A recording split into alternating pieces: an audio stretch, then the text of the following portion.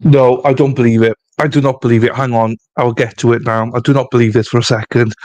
Before I get into it, Sarah P, as always, welcome everyone. Thanks for joining. Please hit that like button, subscribe if you haven't done so, and hit that notification bell. Now, no, I don't believe my eyes. No, I don't believe it. This, no, I don't. I'm gonna click it, and I bet it doesn't come up. Hang on. Oh, hang on. Let's try again. Let's try again. Let's try again. Let's try. Oh, it came up again. I'm not dreaming. Meki Teki in the house. We had Shauna here yesterday, which is great. We got Meki Teki here today. I saw Meki Teki on Friday for the rugby. Emma just couldn't get a grasp of it, which is hilarious. In Discord, so I saw them for a little bit in there, but Meki Teki has not been on a channel. Oh, seems forever. We miss you, Meki Teki. Jesus, it's lovely to have you back, Meki. I hope you can stay a little bit, or if not, that's fine as well. But geez, hello. And Sarah P is always here lurking. Look at her. She's here. I'll give the announcement about that. Right, I'm trying to do this store thing again. I think I don't know what I'm supposed to do.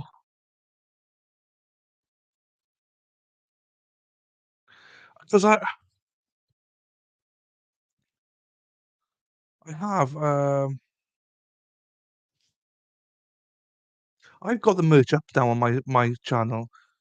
I've got creators with me sitting right, done that. Um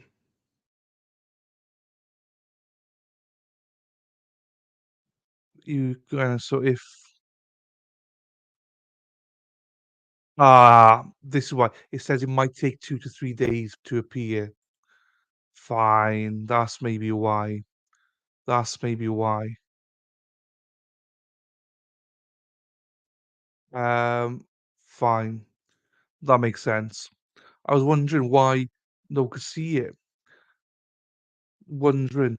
Oh, Unicorn Jody. Right, do me a favor, you two. Do me a favor. Hello. Hey, Unicorn. Hey, Jody. Do me a favor to see if it works with EK. Go. Oh, hang on. Let me get it. Let me get it. The link for you. Let me get the link. Let's see if this works.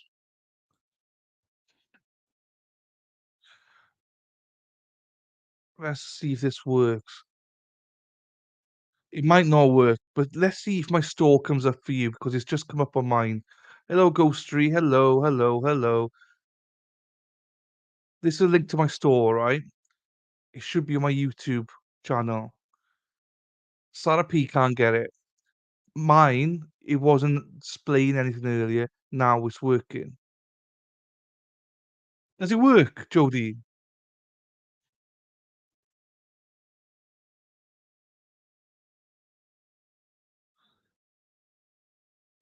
What? Link, where you from, Ghostry? America? Oh, jeez, my days. Oh my days, it's working. Right. It's an absolute if you're from the UK, do not. It's an absolute rip-off. I need to figure out how it works. I'm gonna close it and figure out USA.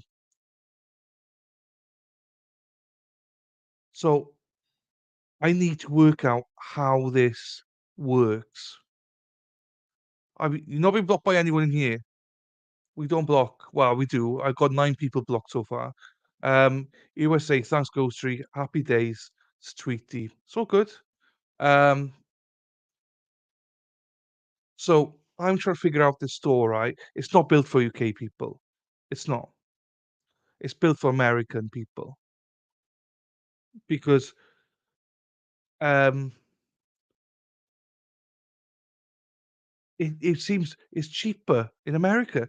For the UK, I've lessened the profit and everything. It's still expensive.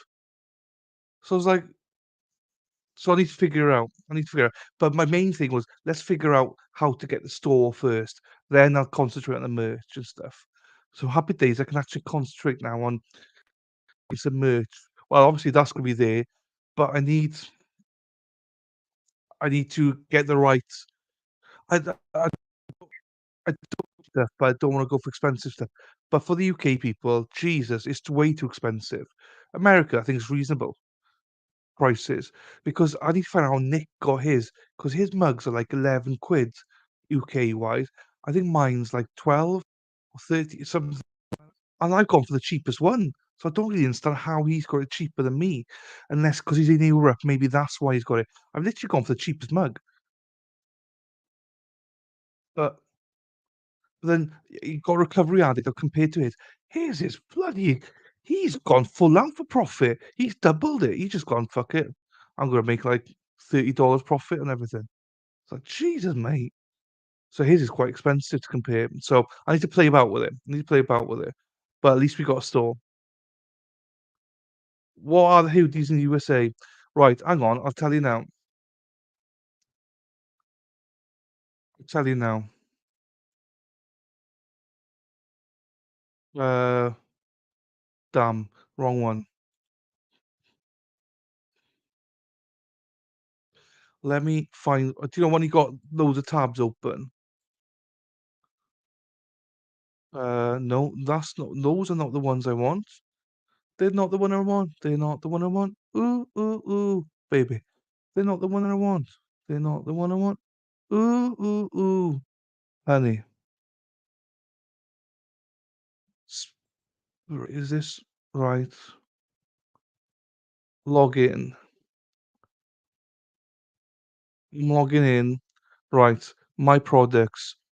Ooh, listings. So, my listings are here. Let's have a look in. Let me click into them. So, they are £41, 41, basically $42, right? EU was $42, and I think UK, they're 42. I've altered it. So UK was like 50 something, so I've lowered it to 42, basically. I know so I've changed the prices. So, I put them both the same because in the UK, the actual they were selling it for 50 something pounds. Because they're including the VAT in it, the 20% VAT is in that price. So I was like, "Bugger that." T-shirt, 30 something pounds in the UK. I was like, "I'm paying 30 quid for a T-shirt, so I'm not expecting you guys to pay 30." Do you know what I mean? So I've lowered everything, I think, the same prices in the UK and in the US. Um, so in the UK, I think they put all the VAT, the taxes in there. So I'm not sure how the US work, whether taxes are added afterwards, I don't know. But it's a rip-off. I'm gonna work on some stuff again on it, but it's do you know what I mean? It's not I it's now I think 25 quid for a T-shirt. Um, but even that's too expensive, do you know what I mean? Let's have a look here now.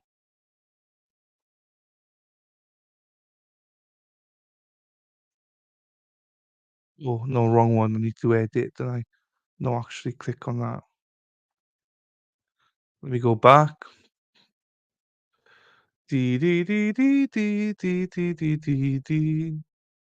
So we can set the prices, you see, profit-wise.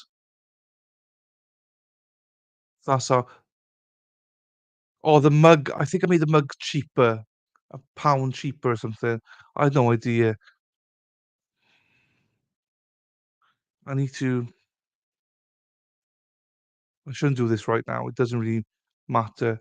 I just need to readjust everything again.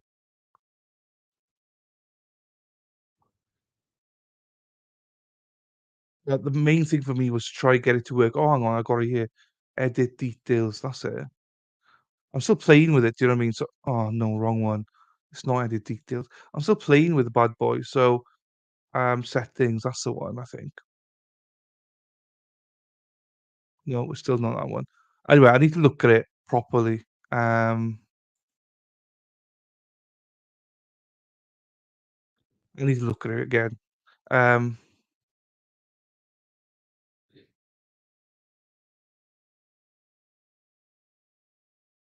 41.99 once the fees are added. Not sure if that's with delivery. Oh, hang on. What's that? For the hoodie? Is that for the hoodie? So hang on. The hoodie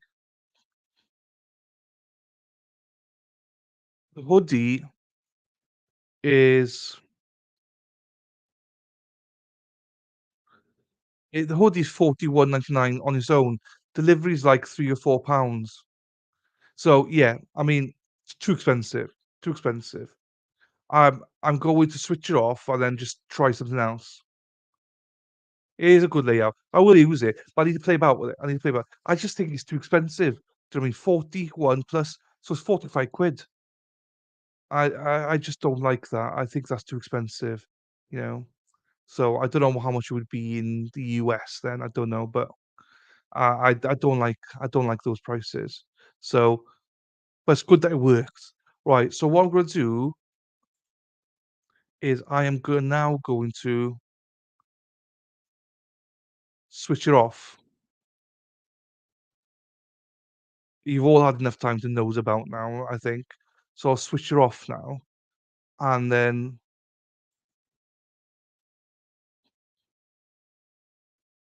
my store should be invisible now. They are nice, but do you know what I mean, Unicorn? They're too expensive. Do you know what I mean? Um, the hoodie, yeah. They're just I always look at it, what would I pay for something? And I wouldn't pay, essentially 45 quid, for a hoodie. I have no idea what the quality is, no idea if it's any good. So might not be able to sell hoodies. Do you know what I mean? So, I'm not looking to make profit out of it or that much profit, but I need to make a little bit, obviously, for the work. But literally, I've reduced everything for the UK. I wouldn't make hardly anything. The US, I left it as it is. The US is good profit. That's why Recovery Addict is making, ooh, he's making back because he's put a lot of profit on. Let me just tell you, which is, if people buy it, happy days. But there was uh not hoodie, the zip one. That was 71 quid. UK 71 quid. I ain't paying that. So I took it down to like 50. I was like, I'm still not paying that.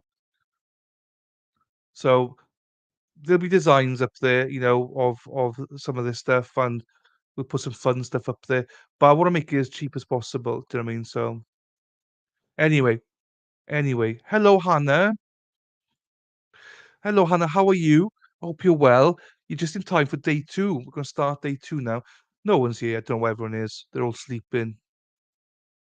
Um, I'm also hopeful that the shop is now gone. If you guys can let me know if the shop. Oh, hang on, I can look myself as well, can I? The store is now gone. I hope. Yes, it's gone. It's fine. There's nothing showcasing. Happy days. Right then, let's have a look here. I've got everything sort of set up. I think I need to put that down. Hannah, it's lovely as always to see you. Thank you for joining us. I can't find where I put stuff now. I got so many tabs open. You guys wouldn't believe how many tabs I got open. Dashboard, no.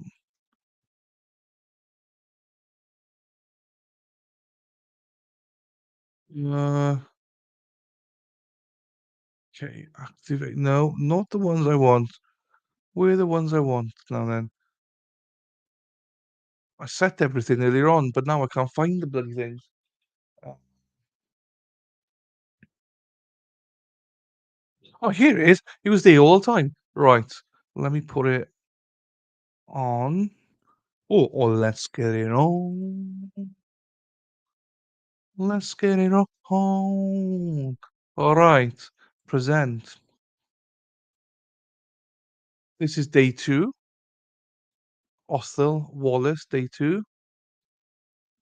Everyone's quiet, Hannah. So I don't know what's going on, Hannah. Everyone's quiet. Everyone should be celebrating you being here. Not going all quiet. I need to get this one.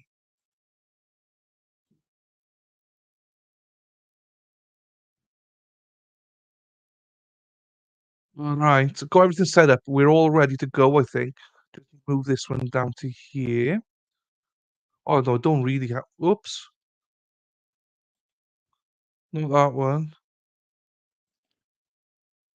Not that one, this one then. So, Unicorn, everyone, what I'm gonna do is I'm gonna play about with it on the weekend now to see what the cheapest stuff I can get price-wise, and I'll open a store up again to see what you guys think of it, um, and see, if it's worth doing or not. Do you know what I mean? Got Yeah, I need to fix it. I'm not sure.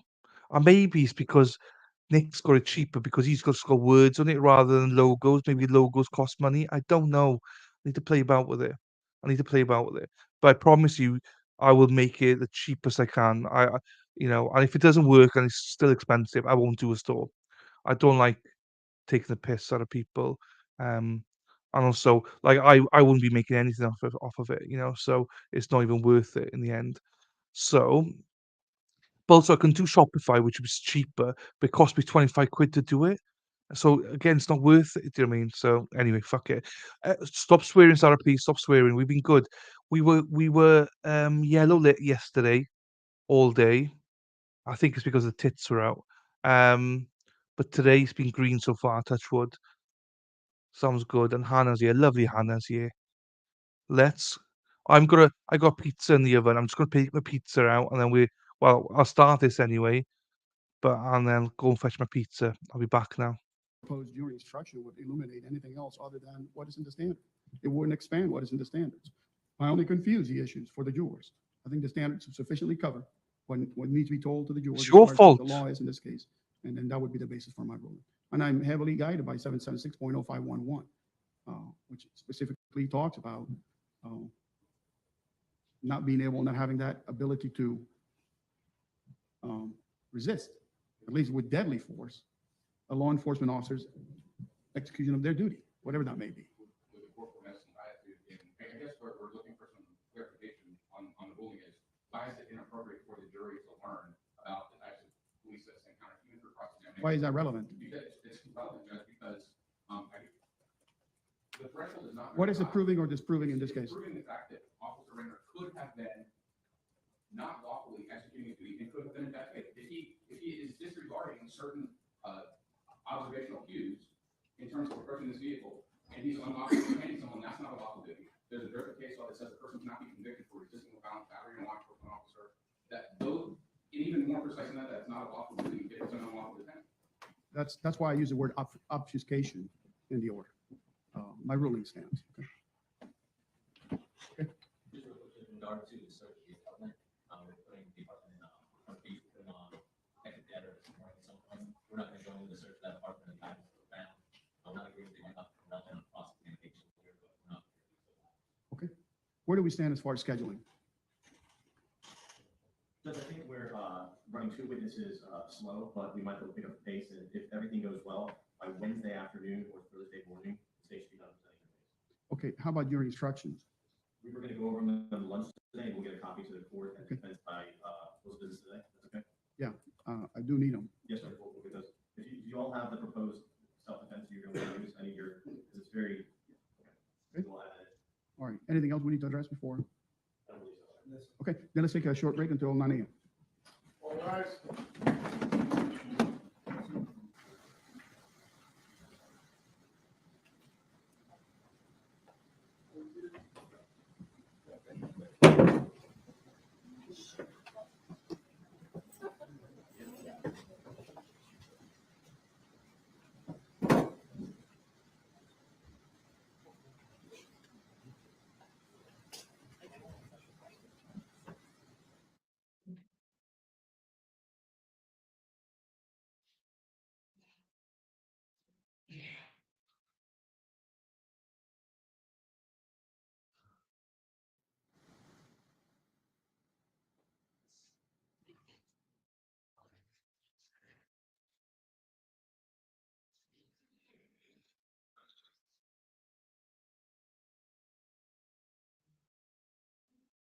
Not sure what's going on. You got gin. I'll get them cheese later. Oh, that's nice. Potty mouth. Hey, Sarah P's a potty mouth. Sarah P. Hey, Erin. I didn't even recognise Erin. Erin, hello. Erin. Hey, Erin. Yeah, I mean, Sarah P needs to keep me in line a bit more. Like, go. Just stop by for a few. Don't tell everyone we're here. Tough. Go for it, unicorn. Unicorn, go for it, girl. I made the rookie error of eating instead of drinking on my empty stomach. Yes, you do. You do. Is good planning. I've got my munchies here. Hang on. This is my dinner. Pizza. It's all mashed up. My nieces wanted some pizza, so they crushed it, and I got the leftovers. Um, Erin, anything to save alcohol to make it. So to save alcohol to make it. Well, for men, it makes it last longer as well. If I've had a belly full of beer, Jesus, it takes me longer. Do you know what I mean? Hey, Twisted Bunny, we're just talking about you. Don't drink often, but I hold a bottle of Hendrix Luna delivered today. That's a GC with them. Oh, do you know what? So when I lived in Glasgow, there's a spot there for gin. I used to go there all the time, especially every Friday night after work. A few of us from work would go there. Ooh, expensive. Lovely. I used to love it. I used to love it. Pink gin especially. Oh, lovely jubbly. Hey, Hack. Hey, Sean. Sure, they make like still good enough though. Still good enough. I got your. hang on, there we go.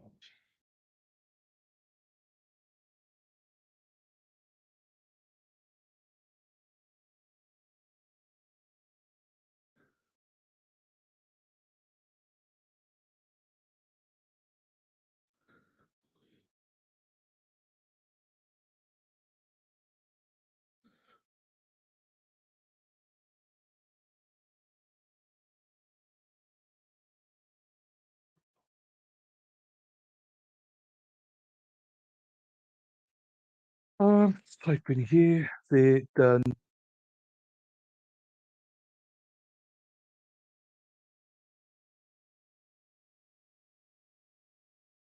All this should be.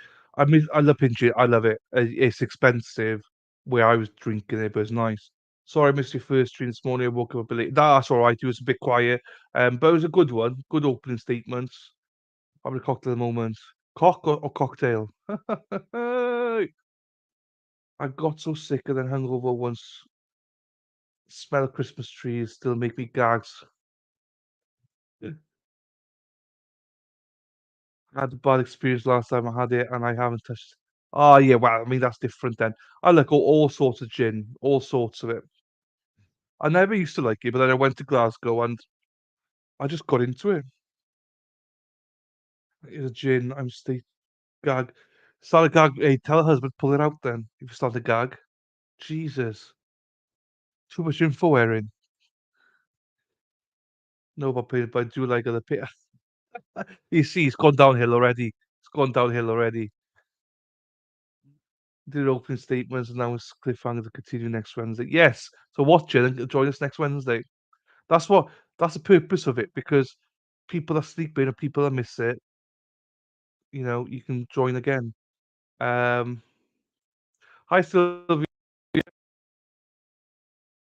Hello, Sylvia. Thanks for joining us. Yeah, it is. Hi. Hi Sylvia. Gin with Pepsi. Never tried it. I love Pepsi. I love gin, so maybe I have to try it. Hey Sylvia, it's because you and Sean have got no, well, you posted something about lips or something, didn't you? Oh, no, piss flaps. That's what he posted on Discord. Piss flaps. And Erin's the one started. She's saying that she's gagging right now. That's what I said. Tell your husband to pull it out then. Um, bad boys, bad boys. What are you gonna do? What are you gonna do? It's because of you, bad boys, bad boys. Oopsie, I have just messed the What have I done? See, I don't know. See, happy days. See.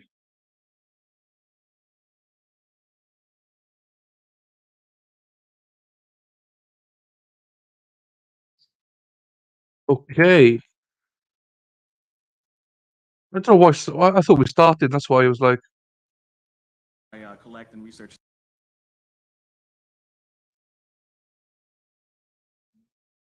we'll put it to the start now. Yeah.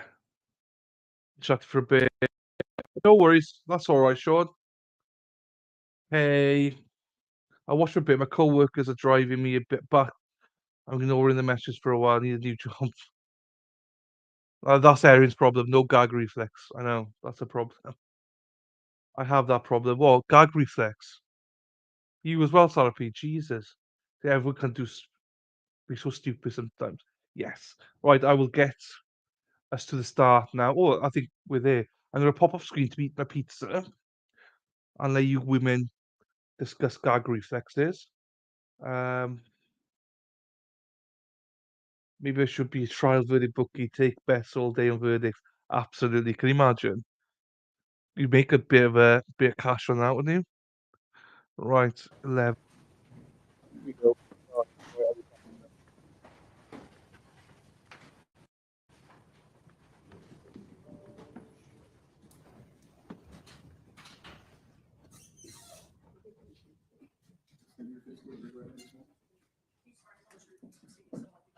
Yes.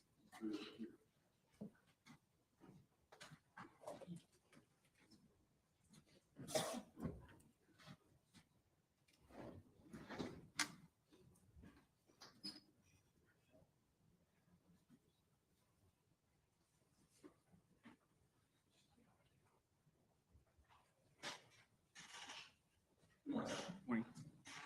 Could you please state your entire name and spell it for the court reporter? Christian Botella, Christian, Botella, Boteella. And sir, where are you employed?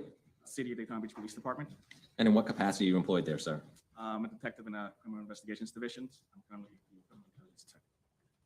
What does that require of you on a day-to-day basis, being a criminal intelligence detective, sir? I collect and research data from different resources and stuff, and assist the detectives as they need it.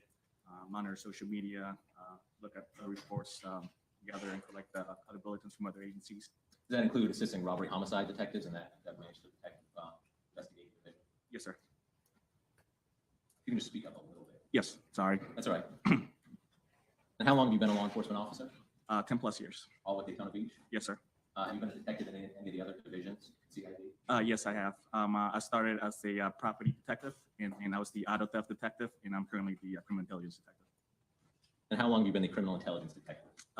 Since 2021. 2021? Yes, sir. And you said that in that work, you monitor social media. Yes, sir. Is that something you do regularly? Yes, sir. Does that include social media platforms like Facebook? Yes, sir. Does it include social media platforms like Instagram? Yes, sir. I want to draw your attention to the night of June 23rd of 2021. Were you on or off duty that night? I was off duty. And did you become involved in the investigation regarding the shooting of Officer Jason Raynor that night? Yes. How did you become involved if you were off duty? I was at night. I was just scrolling through social media, and then I came across the post that an officer had been hurt in Daytona Beach shooting. Contacted my supervisor, like, hey, have you heard anything about an officer involved shooting? And once it was determined that an officer did get shot, I decided to come in and provide any assistance necessary. And when you first came in that night, where did you go? To the area of Kingston and Beach. When you arrived to the area of Kingston and Beach Street, Daytona Beach, were you briefed on the status of the investigation? Yes, sir. You recall who briefed you when you arrived? Sergeant Karcher and Lieutenant Wallen, I believe. And what was Sergeant Karcher's position at the time in the police department? He's the at the time he was the sergeant for the robbery homicide unit. So he was the supervisor of the detectives who were investigating the homicide? Yes, sir. Did you perform any duties out at the scene of 133 Kingston? I canvassed the area to see if we can locate any possible witnesses. And then later that night, I assisted in a search warrant. Can you tell the jury what you mean by canvassing the area? By canvassing the area is we go and walk around, knock doors, check on people, see if there's cameras, knock on doors, see if they heard anything, witness anything that can assist in the investigation. Is that an investigative tool that's commonly used at the very beginning of an investigation? Yes, sir. Was your canvassing of the area fruitful in any way? No, sir. So you didn't locate any witnesses or relevant surveillance cameras, anything like that? We did talk to a couple of witnesses, but they only heard, and then they already had made a statement to other officers. So you find any witnesses that they had identification? No.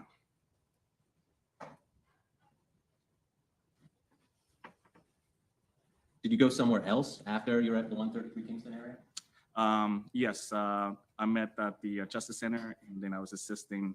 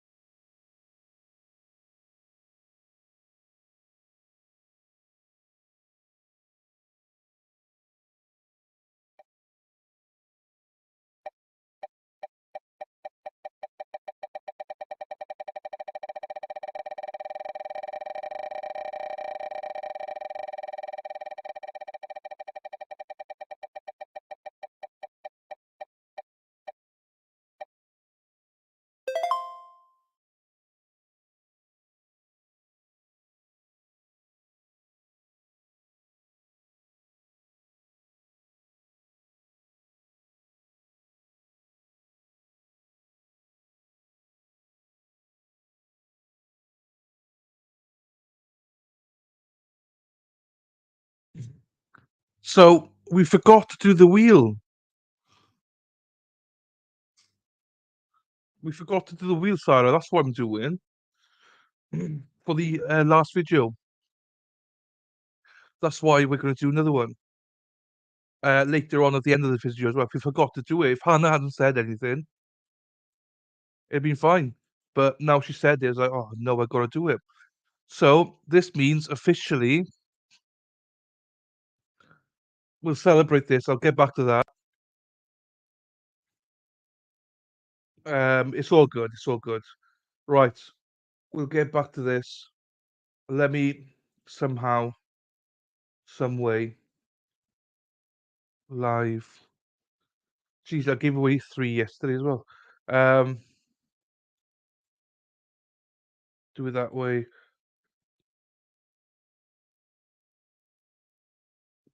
Yeah, it's my bad anyway, story. So I got 3 membership gifting,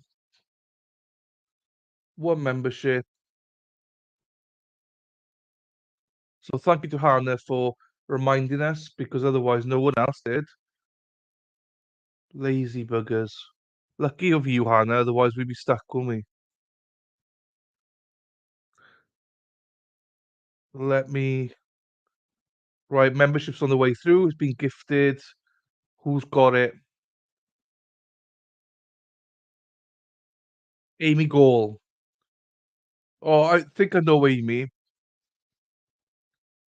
I don't know where Amy's from, but Amy Gall. I think she's been here before. I don't know. Is this through Zachariah or what she was here for? Bloody Mecky! Mecky, I was giving you a hello earlier on. You buggered off. Who is Amy? I know the name Mecky. Who is she? Erin, don't talk to Mecky Techie. I gave you Mecky Techie awesome intro earlier on. Buggered off, didn't say anything. Love her, but still.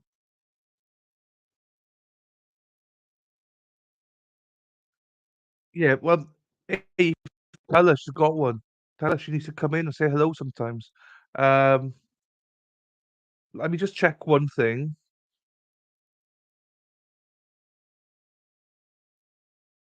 Let me just check one thing. Amy Gall.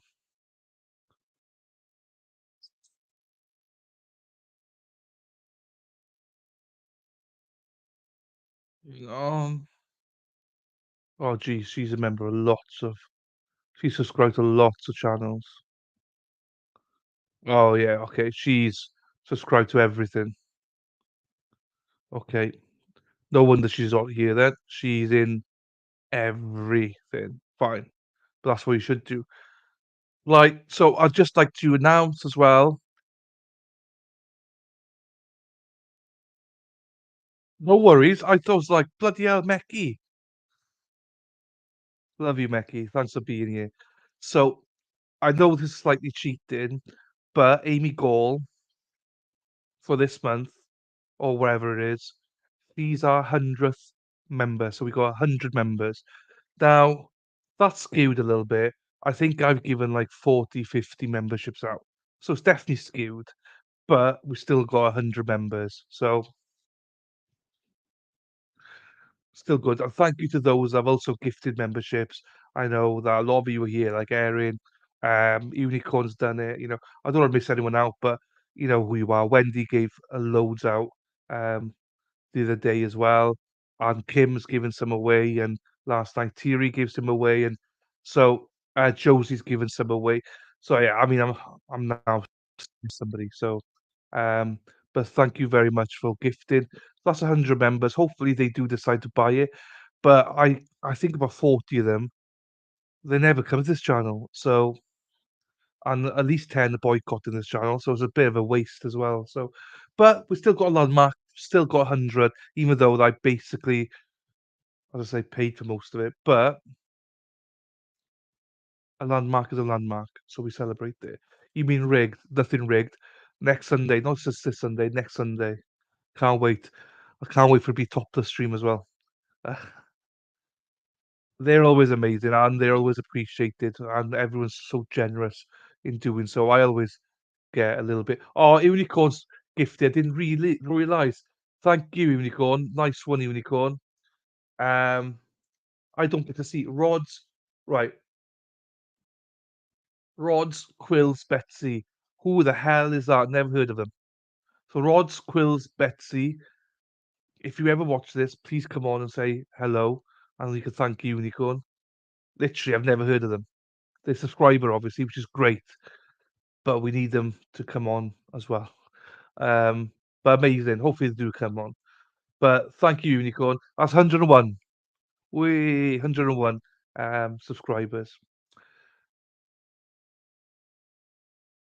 Thank you, thank you, thank you. Right, this now. So thanks to Hannah, we now got 2 new members. I hope they do join us sometimes, but if they don't, they don't. Thank you for gifting membership. Thank you very much. It is so generous because it does help me out a lot. So thank you, thank you, thank you, thank you. And I hope we can convert a lot of them into buying memberships. Don't think we will, but the thought is there. Hello, Gigi. Hello, Gigi. We just got to 100 members, Gigi. 101 now, thanks to Unicorn. So, no, you're always generous, Unicorn. Thank you very much.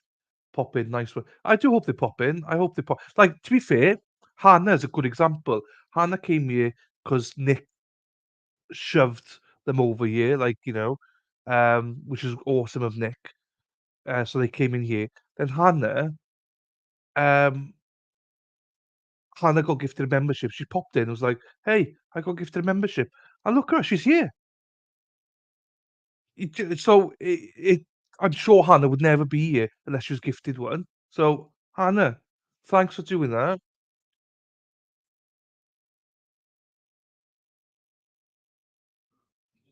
Yeah, Christian Vollen, thank you, thank you. Right, let's go back. You're not here to listen to me, so let's go back to that. So, Sylvia, thank you. I will put that on now. Um, this is awesome. You're all awesome.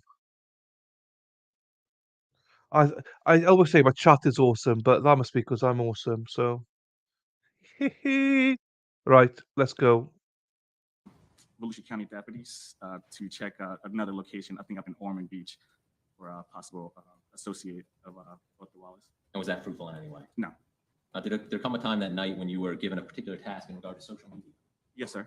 What was that task? So once he was identified as the shooter, his So social media. let me jump in. So you say once he was identified, who was identified? Oh yes, sorry. Once Othal Wallace was identified as the shooter, I was provided his Instagram account, and I located his Instagram account.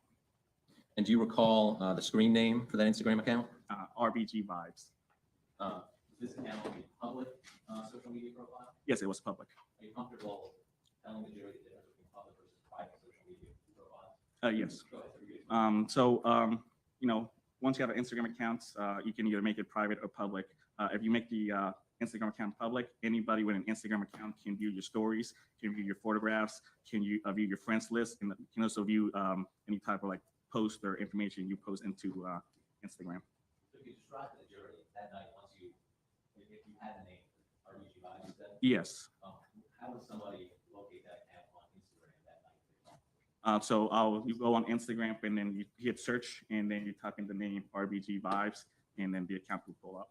And will you be able to see a person that night be able to see everything on the account? Yes, sir. And you mentioned something in your response a moment ago that people would be able to see stories. Did you say that a moment ago? Yes, sir. Could you, as best you are you comfortable describing what a story on Instagram? Yeah, so a story is like little photos, little videos, anything you want to post throughout the day. It will come across the feed, and then you can click on it, view it, and to my knowledge, it's only up on Instagram up to 24 hours. So if I want to put a story of myself on my Instagram account, I can take a video of myself and go right to my account and post it. Yes, sir. And you said it'd be there for 24 hours. Yes.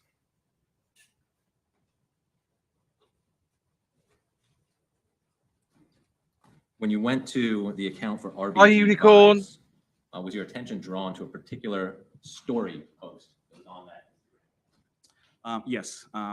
It was a black screen and there was an audio on it.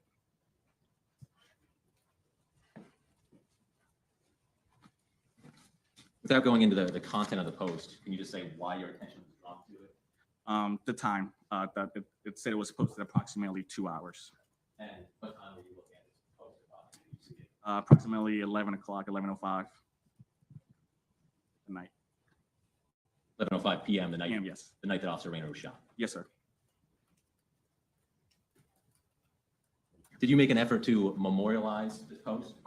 I just screen recorded it. How do you do that? Your phones, for instance, at the time I had an iPhone. So all you do is just an application on the phone that you can screen record. So like it will record everything on your screen that you're viewing. So it's just like, whatever you've seen on your screen, like to include phone numbers, anything, apps, anything that the screen is showing, you can record it. So the screen recording. And did you do that with this particular post? Yes, I did. And when you screen recorded that particular post, did it capture even the time on your cell phone? Yes, sir. And when you found this post and you listened to it and recorded it, memorialized it, did you disseminate that post to investigators? Yes. Yes. Yes. Investigators on scene. Did that include lead detective David Donardi? Yes, he was aware of that. Approach a witness, Your Honor. Yes.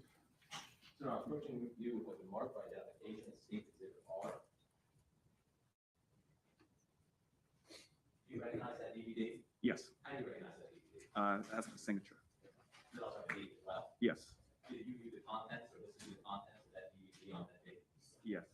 Does that DVD contain an accurate, very accurate representation of the Instagram story recorded that night? Yes, sir. Has it been altered in any way that you can tell? No, sir. Your Honor, at this time, which states are the evidence of the next one state? Any objection? Your Honor, I'd object at this point because I don't believe they've authenticated it as being, or what time it was, here, a specific time it occurred, before the incident, after the incident. I'll overrule the objection. I think there's sufficient information provided through the witness's testimony. And Your Honor, at this time, I would move to publish the Instagram story. You may do so.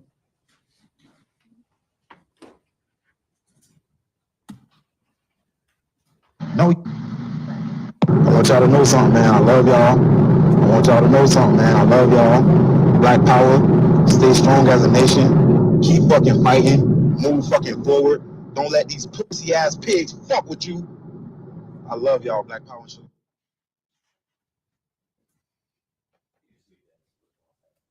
What is this last page at the end of the story? that's his account. That's the photos. You can tell that it's open to the public because I don't follow him and stuff. You can just pull up the name and all the information will show. Objection, Your Honor. Can we bring something up outside the? Sidebar or, Well, it might take a while. you mind stepping up? Or after the hearing.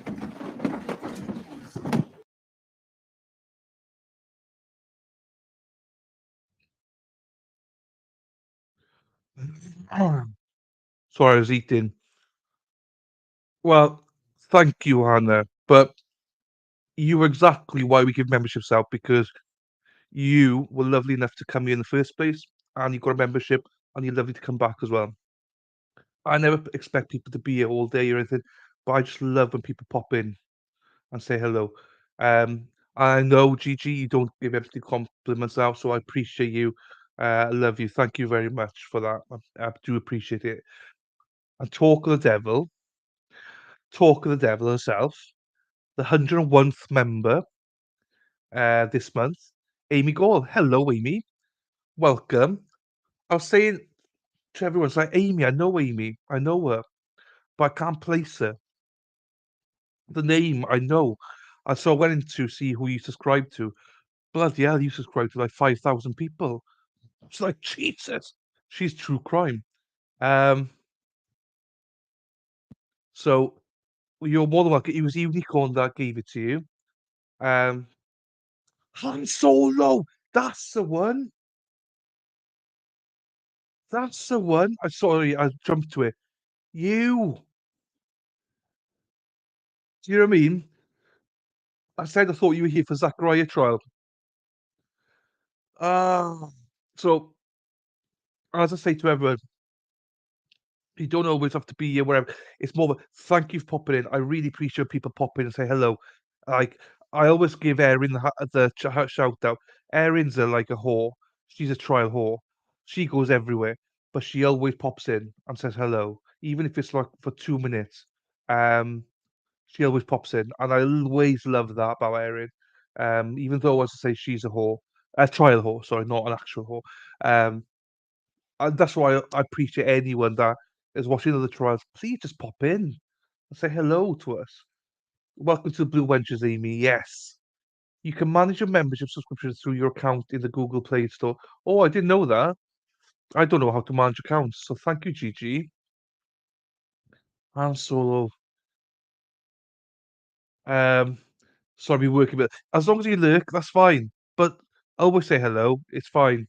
Even if you're lurking, we don't expect you to stay around or anything. But thank you for being here, Amy. Love that. Oh, I need to put in. Hang on, whilst people are here, I can just drop it in here, can't I? Welcome the.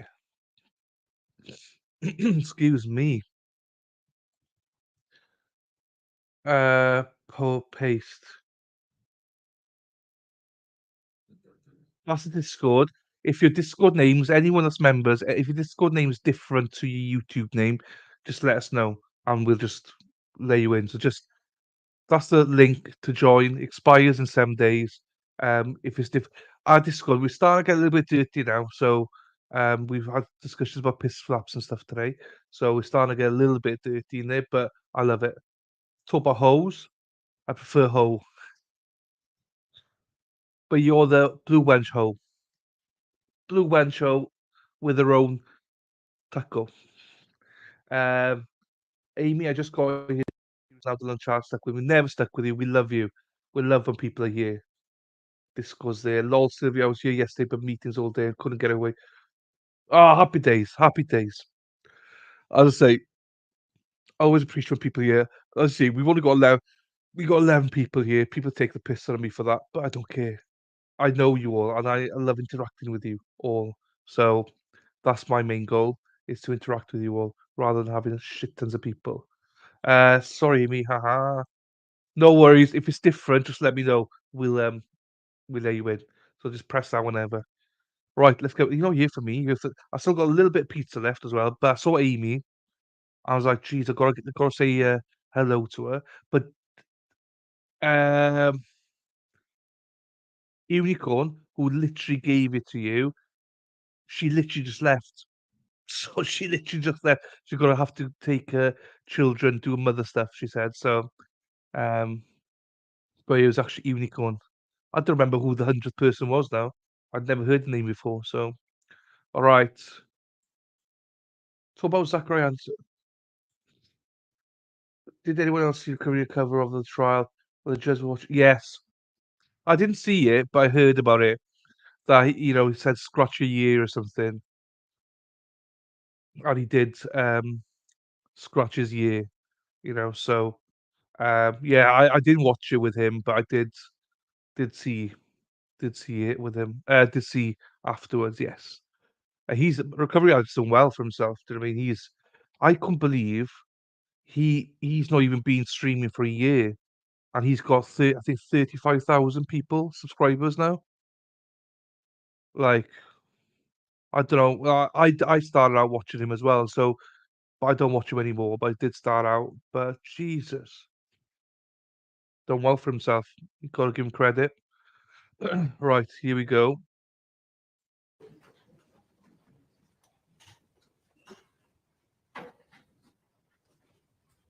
Yeah, Throne. We've said this before. We all like different content creators. There's some I absolutely despise. There's some that's here spying on me right now. To them, PC. But each to their own, guys. You make your own decisions about who you want to follow. Just make sure you mix it up a little bit. Make sure you got some people. Well, yes, Your Honor, I'd like to see the picture. Don't stick to one person. First of all, I would ask for a mistrial based on the fact that earlier ruling was What? I don't like you much either. What? No, I wasn't going like that to you. I was going like that to a content creator. Yeah, everyone likes everyone. Different. It's fine. no mention of anything regarding I know you like Sean. It's fine. party or NKC, and clearly the picture here is showing the Big Black Panther Party. So they violated the trial ruling by this court. Second of all, it's extremely prejudicial. We have the shed here.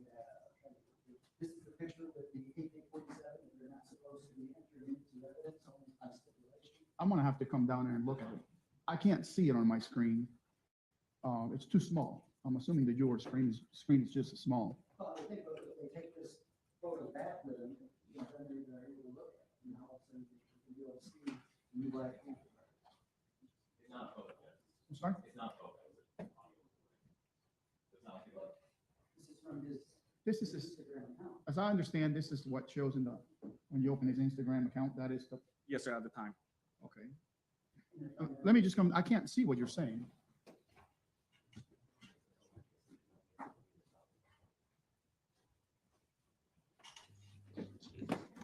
Not you. Not you, Sean. You know that. I said BC. Where's the weapon? It's in there. You know that because of the pictures, and they also have the AK-47. Where does it say Black Panther? We know that because of the picture that they were trying to introduce. Okay, all right. Let's deal with that one first. I can't see anything on there that says Black Panther. And I'm standing 3 inches from it, and I can't read anything that indicates Black Panther. Does the Black Panthers have a symbol? Is that the symbol of Black Panther? What is the Black Panther's? No.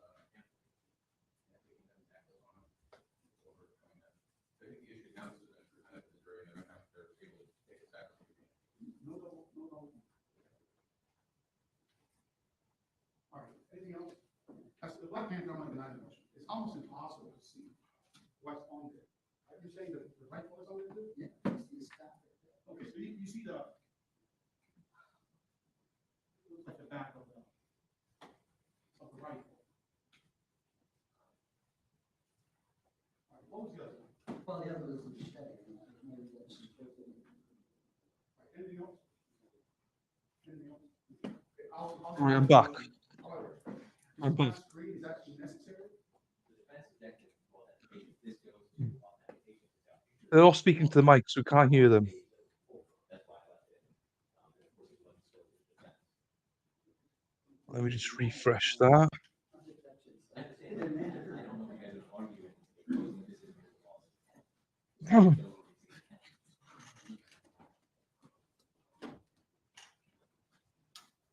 didn't know anything. Is there other No. mandatory pictures? No, I don't think any of that, just those two. Well, you said he had. Da-da-da. Ba, ba, ba. I'm assuming the jurors are gonna try to scrutinize this. The jurors have a screen in the jury room. I just don't see the prejudice, other than it's a regular Instagram account. And I don't even stand from that issue. But I don't even think about why do they need that? It says to authenticate that it is his account. You've already admitted the evidence of the recording, it's in the account. Well, the recording was in it. I think the authentication of it is what's at issue. Stipulating that it was his account, then I suppose we get a pass. Well, it's different. But it's come in, it's been authenticated, that's his voice, who's mentioned to us, so. They're saying it is. No one has said it is his account yet, other than this officer saying this is what showed on the video. So my ruling stands. And you're not using. Hmm. And motion is drawn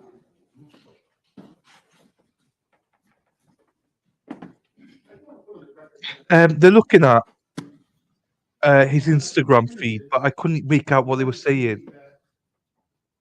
We have in the courtroom, I don't even know what the dimensions of this TV is.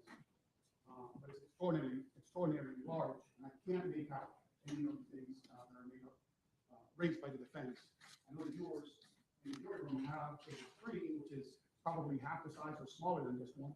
And the jurors have individual screens that they share in the jury box, which are just standard monitor size screens. And I do not see any of that other than the main picture of the defendant up above and a few other photographs of him. Thank you. All right, ready for the jury? Bring the jury in. So he's basically saying his Instagram, he can't make them out properly or something, is what I understand. But it's annoying because they don't speak into mics.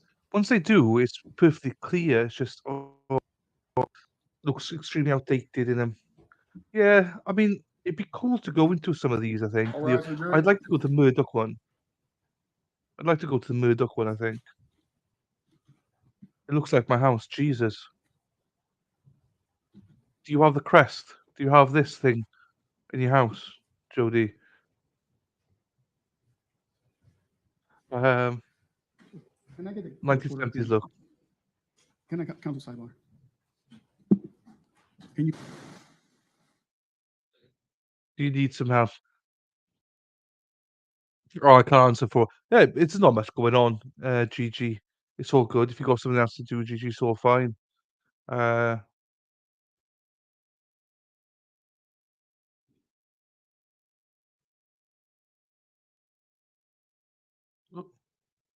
always say about mods. I like to have small amount of mods because you can gather them. Josie's obviously busy in work this afternoon, I imagine. Also the mods are all working and doing stuff as well, so bit of patience. That's why it's nice to have people like GG that pops in now and again to offer help. It's always wonderful. Also, because Sarah P's a little bit lazy sometimes, gives her a shot of the arse, do you know what I mean? So it's good. Yes, sir. Yes, sir. It's all love. It's all love. 11:05. Oh, they're back. I didn't realize. Approximately 2 hours. Yes.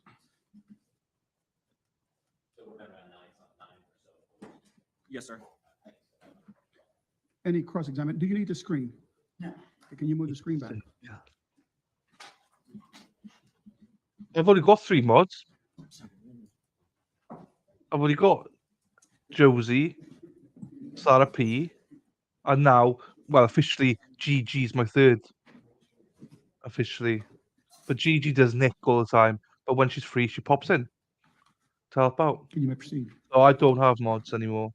I had Detective 15, Vitello, which is way too much. Did you know anything of Othal Wallace prior to June 23rd, 2021? No, sir. Okay, and you were able to locate the video, or not the video, but the audio that was on Othal Wallace's account, his Instagram account.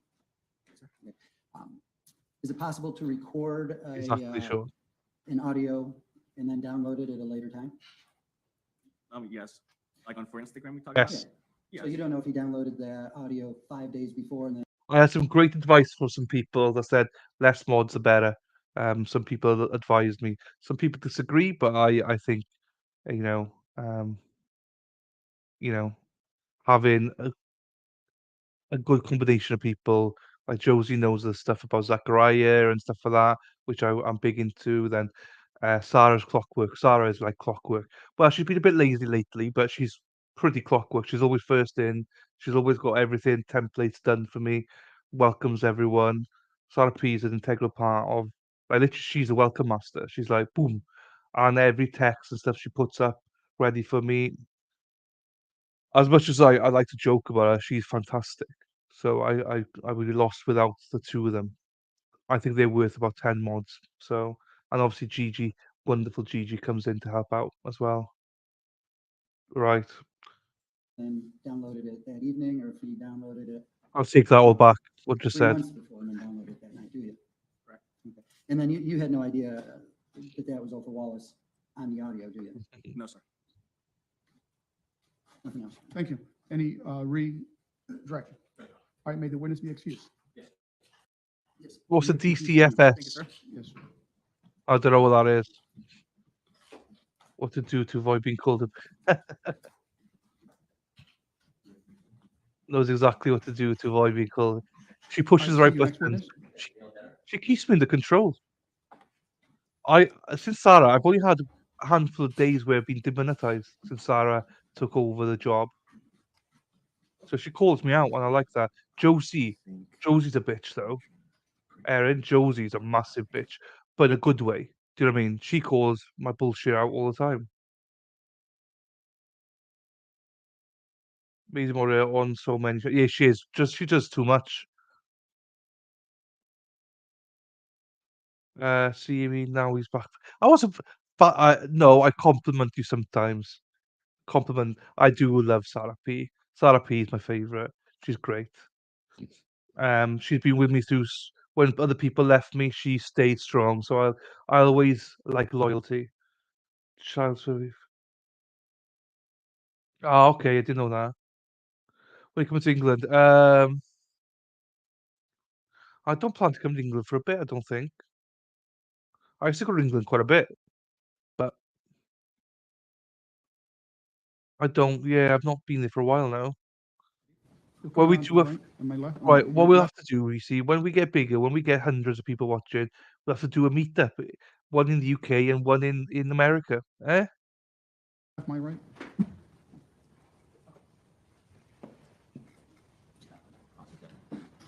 Ah, okay, that's fair. That's fair. Well, you're awesome. We always welcome you, Make sure Gigi. keep We your always voice up, appreciate so you. viewers can hear what you have to say. You may proceed. Okay. See you later. Love you. Thank you, Judge. Good morning, sir. Good morning. Could you please state your entire name and spell it for the court reporter? Dale Thomas Detter, first name spelled D-A-L-E, middle name Thomas, T-H-O-M-A-S, last name Detter, D-E-T-T-E-R. And where are you employed, sir? City of Daytona Beach as a law enforcement officer. What's your job at City of Currently, I'm assigned to the Criminal Investigation Division as a crime scene investigator. Daytona Beach? You all have a specialized package? Yes, sir. I am. How long have you been a law enforcement officer, sir? 23 years, All with Daytona Beach or with other agencies? all with Daytona Beach. No, sir. How long have you been in the crime scene unit? Full-time. How's about the 5 years audio, now. guys? I did part-time for about a year and a half prior to that. Are you the lead detective in the crime scene unit? Oh, don't worry. Can you tell the jury what the responsibilities of a crime scene unit, your crime scene unit, are? Our main responsibilities are for It's fine. documentation It's and fine. retention of evidence. Do you guys ever review witnesses? Not We're not going to catch everyone, are we? So it's fine as long as we catch majority. No, don't worry about it. Don't worry about it. Don't worry about it. Honestly, don't worry about it. How is the audio, guys? How is the audio? Audio doing all right? I'm paranoid about the audio sometimes. It's quite low for me. That's why I'm asking. No, sir.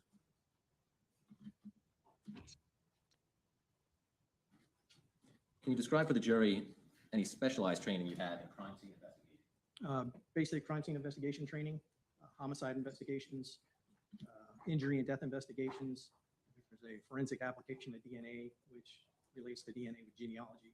and then some in-house training with different chemicals that we use, super glue, fuming for latent prints, anhydrine, and the use of luminol. Let's talk about some of those different things. When it comes to processing items. Okay, I'll switch it up. Yes, sir. Does your crime scene do DNA? We swab for DNA. We do not analyze the DNA. That's What Max. is the testing and analysis of DNA? Typically, we either send it off to the Florida Department of Law Enforcement, or there's different private labs that we've used in the past. And where does, okay, if I call that DLE? Yes, sir. Where will that be also send that DLE items to? For DNA processing and firearms, we typically send it to the Orlando office.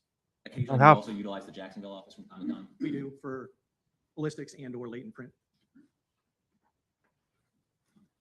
Let's just talk a little bit Also about busy crime with- scenes generally. When we That's talk about nice. crime scene, let's say, for example, shooting, that's it. Thanks, Gigi. That's lovely. What do you typically do when you first arrive? Oh, thanks. Typically, when I arrive on So what I'm understanding here, no one's here for the bloody trial. Everyone's just here. No one's listening to the trial. Everyone's just here. Basically, no one's listening to the trial. Music. I love it. Thank you, Sarah P, as well. Thank you very much. Pin that up now. Audio is good. Audio is at maximum 600, and I've got mine down to 12%, so it should be quite loud right now.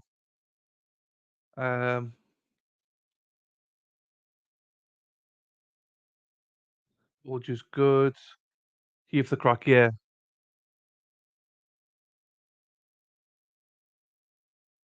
With his form is fine, yeah. With the lawyers, yeah. I can't do anything about that. Do you know what I mean? So, but it's also nice to know that none of you are here for the trial. So, or most of you here for me, the crack.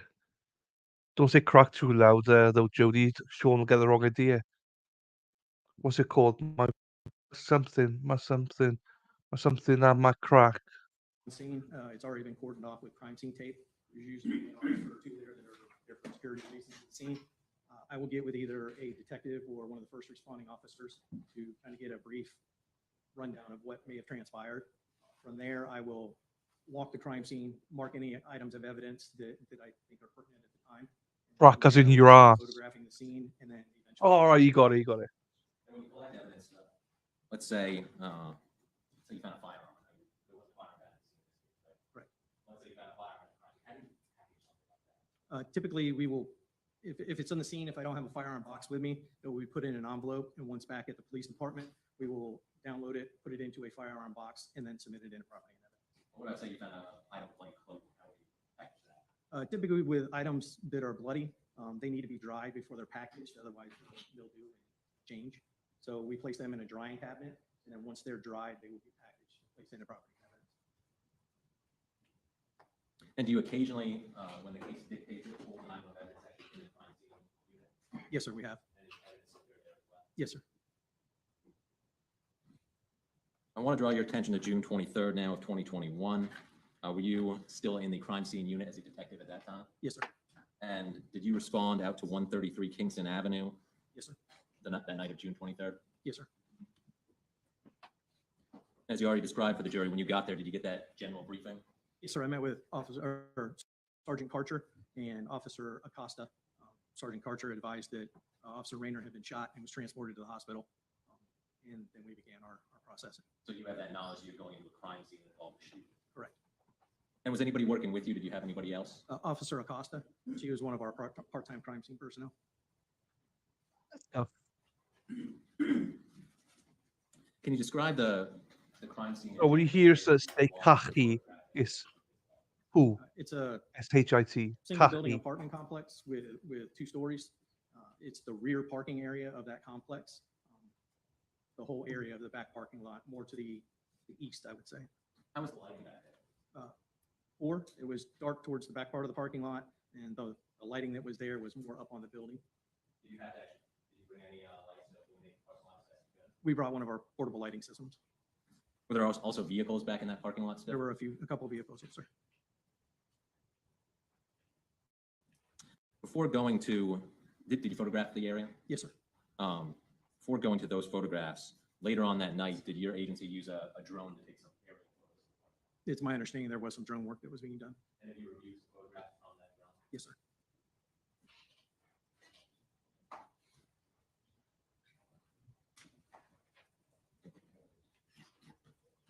May I approach the witness, Your Honor? You may.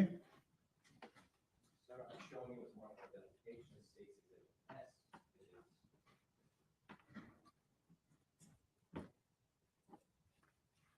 It is 6 separate photographs. I love it, Gigi. I love it, Twisted Bunny. You better be nice to my sweet Jodie, or I'll mess you up. Oh, that's fantastic. I love it, Gigi. American Dream, 1974. Hello, American Dream. I don't know who. I don't think you've been here before, but welcome, welcome, welcome, welcome. I presume you were born in 1974 and you're from America. Just a guess, but welcome to you, sir, or madam, man or woman, doesn't matter. It's Welsh. Stop it. Word of the day, yeah. So shit basically means cachu. So no, I think it's fantastic. He needs to be put in his place. That he cannot.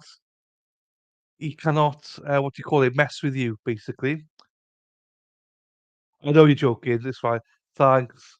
GG. Lot of other ways. They them. Okay. Sure.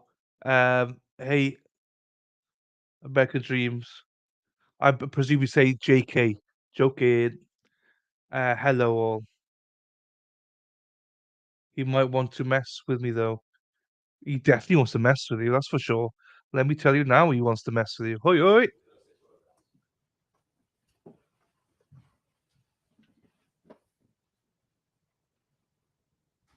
Where you from, American Dream? Whereabouts in America are you from? We got someone from everywhere here. Those photographs are taken from the drone. Do they fairly and accurately represent the crime scene, the lighting, as you observed it on June 23rd, 2021? Altered or tampered in any way you could say? Your Honor, who states as for identification and evidence against United States. Any objection? Without objection, admitted as evidence. And permission to publish? You may do so. That man will accept that. Okay, you need to speak up though. You're gonna step down, okay? Yes, sir.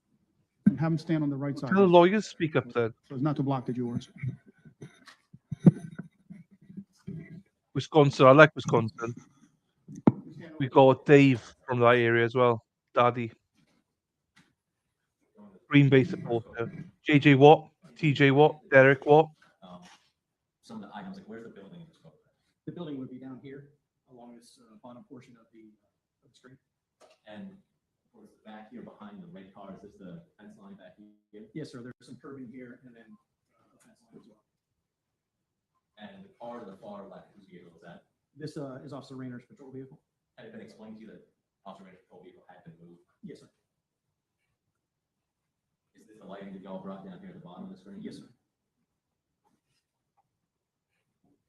Photograph 2. Does this just kind of look a little more to the, which direction would this be? To my The right. east is here. This would be to the west, and then we're looking to the south.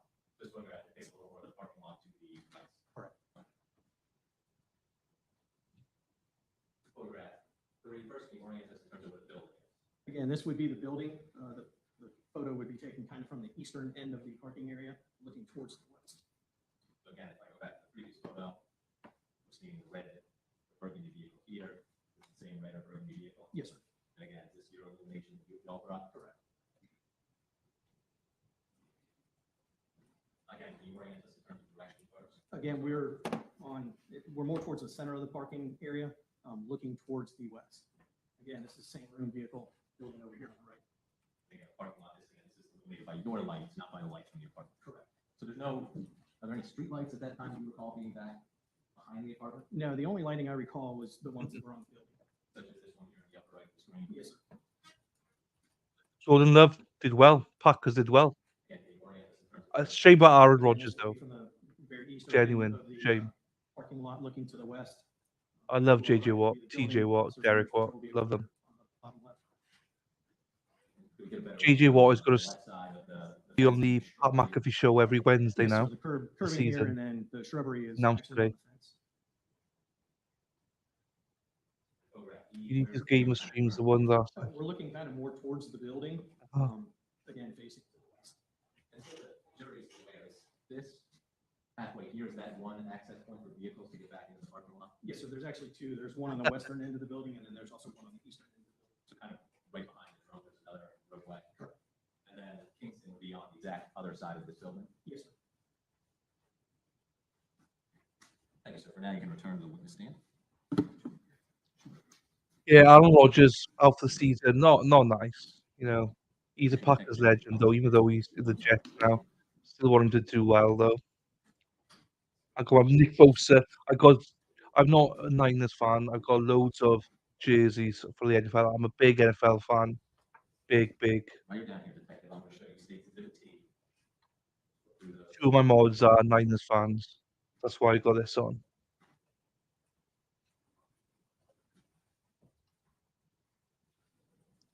Bang bang, Niners gang. And Niners look fantastic. Bang bang, Niners gang. But so do the Packers look fantastic as well. But the Super Bowl's not won in September. You recognize those photographs? Yes, sir. What are they generally? They're like crime scene photos from the night of the incident. Do they depict the actual scene, but also items of evidence that collected? Yes, sir. Do they fairly accurately depict those items as they appear to you in the scene as they appear to you on June 23rd, 2021? Yes, sir. Altered or tampered with in any way you could see? Doesn't appear so. Move this to positive exhibit, evidence on State's T for identification. No objection, no objection. I'll be admitted as evidence. No subtitles. Bang. Dang. Oh. Yeah, you like the two round balls, don't you? You like a round balls, two of them. Where was that gun belt and firearm? It was in the trunk. He is cute. He's Was cute. the firearm still in the gun belt? Yes, sir. Clip over the firearm. Yes, sir. Did you also locate in that parking lot a hat? They are. Like that hat? They are. You should see me before. I swear, he got hold of me. Now, at this time, I would move to publish the last State's exhibit, which was 16. Jerry? How did you find the channel, American Dream? How did you come here? I was a treat to see how people came here. How did you find What it? are we looking at? This is also Already got a big enough head. Phrasing, Phrasing, Jody. Again, this was after, as has been. We've got balls and now head. Bloody hell. Photograph B, what are we looking at here? This is a picture of Officer Raynor's trunk of the vehicle, his duty belt that was secured in the trunk. And we see the various accoutrements that he would have on his belt, his radio. PC. Radio, firearm, asp. I hope you know what PC means. Photograph C, Again, flashlight, asp, firearm, radio. this is the, here's the pager back here. Correct. Happy days. Good. I'm glad. This is just a closer up. Well, welcome back. Closer up the firearm that was holstered on the gun belt. And is this the strap that you previously testified about still over the rear of the firearm? Correct. Now, photograph E, first, where Well, was the building compared to where you are? Pubes? The building would be behind me and kind of going towards my right. And do we see Officer Raynor's vehicle again here? Yes, sir. And do we see? They look the good as well, color- GG. Color, do we see that maroon or red color? It's kind of over here in the middle of the. Happy days. photo on the right. And some items are marked to you. I got another. What are these X items took back here them against out. the curb?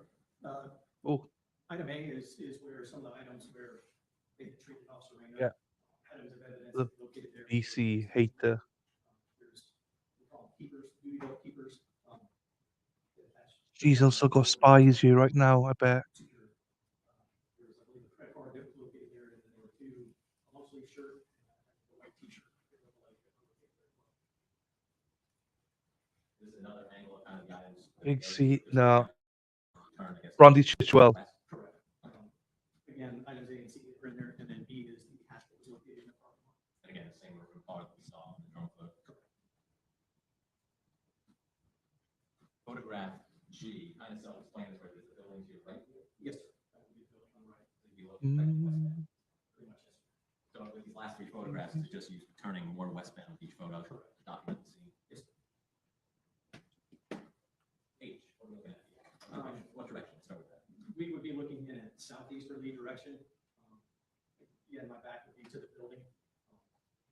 Or in view, items A and C in the half key. Photograph I, Again, building behind me, and there's a, kind of more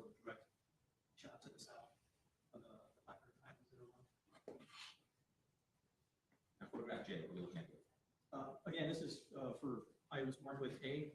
Officer Raynor's nameplate was found in here. There's a black credit card over here, and the two shirts. That were over here. So is this the actual, when you're talking about the curb, are you referring to here? This would be the curbing Okay. The that I was parking. talking about, but there is some concrete block against the fence line. So you've got some parking curbing and some concrete block against the fence line. And this fence line is right behind the concrete block. Here's the shrubbery. Yes, sir. It's frustrating, Sylvia. It's frustrating. Photograph A, we're looking at. This is a photo of. You meant Brandy. I know you meant Brandy. And detectives, this is typically how you photograph crime scenes. You start farther away and work in closer with the photographs. Yes.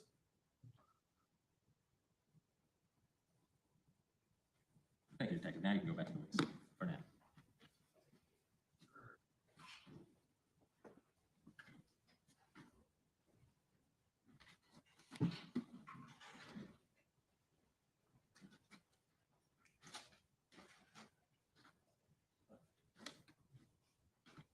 That's a very, Joe, Amy, that's a very sensible answer. Question, sorry. Question, sorry. Very sensible question. I don't get it. I literally don't understand it. That would make so much sense, Amy. So unfortunately, you approaching with states. But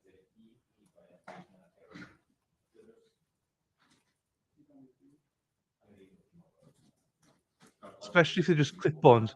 So once they sit down, take them off. Or mute it, you know. Thanks, GG. Share with your friends.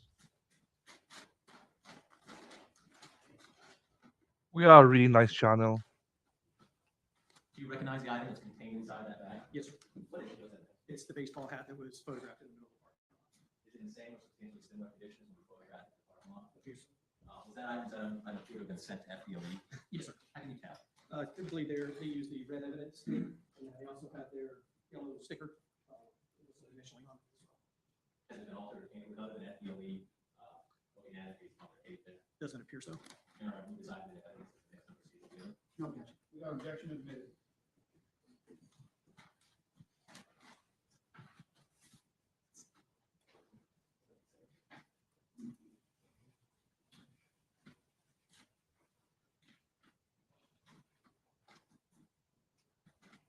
Hmm. They do it all the time. Just like that, the detective stated that, I'm not stated the stand, hold it up. Oh, no. He's got gloves.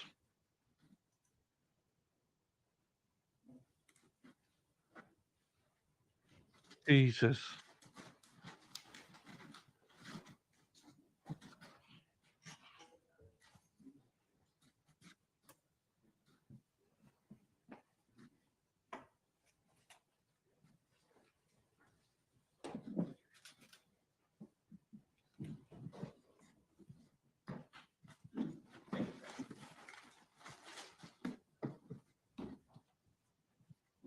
You know where this hat actually went the night of the shooting?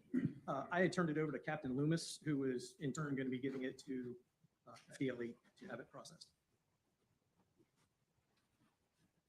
In regard to the duty belt and the firearm, did you collect those items that night or did you do something else with them? They were lock secured in the trunk of the car in our crime scene garage. It was kind of being determined whether they were going to be doing a search warrant to get any of those items.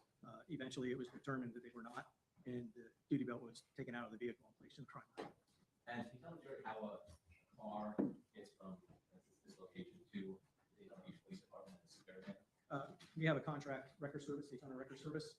Typically, the vehicle is sealed, and then an officer detective will follow the vehicle back to our police department, and then it's placed in the garage. It is secured. And eventually, did you make a determination that no search warrant was necessary to take the belt out of the vehicle? Yes, sir. Did you take the duty belt and firearm out of the vehicle? We did. And where did you put it after that? It was in the crime lab. And is that a secure location? Yes, sir. And do you recall, was there a reason why it didn't go to property and evidence right away? We were trying to make a determination of how we could best tag the items with all items intact. And kind of went back. Let me ask you this, is property and evidence typically want a loaded firearm or property and evidence? No, sir. Was that one of the reasons you kept it in the crime lab? One of them, yes, sir. Did you want to preserve it in the condition you found it as well? Yes, sir. At a later time, to your knowledge, Was the firearm taken out of the gun belt so it could be safe and secure? Okay, that's. Yes, sir. Were you present for that? If you break them down? Happy days. Good.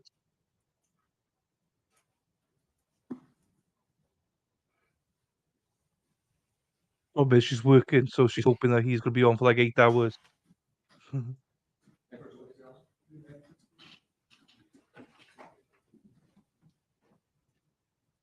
State's E for identification.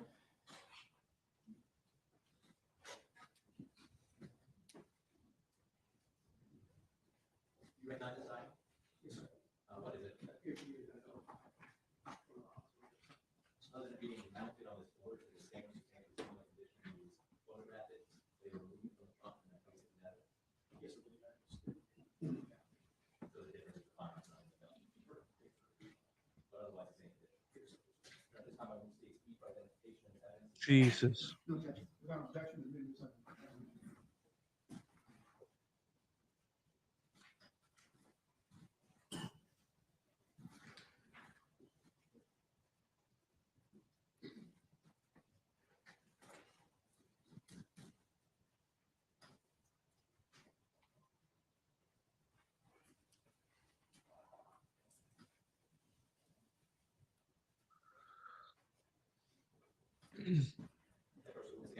Okay.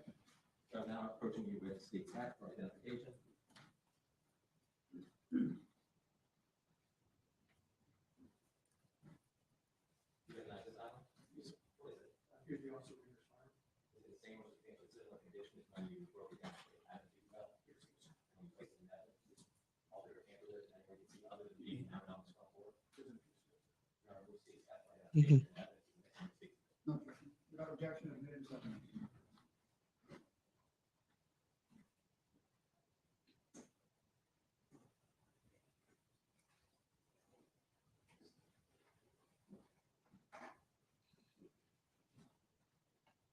Your Honor, we publish these two items, may the detectives step down.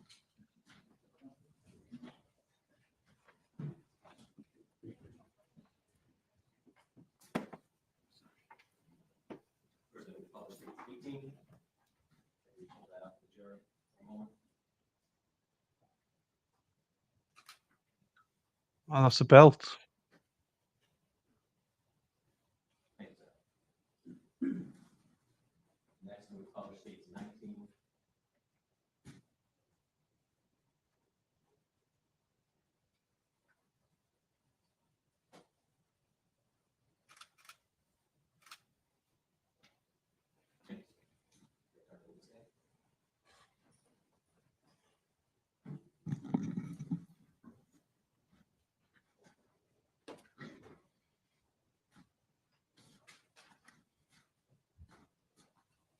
Detective, that first night you're out there searching in the parking lot, you looked for a shell case. Yes, sir. At that time, did you all know whether or not a semi-automatic firearm or a revolver had been used in the crime? We did not. Do you know the difference between the two? Yes, sir. Can you explain to the jury why that would matter in terms of a shell case? Typically with a revolver, the bullets are in a cylinder on the firearm. Once the bullets are fired, this shell casing does not eject. It stays in the cylinder and then rotates when it's round to be used.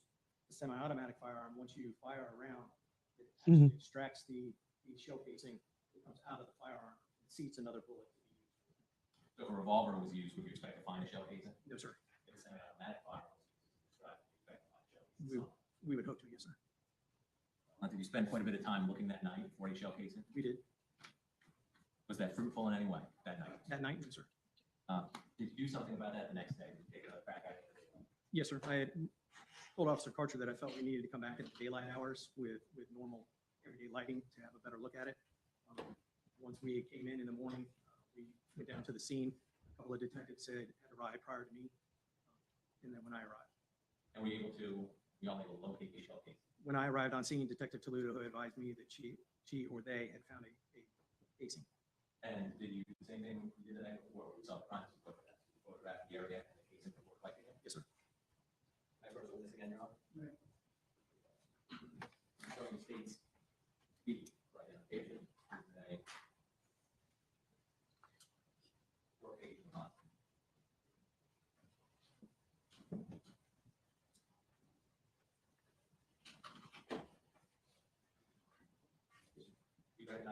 photographs? Yes, sir. What did they fit?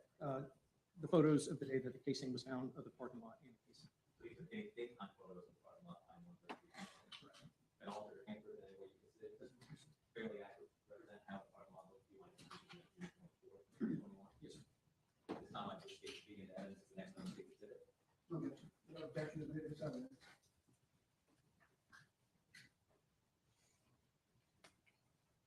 Oh, that's true. Yeah, I forget all the time to do that. Well, Published case 20. speak of the stranger. Here she is. They wouldn't set them. You've missed it all. Joking. Hope you're not too busy there. Hope you're not too busy there, Josie. Good, you stole my point. Thank you for holding. There's not many here today, so it's all good. We orient the jury in terms of where the building is. I did call you a bitch, though, but This would be I mean, I slow won't view apologize. shooting Deuce out, building would be behind you. If it's not a red car. Emily! Right, this girl, I'll tell you what, this girl, Emily's absolutely sneaky as hell. I never know when she's here. Never know when she's here. But hello, Emily. Snuck in there. Hi, lovely. It was in a good context way, though. I just, hey, like you tell me to shut up all the time. I called you a bitch. But in a good way, not in a bad way. In a nice way, I think. Yeah, no, it's a nice way. Photograph B, what direction are we looking here? This would be, I would be more on the eastern end facing towards the west. And what is this placard one being used to mark? That is where the showcasing is located. And what's this area here? That's where item A in previous photos had been marked, where the T-shirts and the nameplate and credit card were located. So some of the bloody items you had collected. Photograph C, are we just kind of moving closer and closer to this placard one? Yes, sir. Yeah, hi to Emily as well. Finally, photograph D, what are we looking at here? Closer up view of the showcasing marked by the placard. Did you collect the showcasing, sir? Yes, sir. Did you package it in a manner that you've already described for the jury here tonight? Yes, sir.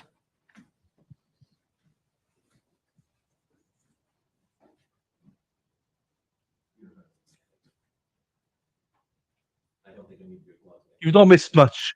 You've missed a lot of us talking crap. But you've not missed much of this. We're only about an hour into this. You've not missed, but you've missed a lot of like us talking crap, mind.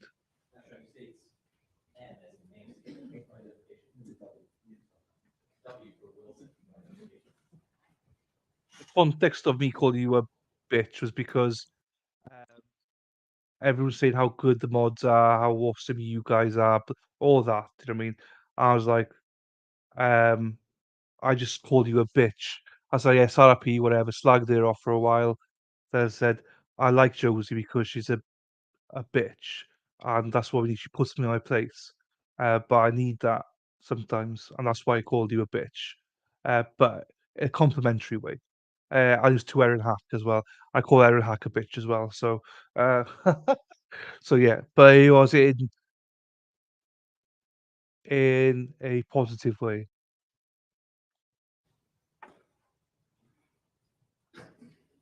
You recognize that item? It appears to be the showcasing recovered today. Yes. On the back side of that, I've actually got the packaging for the showcasing into. Yes, sir. This would be our packaging. Yeah. And that's what I need from mods is be a bitch, and you're a bitch. And Sarah P can be a bitch as well. That's good. I always think it's a compliment.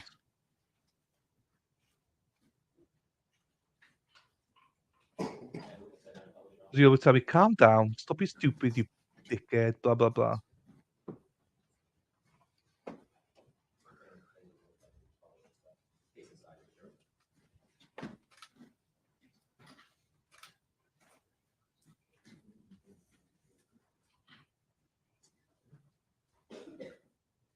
Like I said, you will have all these items with you when you're delivering. Thanks, sir.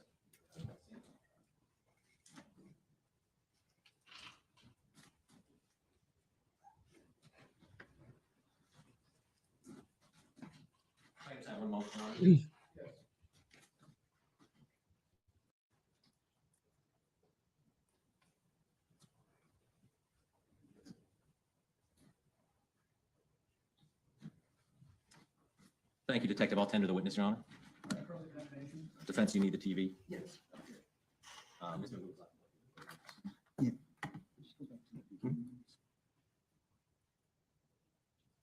You're fine. Told you weren't there. And also, we found out that no one's here to watch trials, or not everyone's here to watch trials.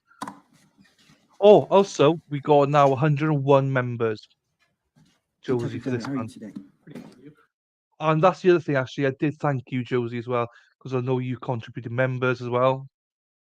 We got 101. I spun the wheel, and we got 100 members, and Unicorn got she bought a spin, and we got Amy as well, who was in chat. Yeah, she was 101th member, which is good. We celebrated it, even though I bought like 40, 50 of them, but it's fine.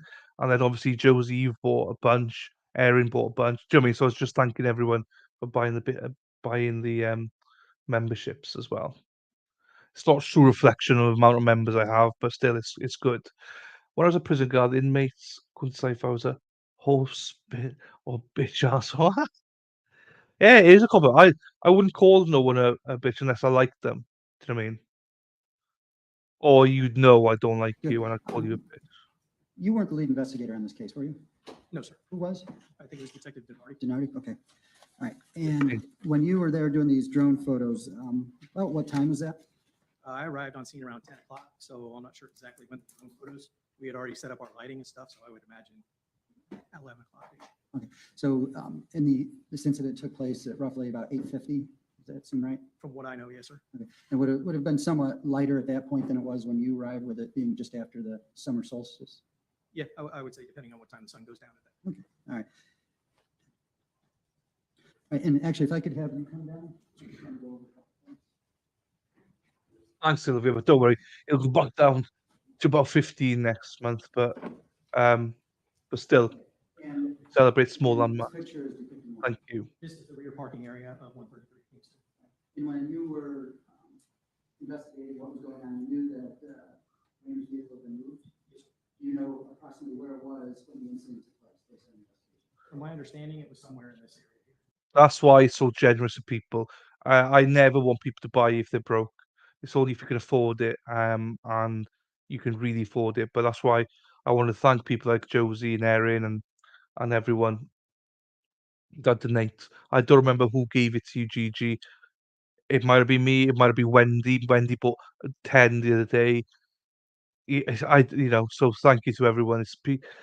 This is what I hope people see.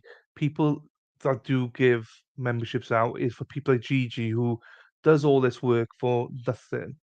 Um, and for her to get a membership, it means the world because, oh, was it me? Oh, okay, so I gave it to you, Gigi. I'm glad I did. It was me. So I'm glad I gave you one. I mean, a membership before anyone gets confused. Um, because yeah, people can't afford it, but people do good work here. I really appreciate it. And unfortunately, um, it's one of these things. Um, like even for I only found this out not long ago. For your members only streams, I can't say who's in there. It's only if you're a mod and you don't have a membership, I can't. It doesn't allow you in there. It's YouTube. So stupid because I want to set it up so the mods would never have to pay memberships, but I couldn't. They're both great, aren't they? We love you too, Gigi. Thank you. And even if you don't not remember, I don't care.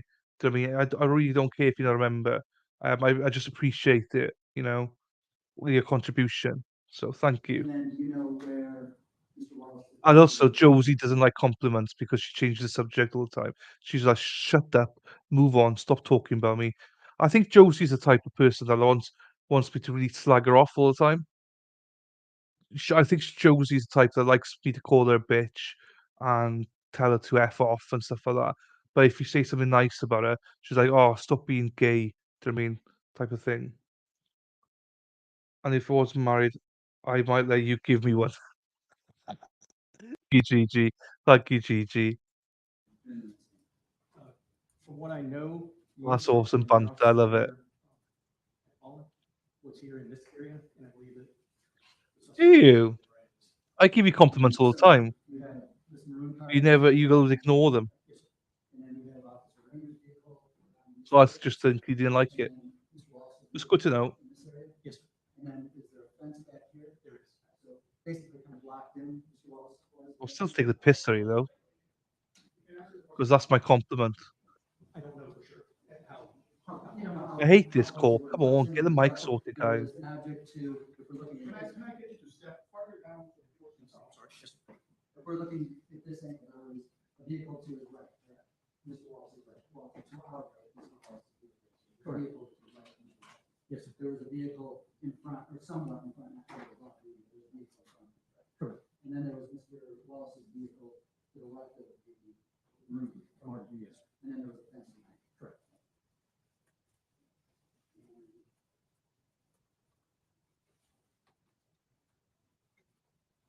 And this is the duty belt for Mr. Raynor, right? Yes, sir. And you see the taser. That photo, it may be over here. Can you see the safety latch for the taser? I cannot, not in this photo, no, sir. And that's the safety latch for the, and then the safety latch. Correct. You never did take a picture of the safety latch for the taser, did you? No, sir. You can go back.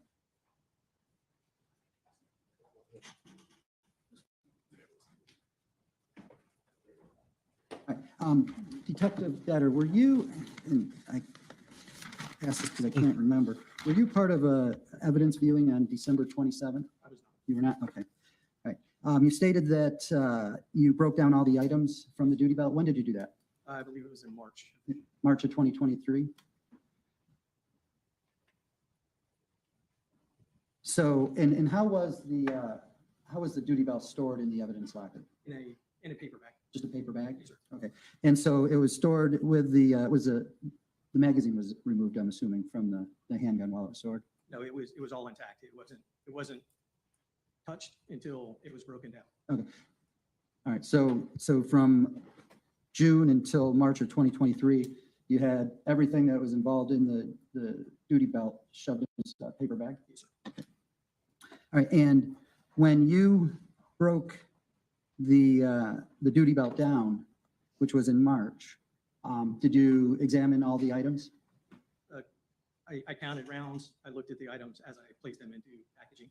Okay. And in what position was the safety latch for the taser? You don't recall?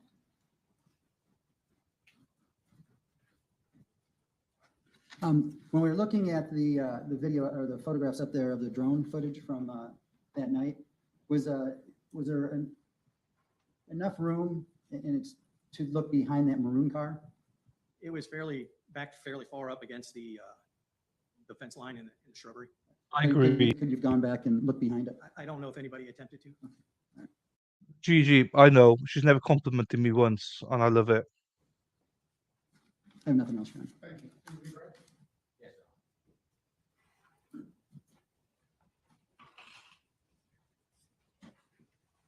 Where's American gone? American Dream. He gone? Defense was asking about the drone photographs. You actually run the drone? I do not. You do. You just testifying those True, photos accurately. true. Yes, sir. In terms of Officer Raynor's vehicle, did you observe any what appeared to be recent damage from a vehicle having struck his car that night? Not that I noted, no, sir. May I have one moment, Your Honor? Yes. Thank you. I have no further questions. No, Your Honor. Subject to recall, Your Honor. Yes, sir. I may just have one moment, Your Honor.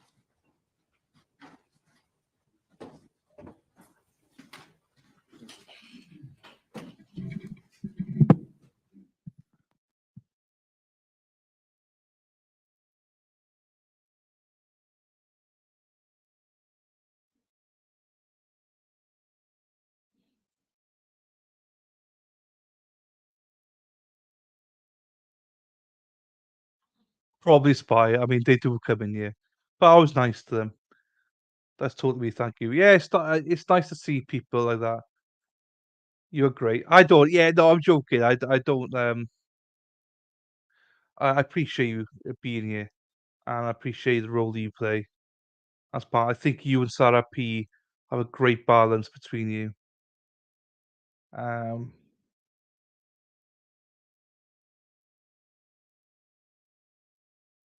Now Gigi's here as well, so there's three of you. I think generally I'll put you three up against anybody else for mods. I think I got really lucky. Come around here.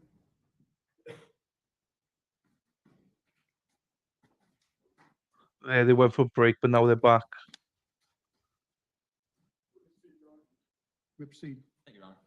Good morning, sir. You're a little soft-spoken, so you might have to just speak up or lean into that mic a little bit, okay?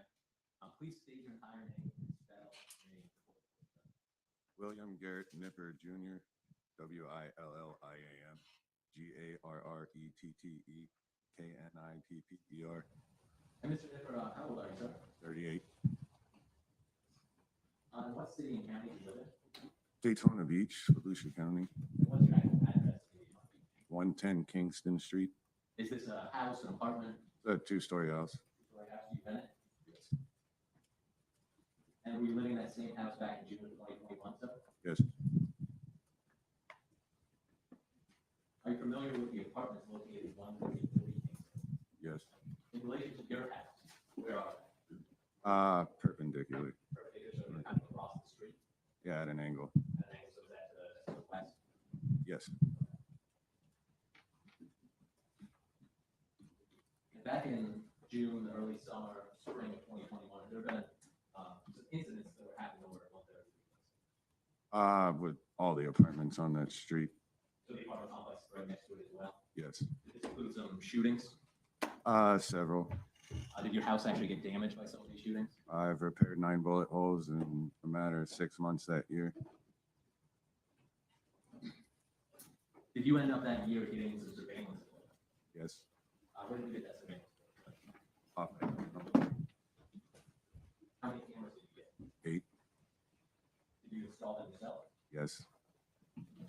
After you installed them, did you ever have any issues with them? No. No malfunctions, anything like that? No. The date and time on the cameras, is that? I missed it, Sylvia. I missed it. It's all good Yes, though. it's normally within an hour or so of the actual time. 100% Mackie. Video from one of your cameras, how would you access it? I have a wireless mouse and I have my own dedicated TV for it in the house. Dedicated TVs for it now? What was after a certain number of days, would old footage be deleted? I have it set to reset once a week, Or once a week my you lose? designated time. Yes, we are, I'm sorry. I have it set at a designated time once a week to reset itself. So basically, go back in time up to 7 days. Yes. I want to draw your attention to June 23rd of 2021. That night, early morning, did law enforcement come to your home That night, that night? Why would they, do you know why they were coming there? apparently an officer had been shot at one of the apartments Why were they interested in your house? as I have some of the only surveillance footage on the street. Okay. And did they want a copy or want to view your surveillance video? Yes. Did you pull the video up for them? Yes. And did you provide them the video surveillance that they asked for a copy of? Yes. I let them take the whole hard drive for 48 hours. And then they gave it back afterwards? Can I first witness now? May. So I'm showing you safe O for identification. You recognize any signature on that CD? It's mine. Is your signature, have you watched the contents of that CD? Does that contain a portion of the surveillance video that you provided to law enforcement? Yes. Other than being shortened, was it altered in any way? No. Your Honor, Luke states O for identification and evidence of the next number exhibit. Any objection? Without objection, admitted as evidence. That's a big beard though, isn't it? The mohawk so thin, that big beard. But some women love that. So And permission to publish, Your Honor? May do so? it kills them, I think. Beard, doesn't it?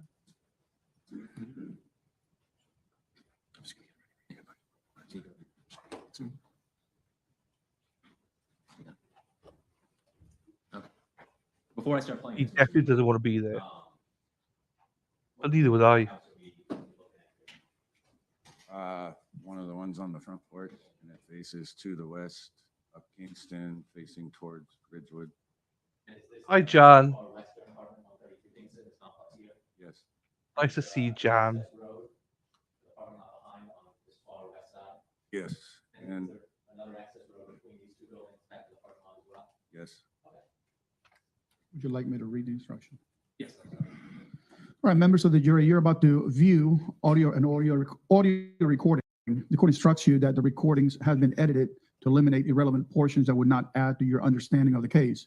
The facts that the recording has been edited should not concern you in any way and must not impact the way you view and consider this evidence. You may proceed. Thank you, Your Honor. Just one more question, Mr. Nipper. This was much earlier, right? Yes. The time, say, 6:23, and he- I think it was an hour off at that time, roughly, so that's probably around 7. But is this a good depiction of the area during the daytime? Yes. Yes.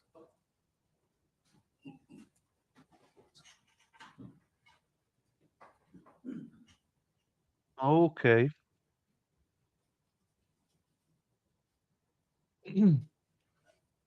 At night time.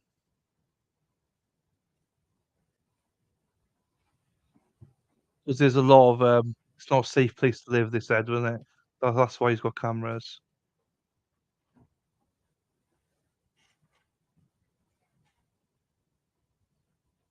Do, do, do, do, do, do. That's him parking up then. Ha ha ha. Amy said the same, Tech Mickey. I agree.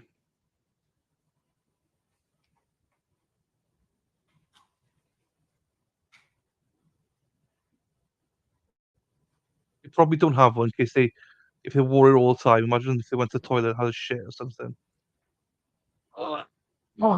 Pulled one out. Oh, but they should just clip it in and stuff, didn't it?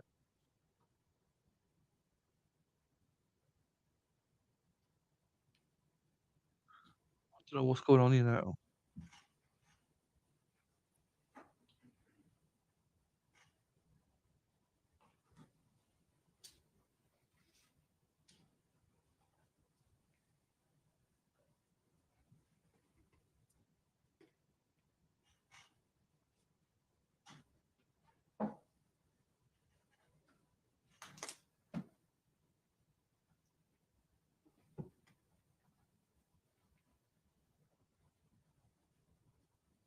It's annoying, Amy. Right, what are we doing then? Has he arrived or is he coming in or what's going on?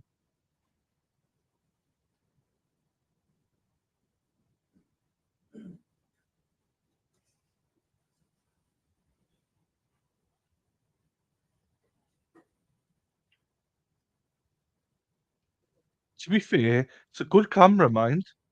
This is good video quality.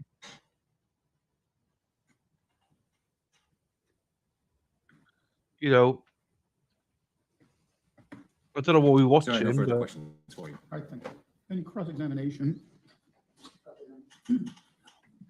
Mr. Nipper, did you know Othal Wallace? No. You ever see him around at all? Not really. I don't go on that side of the street. Okay. All right, and you said there are a lot of things going on around that time, gunshots and things like that? Yes, the apartments were known to have drive-bys during broad daylight. I've had to break up gunfights in my own front yard because I have bigger guns in my house after my years of service.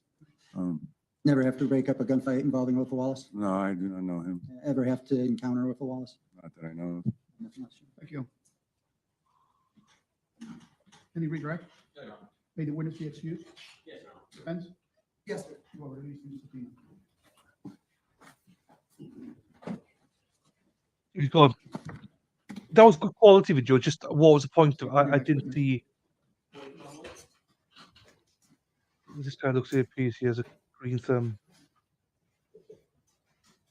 Yeah, you got the garden looked nice. Look at that flag. Yeah, it was windy, and it said drive-by shootings in the day, and he had to stop. separate people on his front lawn with guns. I mean, Jesus, Raise your hand. wouldn't want to live there. I do. Come around to your left.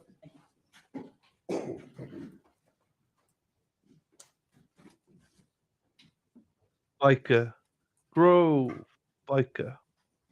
Okay, proceed. Thank you, Your Honor. Grove. Okay, you speak loud and clear into the microphone, okay? Good morning, ma'am. Good morning. Good morning. Could you please state your entire name and spell your last name for the recorder? My name is Corey Crumbly, Corey, Crumbley. And where do you work? I work for the Florida Department of Law Enforcement in Orlando, and I'm assigned to the biology section. How long have you been with FDLE? 21 years. Can you just take the jury briefly through the 21 years that FDLE did position at the department? I started out as a forensic technologist, and that was just a laboratory support staff position where I made reagents. I assisted analysts in casework, handled maintenance and quality control. After about 3.5 years, I was promoted to crime laboratory analyst, where I completed an approximately year-long training program that consisted of extensive reading, laboratory exams, written exams, oral exams, supervised casework, a mock trial, and a qualifying test. And then in 2017, I was promoted to senior crime laboratory analyst, which is the position that I hold now. What does a crime laboratory analyst do on a day-to-day basis? I perform independent casework, I train other analysts, and I'm also the CODIS administrator. When you say casework, are you talking about DNA analysis? Yes, STR, short tandem repeat DNA analysis. Could you tell the jury what training you have in conducting DNA analysis? I have that year-long training program that I just explained, and then every year I am required to participate and complete approximately 8 hours of external training. I read journal articles, I attend conferences and classwork, and complete FDLE training to keep abreast of current technologies and to learn new methodologies that are implemented into the laboratory. The field of DNA is kind of always evolving, changing, getting Yeah. better. Yes, it's always getting better, new chemistries, better instrumentation in order to perform the testing. Now, does FDLE have proficiency testing? Yes. What's proficiency testing? A proficiency test is a test that I take twice a year that demonstrates that I'm competent and able to perform the testing properly. And it also tests the laboratory procedures that I use every day to perform the testing. Is it twice a year you do that? Twice a year. Other analysts within your laboratory do that as well? Everyone that is involved in independent casework participates in proficiency testing. And have you testified before as an expert in the field of DNA, or have you rendered an opinion before in the field of DNA identification? Yes, I have. How many different times do you think you rendered opinions in court? Approximately 50 times. Your Honor, I ask at this time, this witness be allowed to render an opinion related to forensic biology to the jury. The witness will be permitted to express an opinion. May proceed. Thank you, Your Honor. Ms. Crumley, can you tell the jury what DNA is? DNA is your genetic blueprint. It comes from, half of it comes from your mother, half of it comes from your father. Your DNA profile is determined at conception and it remains the same throughout your lifetime. Is each person's DNA unique to that person? Unless you have an identical twin, your DNA would be unique for the markers that I test for. And can you tell the jury where generally DNA can be found from a person? It could be found in blood, semen, saliva, skin cells, bone, tissue, and hair. Can you describe for the jury the process that you go through to process a DNA sample? The first step is DNA extraction. That's where I use heat and chemicals to break open the cells and get the DNA out. The next step of the process is called quantitation. That test just tells me how much DNA I have recovered from that extraction process. I need to know how much DNA I have to move forward in the process. The next step is called amplification. During that step, I perform what's called the PCR test, the polymerase chain reaction. That allows me to target and copy the DNA at all of the locations that I test for. I only need to test the DNA where it is unique, individual to individual. So I'm only looking at specific sections or portions of the DNA. The next step is DNA analysis. That's where any DNA that I have obtained through the process is detected. I'm able to visualize a DNA profile and then make comparisons between DNA profiles from evidence in the case to DNA profiles from known reference samples in the case. No, you say known reference sample. What do you usually get for a known reference? Typically, I get what's called a buccal swab. Essentially, the collection of that involves taking a cotton tip swab. It looks like a Q-tip that you see every day, probably in your own homes and use. And it is placed inside the mouth and a sample is collected from the inside of the cheek to collect cells that can be used to test for DNA. And once I have a DNA profile, that gives me a DNA profile for a particular individual that I can use to compare to unknown samples from evidence to determine who may or may not be a donor. Now, you're not doing swabs. No. That's not really law enforcement swabs. Yes. Do you also at times receive for a known to get a known stain, blood stain card? Sometimes it's a bloodstain card, yes. A bloodstain card is a piece of filter paper where blood from a particular person is spotted onto the card. Since that blood is collected directly from an individual, the same way that a buccal swab is, it can be used as a known reference sample for comparison if a DNA profile is obtained. And is a blood stain card more common, say, if the person whose DNA is becoming known who you're testing for is deceased? Yes, That's something a medical examiner will collect. that's correct. And the process you described, that kind of the four-step process of your testing, is that commonly accepted within the scientific community? It is. Now, in this case, it relates to this case, were you a senior crime laboratory analyst back in June of 2021? Yes, I was. Were you only initially involved in this case at the very beginning? Yes. How did it come about that you became involved at the very beginning? I received a phone call late in the evening on June 24th from command staff at FDLE in Orlando requesting that I come in and work a particular item of evidence rush. And I was available, so I went in to work it. At a later time, after you worked these initial items, did none of else handle the rest of the case? Yes. And who was that? That was senior crime laboratory analyst Tim Petrie. Same job as you? Same job as me. What items did you receive in the initially from Daytona, sorry? I received a hat and clothing represented as being from Officer Jason Raynor. And did you examine, which of these items did you examine? I examined only the hat. Did you also take a look at the hairs from the hat as well? Yes, when I opened up the evidence to examine the hat, I saw 2 hairs. I collected those. I performed a microscopic exam on those hairs to determine if they were suitable to be sent forward for DNA testing, and they were not. Why weren't they suitable to be sent forward for DNA testing? Hairs suitable for DNA testing have to contain a root, and that root has to be a live root. Based on the microscopic exam that I performed, the hairs did not meet that criteria, so they were not moved forward for DNA. And what about the hat? How do you go about processing a hat for DNA? So when it comes to a hat, the first thing I'm going to do, of course, is to look at it for stains. If I see any stains of significance, I may collect samples from those stains for DNA testing. There were no stains. It was a little bit dirty, but there were no biological stains that I could see on the hat. So the next step would be for me to focus on who may have been wearing the hat. So I collected what I call a sample for wearer. When an individual wears an item of clothing, the skin comes in contact with that clothing, and there can be a transfer of skin cells to that item. I wanted to collect samples of those potential skin cells and send those forward to DNA analysis in order to attempt to obtain a DNA profile. So the hat, when you wear a hat, the best place for that transfer to happen is the inside band of the hat that comes in contact with your head as you're wearing it.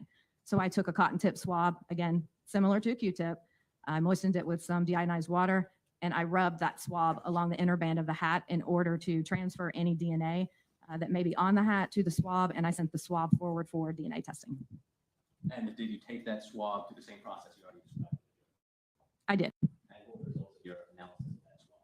I obtained a mixed DNA profile consistent with 2 individuals. One of those donors was consistent with being a male individual, and the data was suitable for comparison. Mixed DNA profile is a DNA profile that contains DNA from more than one person. And now at this point, so you've got a mixed profile, at least 2 contributors, is that Yes, it was consistent with 2 people. and suitable for comparison? Yes. Do you have anything to compare it to? No, I did not have anything to compare it to. Was that all of the testing you did in this case?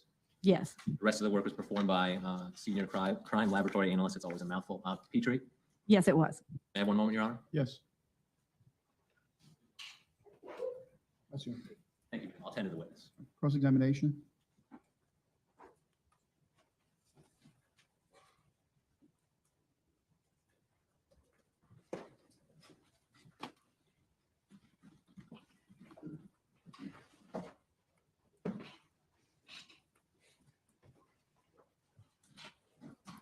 Good morning, ma'am. Good morning. There are numerous ways in which a person can transfer DNA from themselves to another substance or another item. Yes. Sweating is one of those ways. Yes. Bleeding Yes. shedding hairs, Shedding hairs. spit. Yes. When we're talking about touch DNA, are any of those combinations existent when a person were to touch a substance and DNA would be left behind? Or is there some other chemical that would leave DNA when a person touches the substance? It would depend on if something was on that person's hands, like saliva. If you bite your fingernails or something like that, there may be saliva on your hands that could be transferred as you touch an item. But typically when you touch something, it would be a skin cell transfer based on the contact that was made with that particular item. Thank you. And certainly you'd perform some analysis to a hat, right? Yes, And a hat's an article of clothing. it is. So we can assume that there would be other articles of clothing which DNA can be detected. Yes. An officer's uniform for one of them. Yes. And in terms of DNA, if DNA exists on a particular item, we don't know when the DNA was there. We just know that it was there. Is that correct? That's correct. Are there any methods that you're familiar with that would allow an analyst like yourself to determine when DNA is present or when DNA found its way on a particular item? No, the testing that I perform only tells me what DNA is present on the sample that I perform the testing on. It does not tell me when it was deposited or in what manner it was deposited. Okay. And the fact that you didn't perform any analysis as to the officer's clothing means that you have no testimony to provide about whether Mr. Wallace's DNA was present on the clothing. Would you agree with that? Yeah, that's true. Nothing further. All right, can you redirect? May the witness be excused? Defense? Yes. Okay, you're released from the subpoena. You're free to go. Happy days. Yeah, the breathing at one point, it was really, really bad. Next witness? But then she got better. Othal Wallace. That blonde bird is nice though. In the playing with her hair now. She looks nice. I've not really seen her face yet.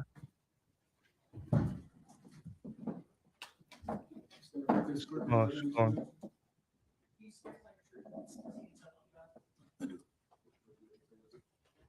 You can follow the deputy over here.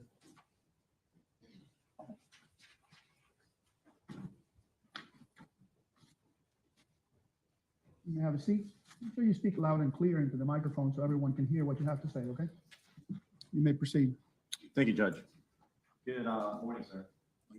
You're gonna talk really loud. Okay, Morning. morning. Can you please introduce yourself as a jury clerk last name? First name Othal, last name Wallace. Can you spell your last name first, sir? Wallace. Mr. Wallace, where do you live? Gainesville. How long have you lived in Gainesville for? I'm like, Do you know Mr. Wallace sitting over there? that's my son. You've been bringing up, what do you do for work right now? You work at the University of Florida? I do. Been there for a while, and been in the maintenance department? Yes, sir. Bring your attention now till June 23rd, 2021. You remember that night, somewhere between 9 and 10 o'clock, that you had a phone call from your son? I do. Okay. Can you, where were you at when you got the phone call? Laying in my bed. What did he say when he called you, sir? He just say he had some stuff going on and he need to get away. Did he give you any specifics about it? Really, Did he mention anything about police officer being shot? he did. What did he tell you about that? Cop shot. I gotta get. It does normally, yeah, it does normally, you're right. But I may fall asleep with you guys now that I'm warmed up and my pain is lessened. Much love everyone. I'll turn off chat so I don't push buttons. Ah, look after yourself, Gigi. Hope you feel okay. But it's good to hear that pain is lessened anyway. But don't worry if you say something anyway, it's all good. But I appreciate you. Thanks for being here anyway. And this is the father defendant. So I'm not sure what this is going to be. Get away. That's it. Did he ask you to do anything for him? That's before Will. Right, and I know what a whip is and you do, but can you explain to the jury what a whip is? A vehicle. Okay, so between 9 and 10 o'clock that night, he called you asking if you get a vehicle? Yes. Well, what did you tell him when you're talking? I see him later. Okay. Did you ask him to call you when you got the Gainesville? I did. In the time when he first called you, to later on when he maybe got the Gainesville, or when he tried to call you again, did you learn some information? I did. What sort of information did you learn that caused you not to want to answer the phone? The incident of him being here now. Okay. So you heard about a police officer being shot? I did. Why did you not want to answer the phone, sir? wasn't gonna give him a car. You didn't want to get involved, right? That's right.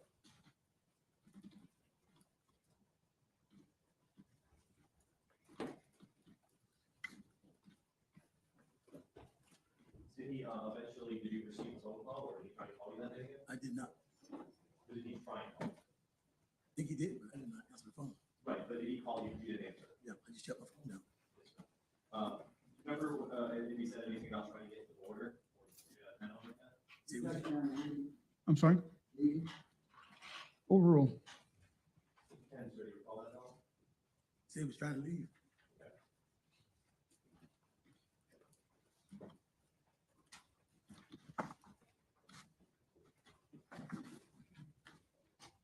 Oh, you wouldn't eat anyone. It's fine, GG. Just may approach the witness. You may. Sir, do you remember, you gave that position way back, I guess it was in June of 2023, 19? Remember with the computer? Yeah, maybe I did. I'm gonna approach and show you some of the words that were typed out by the court reporter, just to see your reference to your memory. You can just read from 2 through 5, see the helps reference as well.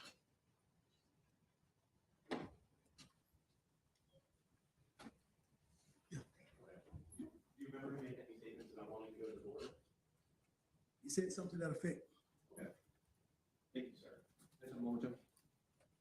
Yes. No further questions, Judge. Any cross-examination?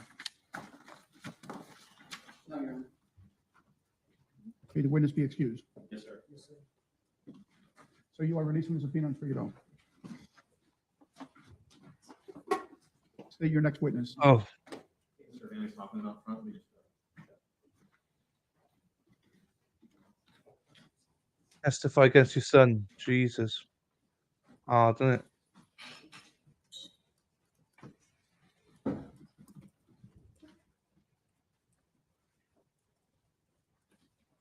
Yeah, it's not nice.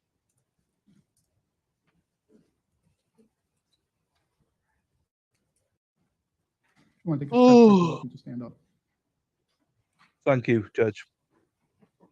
Same for you guys if you want to stretch break. Stretch. I'm going to do exercise with my legs underneath the table. Swinging them all about on my. Stephanie calling Robert Stafford. He's on his way up. So, yeah. Doing like a star snowburn thing. Or snow angels. Put your hands up in the air. Put your hands up in the air. You got a headache? Oh no. I hate headaches. Need a chiropractor. Have you had a chiropractor before? I've never tried one. I got offered it once in university because I was in uni where they did chiropractors, and I knew most of them anyway. I never did it because I didn't feel like I needed it. Now I wish I tried it.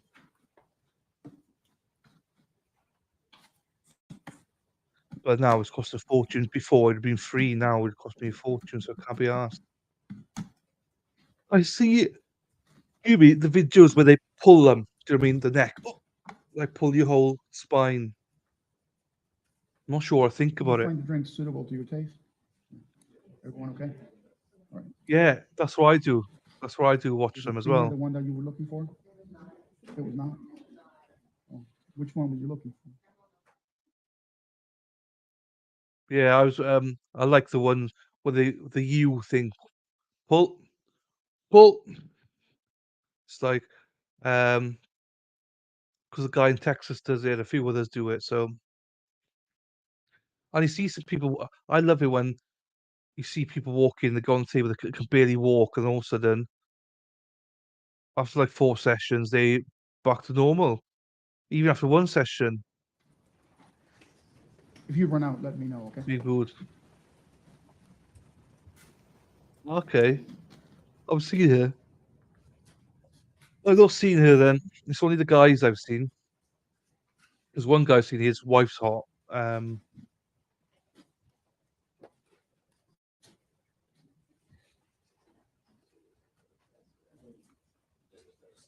Yeah, it's a lot of trust. You're right.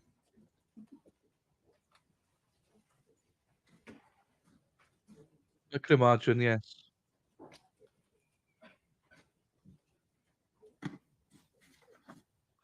But if you're in pain, you'll take anything. Do you know what I mean? Just to see. I know the surgeons don't like it. Maybe, I mean, maybe, probably. I don't remember them all now.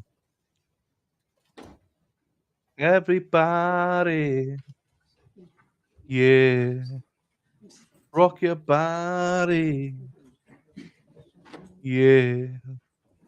Everybody, rock your body, right?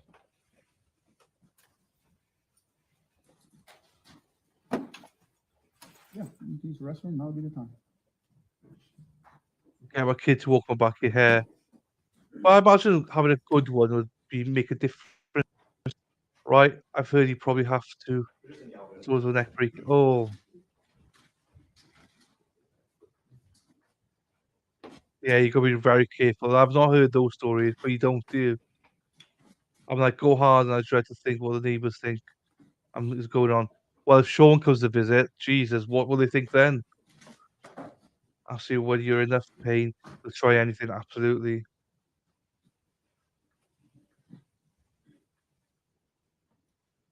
Yeah. Okay, stand by.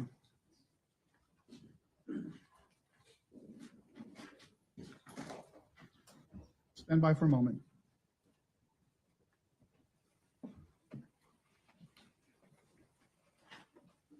Stand by. Oh yeah, someone's gone for a toilet break.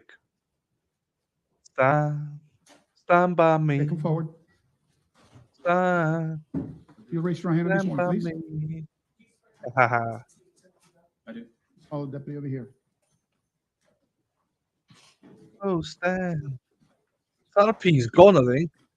Ah, Make sure you speak loud she's and clear busy. into the microphone so everyone can hear what you have to say. Oh shit. You may proceed. Oh, Thank you, Judge.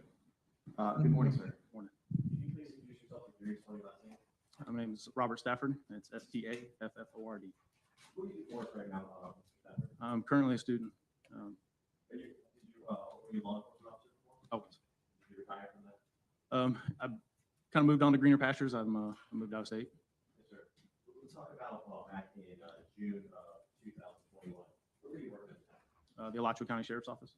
What capacity were you working at? Was a patrol captain in our patrol operations division. Tell us a little bit about just your law enforcement background. I started as a dispatcher working for the Williston Police Department, kind of a 911 operator there. Put myself through the police academy and became a police officer for them for about a year. And then from there, hello, Emma. Levy County Sheriff's Office. Welcome. I worked for about 2 years. You've been missing in action so much. I wasn't sure if you'd come in. Oh, she's done it. You're better than me. And Happy then, days. Thank moved you, over to sir. Alachua I County did Sheriff's do Office, it, where I worked but you're better than me. Can I get you to stand behind the microphone, please? Thank you. I did have you back though. What was your responsibilities as a patrol captain back then, sir? Daily operations of our patrol division, just ensuring that the deputies had all the equipment that they needed, overseeing just our normal day-to-day operations, making sure that the shifts were filled, making sure we had proper staffing, handling complaints that came in from citizens and others, just taking care of our employees and the community. Yes, sir. If I could bring your attention now to, it would have been June 26th, 2021, somewhere around 4:30 p.m. That day. Did you receive any calls or any information that caused you to start looking for a vehicle? I did. Can you tell us what call you received and what you started to look for? One of my previous assignments with the Alachua County Sheriff's Office is I was assigned to our Warrant Bureau, where I was dual sworn with the U.S. Marshal Service as one of their special investigators. And I received a phone call from the U.S. Marshal Service, the deputy marshal that handled our area for that fugitive task force, and he gave me some information to look for a vehicle. Do you remember what kind of vehicle you were asked to look for? It was a 2000. What do you mean I'm muted? I'm not muted. Ah, yes. Never mind, it was me. Yes. Yes. I got 1-0, 1-0 to me, 1-0, 1-0 to me. Yes. I love it when she buggers up, fucks up like that. Sort of miss you. Ah, thank you. Thank you, Emma. Shut. I wish you was muted. Shut the. What? Oh, here they come now. Someone takes a piss straight away. Josie and Sarah straight out of it. Fucking bitches. But I still love 2016 them. Honda HRV. Was it gray in color? Did they give you any guidance about where you might look for it, or did you take that upon yourself to just look around? He gave me a kind of a rough corridor to look in. And I'm gonna grab a quick coffee. I'll be back now. in Gainesville, I-75 runs right through the center of our county. And it was the area of Newberry Road, to State Road 26. It's around the Oaks Mall, kind of that. It's about probably a square mile around that area. Just my approach to the witness. Ray? I'm going to show you what the market states why for identification.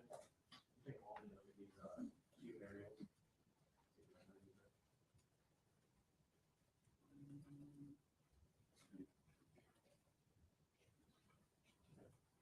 Are those fair and accurate aerials? One of location for the Daytona area to Gainesville area, and the second one a close-up area of Gainesville. It is.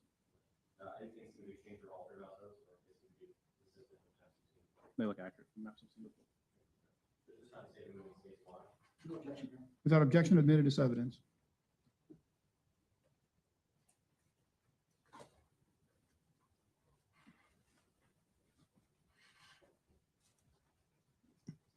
Just have the witness step down.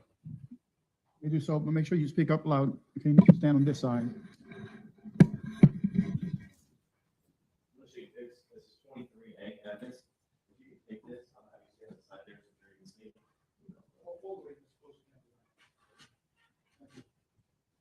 Can you just describe where Daytona is in this map in relation to where Gainesville is? Daytona Beach is where the family is in Gainesville. So it's, I guess we'd say northwest, Gainesville's northwest of Daytona. Do you know how far, about if you were to provide it?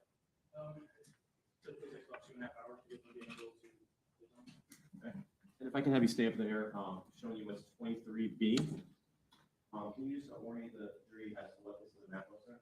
So the I-75 is the state road that. And 026 is Newberry Road. Area that I was pulled the search in, it's just kind of this area around I-75. What would be located in this area? What kind of, is it residences or businesses? It's a mix, but it's majority of it is businesses, a mall and a lot of restaurants and hospitals. Is that where the Oaks Mall would be, somewhere in that area? Yeah, those mall is. Did you begin to look in those areas for the vehicle? I did. Tell us what procedure you utilized to start looking for the vehicle. So the areas that I was looking in were large parking lots, an area where working with the Forest Division, or you did a lot of them kind of hybrid vehicles in plain sight, so you put them in large parking lots where people can go in. So I looked through the small parking lot, the businesses around that. There's an apartment complex directly behind those small. There's a lot of people parked. And the business is closer to I-75 from the west. And then I transitioned over to the other side, from I-75, where there's several hotels with a lot of people. And then Tiki. business where there's a bunch of Home Depot and a lot of smaller businesses. All good. Did you have the license plate number of the vehicle you're looking for? I can have you just stay up here for the next. Oh. I'm going to show you what's marked as state Z. Does everyone like the video? The stream? This is a fair and accurate depiction of an aerial view of the Home Depot and of a view on the Home Depot. Anything to be changed or altered about this? Does this have to stay within the state Z? No objection. Without objection, admitted as evidence. Thank you, Jody. So I'm going to show you what's in evidence as states 24A. So if you can just illustrate to the jury what this is that we're looking at, and then we'll talk about the kind of. This is the strip of businesses that I was referring to earlier. This is the Home Depot. There's a furniture store. Ridiculous.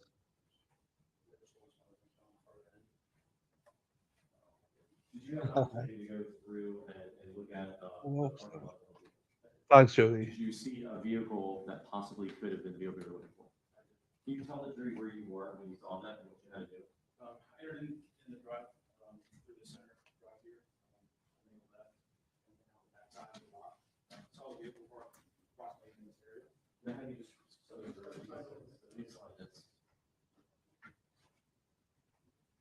when I drove in this way and drove to the back of the parking lot. And as I drove across, I saw a vehicle that matched the description of it, parked in this area along the road bushes on the backside of the parking lot. Let's show you what's 24B.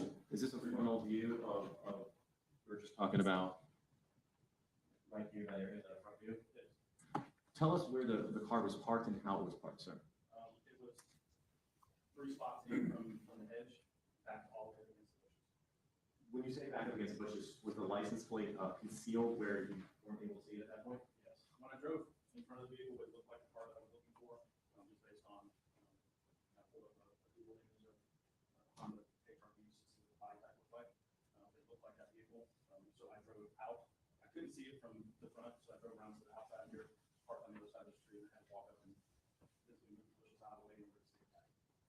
And just to back up to something you said before, so you saw a vehicle that looked similar to the HRV, but in order for you to make a, more definitive, you actually had to pull up the front side.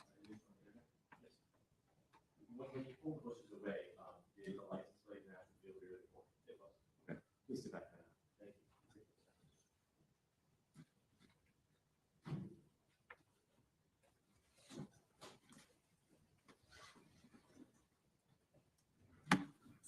Do you remember what the license plate number was? If I could refer to my notes, I know it was a California plate. A lot of fresh memories there? It was.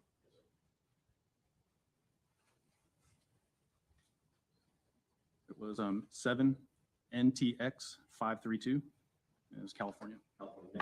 So once you verified it was the vehicle, what did you do next? At that point, I retreated back to my vehicle, and then I drove back around to the front and was on the other side of that. I see a little grass area where the power pole is, kind of directly in front of it. Right here. Yeah, I drove on the other side of that and contacted our dispatch center and notified them that I'd located the vehicle and asked for them to dispatch a couple deputies to my area. Did you basically at that point were you securing the vehicle with keeping in contact with it? Yes, I was just keeping distance because I didn't know, what may be going on inside the vehicle, so I just stayed back from it, contacted some other deputies before we approached it. Did other deputies arrive to assist you? Yes. Once they arrived, did you guys, I guess, clear the vehicle or something they could say? Yeah, I had one of our canines come around. We knew the vehicle was going to be taken back as evidence to the sheriff's office and be put inside of our secure storage, which is inside of our sheriff's office. I had one of our canines come around that is a bomb detection canine, just to walk around the vehicle, just to make sure there wasn't anything explosive inside. Once you cleared the vehicle, made sure it was safe, was that vehicle then sealed up and towed to your sheriff's office? It was. When you saw the vehicle that day, did you see anybody inside of it or see anyone around it at that? No, when we initially approached it, all the windows were up, the doors were locked. We didn't see anything inside of it, or anyone inside of it. So then we just proceeded from there. And just to sort of clear, this was on June 26th that you discovered. Right. You have just a moment, Judge? Imagine that a dog can sniff out bombs. That's you're amazing. Yeah, same cases yesterday. It's hard to get in the groove of it, if I'm being honest. I'm not sure what I think of this, but I think it's a short trial, so I don't think it's. Sylvia said that the state should be resting tomorrow. I don't think the defense are going to have that many witnesses, so I reckon on Monday, Tuesday, we'd be done with it. Yeah, I can't get into it, but it is hard to get into it.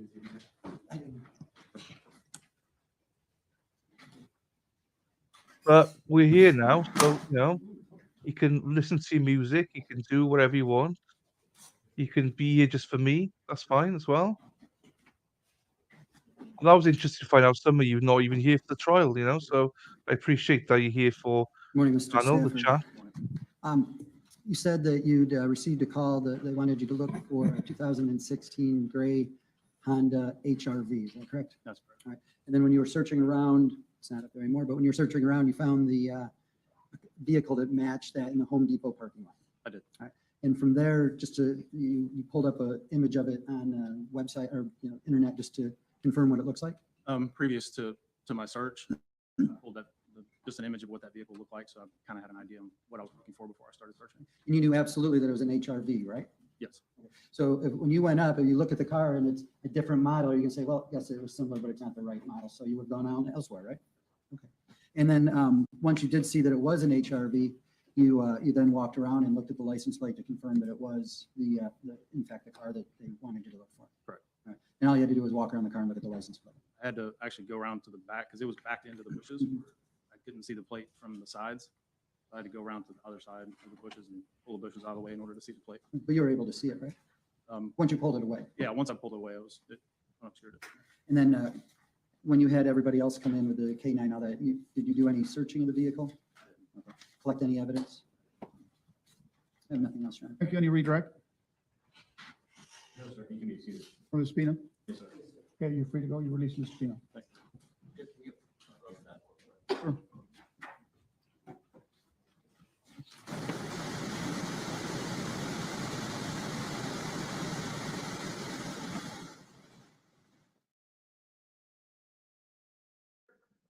Okay. Where we at? Let's see if there's a break. No, doesn't seem to be a break.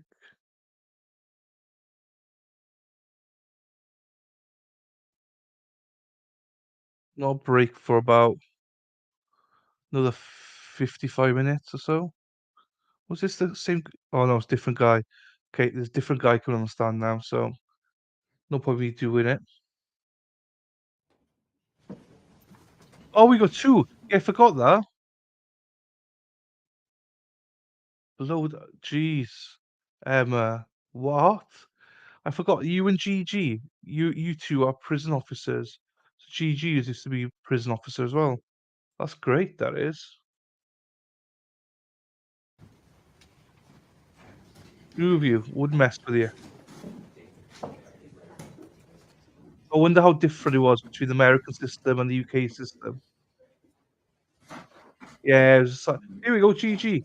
Mo used to be a prison officer as well, if you didn't know that.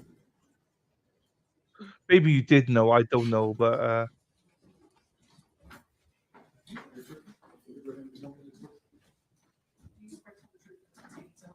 I do. Thank you.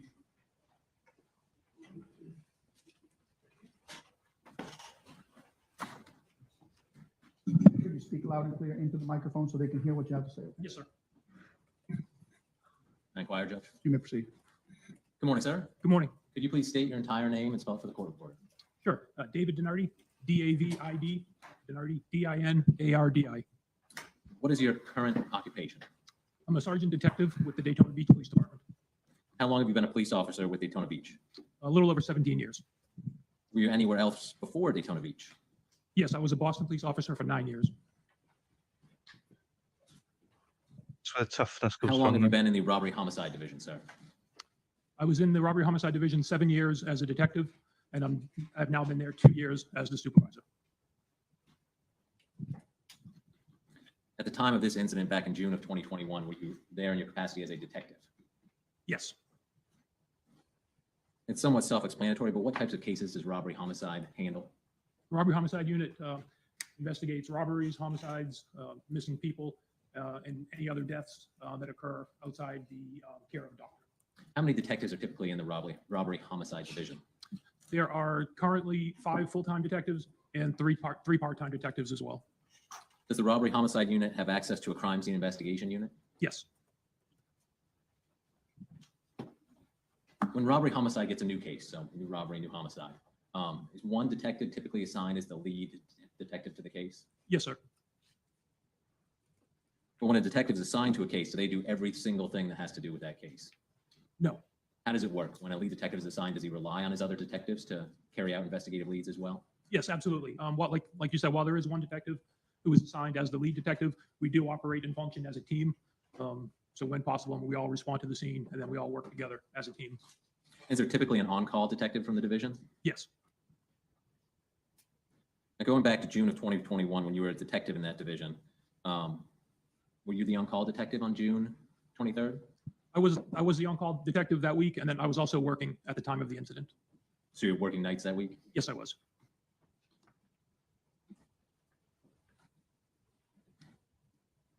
And did you become the lead detective in this case? Yes, I did. When and how were you first notified of Officer Raynor being shot? I was first notified when, like I said, I was working that night.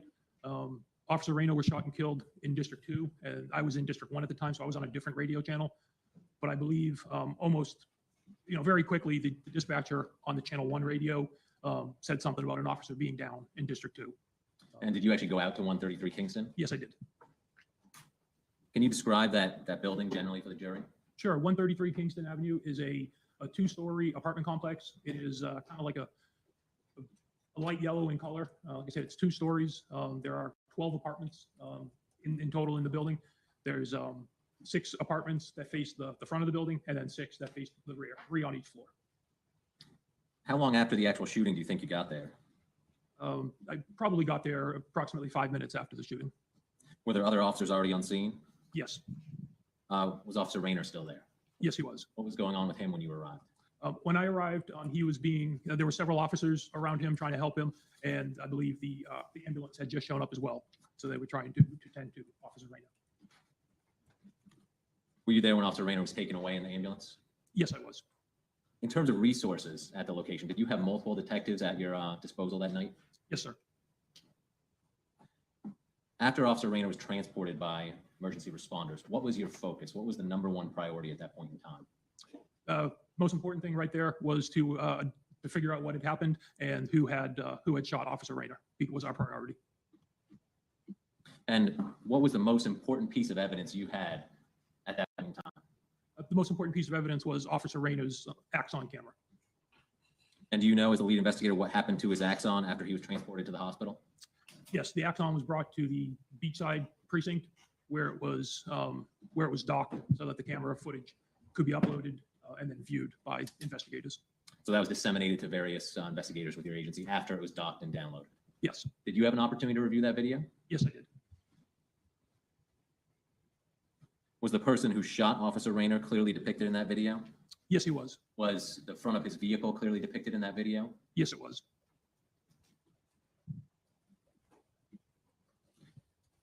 And how did you use that video to aid in your investigation and in contacting members of the community that night? The Axon, several screenshots were taken from that video. A screenshot that clearly showed the suspect's face, and then a screenshot was also taken that clearly showed the suspect's vehicle. And then those screenshots were, we used them when we conducted the multiple neighborhood canvasses that we took part in. May I approach the witness, Your Honor? Yes.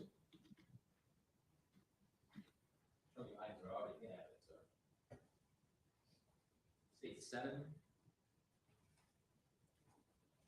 Is that one of the screen grabs that you use to disseminate to the community and show them to the community how to identify this person? Yes, sir. Is that one of the person in the vehicle? This is the one in the vehicle. Does it pick the front of the vehicle? Yes, it does. Show me the composite, there's 2 photographs. Composite 8. You recognize that photograph? Yes, I did. What was that? This is a screenshot from Officer Raynor's body worn camera that depicts the suspect of the person who shot him. Was that one of the other photographs you used to show members of the community? Yes, it was.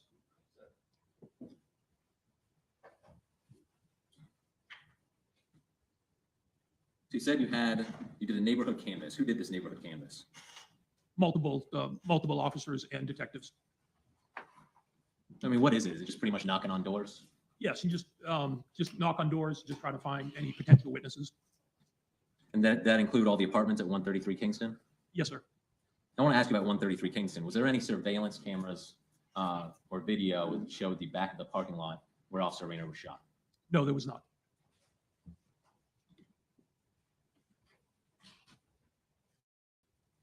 To your knowledge, did one house actually have surveillance video from across the street? Yes. Do you recall that address? Yes, 110 Kingston Avenue.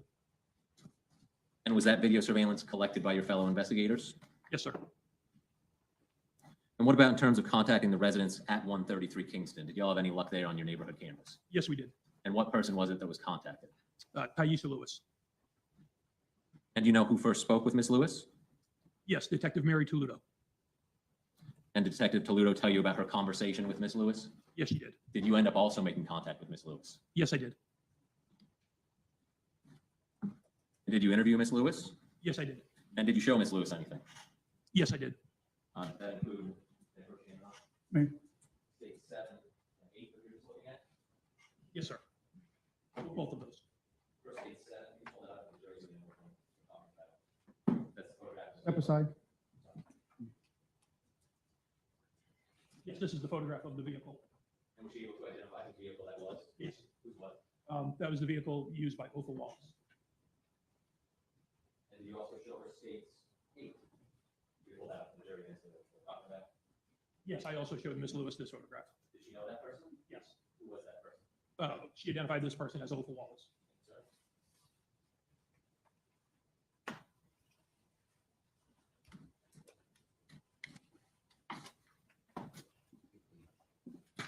Once you had Mr. Wallace identified from the video, what did you do with this information? Once Othal Wallace was identified, our shift then focused on doing an extensive background history on Mr. Wallace to find out as much information as we could about him. So you just wanted to learn as much as you could about him as a person. Yes. Did this include trying to find potential phone numbers? Yes. Did it include trying to find contacts and addresses? Yes. And what about social media accounts? Yeah, social media as well. And were detectives able to locate a social media account for Othal Wallace? Yes, they were. And did this include an Instagram account? Yes, it did. Do you recall the Instagram account name? Yes. What was it, sir? RBG Vibes. Did one of your fellow detectives bring to your attention that night a story or an audio posting that was put on that account? Yes. Which detective was that? Detective Christian Batella. And did he actually send you a copy of this audio recording? Yes, he did. Did you have a chance to listen to it yourself? Yes. And to your knowledge, did Detective Batella preserve that audio clip? Yes, he did. And once you had identified this Instagram profile, RBG Vibes, you said? Yes, sir. Did you send anything to Instagram for purposes of your investigation? Yes. What did you send? A preservation request was sent to Instagram. And what's a preservation request? It is when we notify a company, in this case, Instagram, we send them information about the account name, for example, RBG Vibes in this case, and we tell them that as a result of a criminal investigation we're conducting, we would like to preserve this. So it kind of means they kind of freeze the account at that moment in time, so that if anything is deleted, we can still have access to it later with a court order. To kind of give you more time to potentially get a search warrant if that was the case. Yes. Now, having identified Othal Wallace and his vehicle from the body-worn camera, what did you do?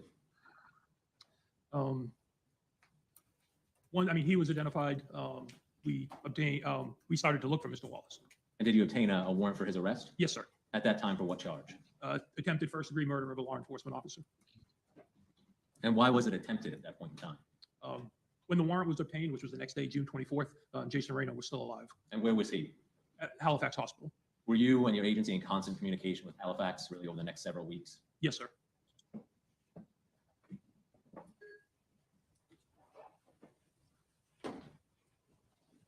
You said just before that you were turning your attention to trying to find Mr. Wallace. Yes. Were you assisted by other agencies in trying to locate Mr. Wallace? Yes. And what other agencies were helping Daytona Beach? There were numerous agencies, other local agencies, the Volusia County Sheriff's Office, state agency, the Florida Department of Law Enforcement, as well as federal agencies to include the Federal Bureau of Investigation and the U.S. Marshals. And who took the lead in terms of actually trying to find him of those agencies? The U.S. Marshals took the lead. May I have one moment, Your Honor? You may.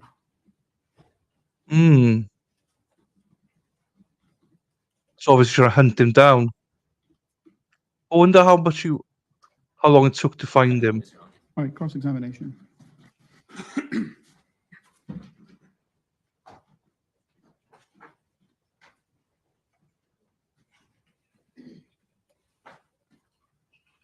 Detective Bernardi?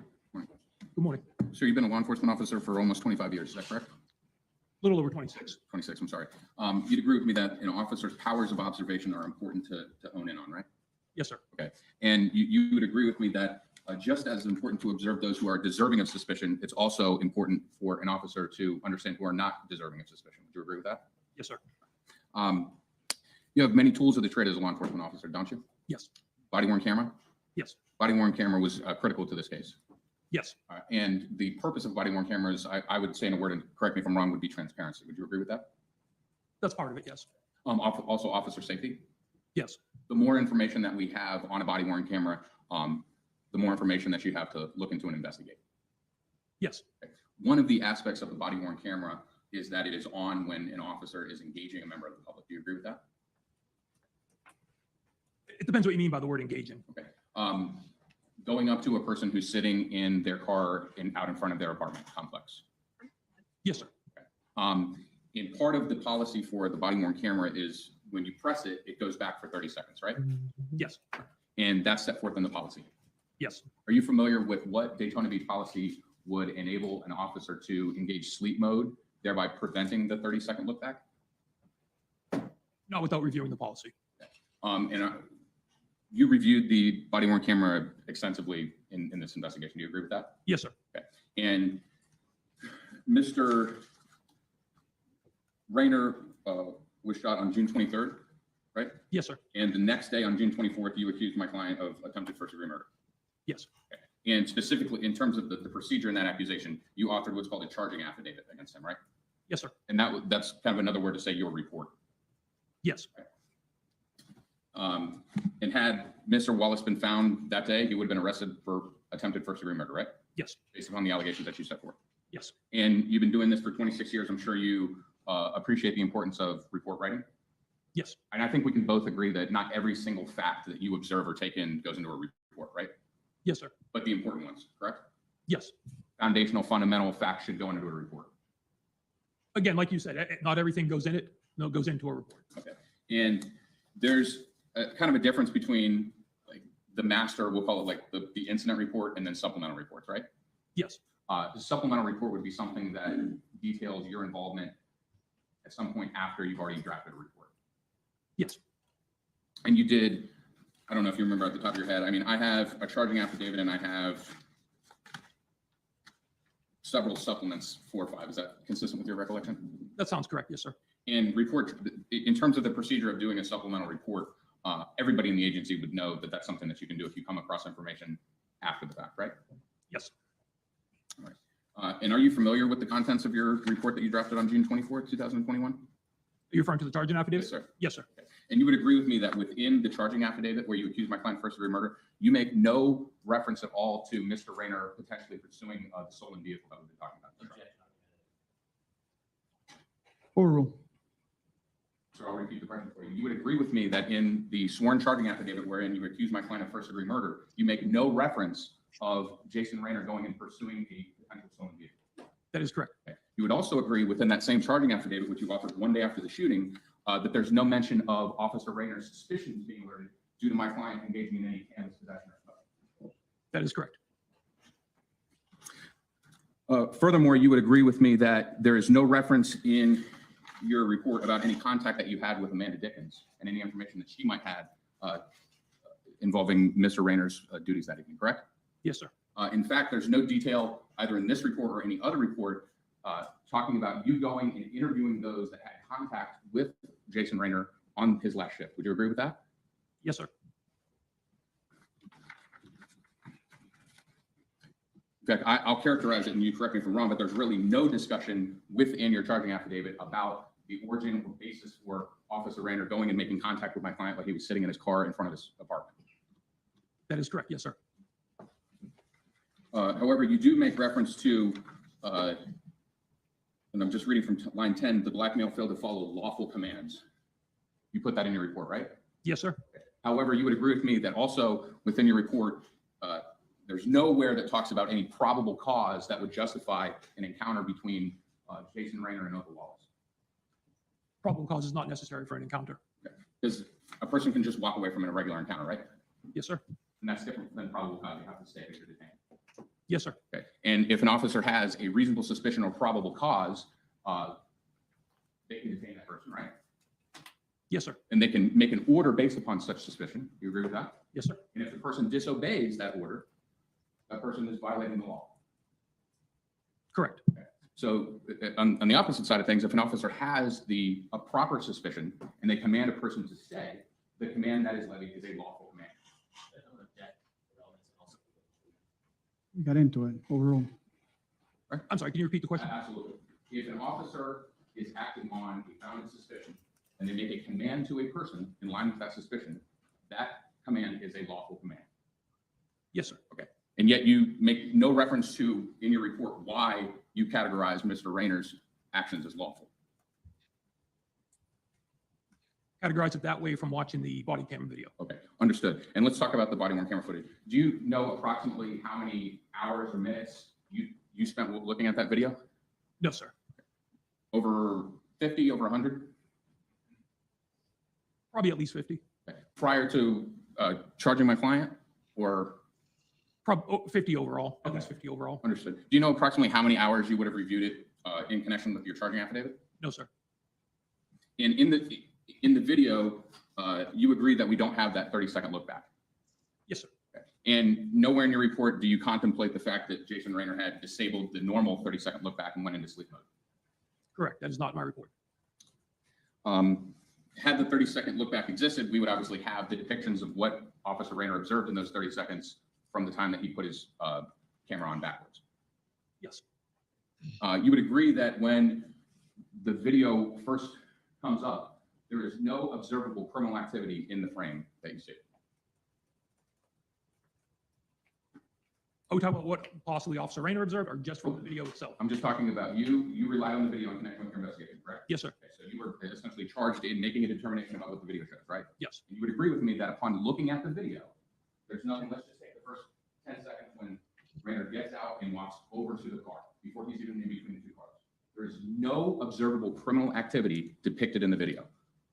Based solely on what I can see in the video, that is correct. Okay. And you would agree with me that had you believed that Officer Raynor observed some criminal activity when he went around the side of the car, that you could put it in your report. I can't tell what Officer Raynor observed. Okay. And I appreciate that, and I'm not asking you to do that. My question is for you as the lead investigator in this murder investigation and one of your colleagues, had you observed criminal activity in the video, you would put it in your report. Again, if it was observable in the video, then yes. So I guess we can move on to something else and we can agree that you, in investigating this murder of your colleague, saw no criminal activity in the video. Strictly from the video, that is correct. Okay. And why do they dance around the houses with it? Similarly, you It's like deceiving. investigated the fact, or let me ask a better question. You would agree that there was no 911 call placed by any citizen that prompted Jason Raynor to appear at 133 Kingston and have a contact with Othal Wallace. That is correct. You would agree with me that there's no evidence to suggest that any citizen or 100%. member of the community flagged. I got a sister and 4 nieces, and my mother. Jesus Christ, I would fold it 100%. I'd not even because I've been battered, but I mean, I get it like this all the time anyway. Ba, ba, ba, ba, ba, ba, ba, ba, ba, ba. And then I come on stream and I get ba, ba, ba, ba, ba, ba, ba, from you lot. So I get it everywhere. I would fold 100%. Jesus. Don't know how you did it. Back down Jason Raynor's car and told him to go and make contact with somebody at 133 Kingston Avenue. I don't think I can answer that because Officer Raynor's not here today. You uncovered there was no person that came forward in the investigation and said, I flagged down Jason Raynor and said, go back there and check out what this guy's doing in his car, right? That is correct. In reviewing the video, you would agree with me that there is no depiction of any smoke emanating from Mr. Wallace's vehicle. Again, from what I can see on the video, there does not appear to be smoke now. Okay. And similarly, you would also agree that there are no visible embers associated with any cannabis, blunt, or joint, or cigarette, or whatever you want to call it, right? Again, based solely on the video, no. And obviously, you've probably encountered cannabis in your duties, right? Yes. And I'll be fair, you can smell, we'll call it a roach or a burnt cigarette.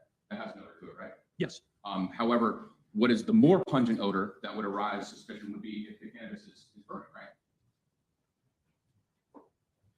Let me ask you a better question. It's a heck of a lot easier to tell if somebody's in possession of marijuana if they're holding a joint that's burning as opposed to a joint that's not burning. I believe so, yes.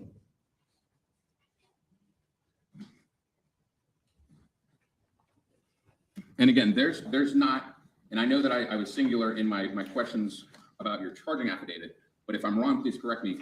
But in reviewing all of your supplemental reports that you authored in this case, there's not a single mention of this stolen vehicle pursuit in any of them. Is that correct? I believe you're correct, yes. Okay. And the same question goes for cannabis. There's not a single mention of cannabis in any of these reports. Again, I believe you're correct, yes. And you would agree with me that that theory of this stolen vehicle pursuit came long after my client was charged with first-degree murder. I don't know when a theory was developed. Okay. So you have no idea from where or from whom this central part of the state's prosecution arose. That's an answer. Sustained. Same thing for cannabis. You have any idea when that came into the picture? No, sir, but to get back to the stolen car, that came out that evening. Pardon me? The stolen car came out, that evening. Okay. You just didn't put any mention of it in your report? No, sir.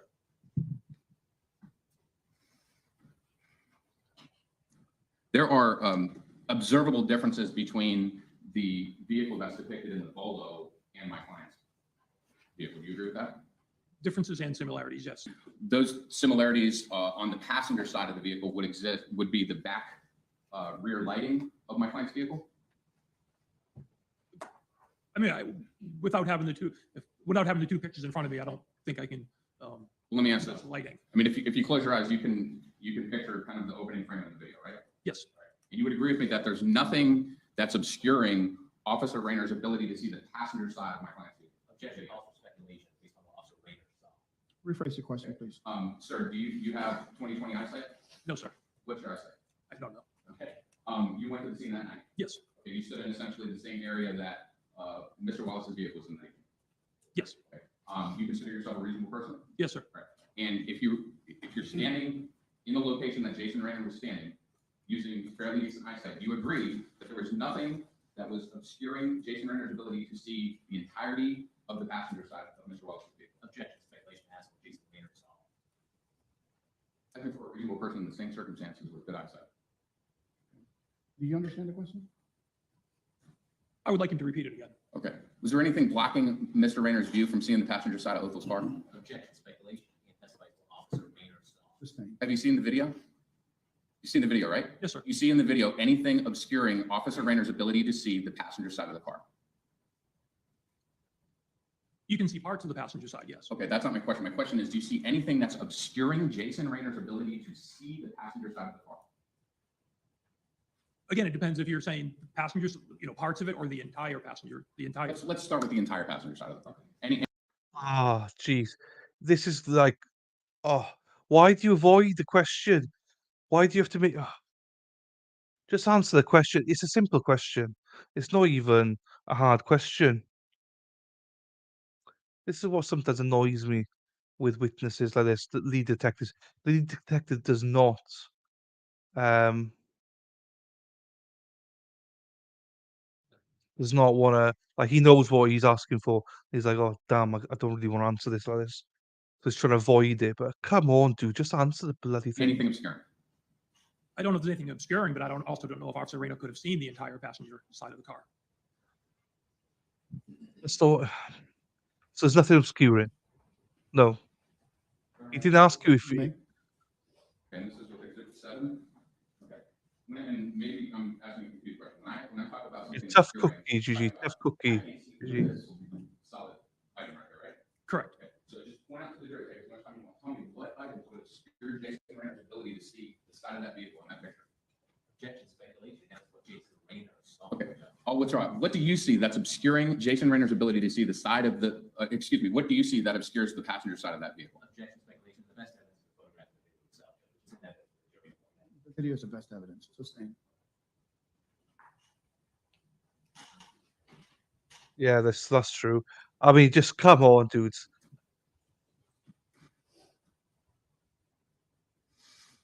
Now it gets interesting. Mr. Wallace refers to Mr. Raynor as sir in the video? Objection, again, the best evidence of the video is in evidence. This is the trial up to now has been very boring because it's just like we've seen this. Now we got like the DA does not want some of this stuff to be in. So I think that means the defense are asking good questions. What are they getting at? I've no idea, but it's more exciting like this. I like it. I like it when it's like the defense and sorry, the state they're all like, oh, objection, objection, something going on here. I don't know what though. Best evidence is the video sustained. Detective, whenever you were being asked questions by the state, did the state give you the benefit of watching the video in connection with your testimony? Here today, just a few moments ago? No, sir. Key point. Do you recall being present at an evidence view? Mr. Shoemaker? Yes.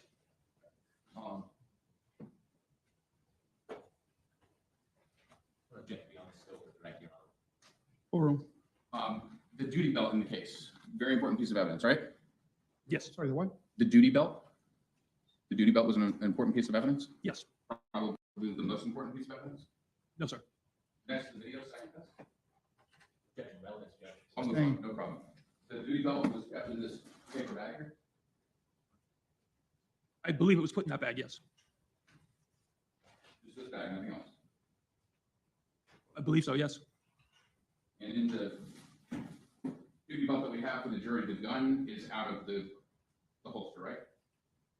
Yes, sir. And the taser is out of the holster too, right? Yes, sir. And you would agree with me that there are no contemporaneous pictures of the way that the taser existed on the night of June 23rd, 2021? I believe you're correct, yes. And the taser itself has a mechanism that you unclick it from the back portion of the taser? Yes. Actually, could you describe the series of events that an officer has to do in order to take their taser out of their belt? It's kind of hard for me. I don't think I could properly explain it. I don't wear a duty belt.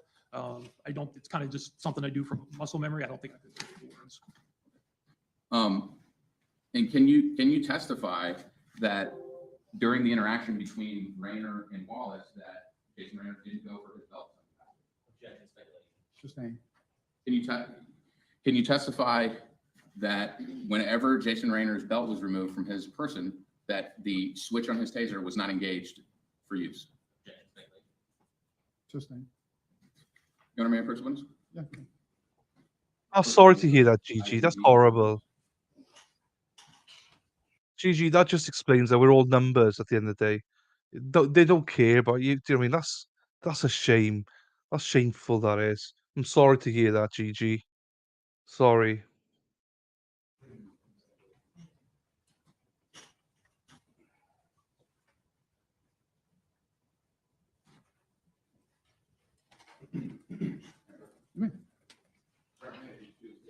No. Yes. Recognize, I think the bottom portion of your body is one of the pictures. Yes, sir. No.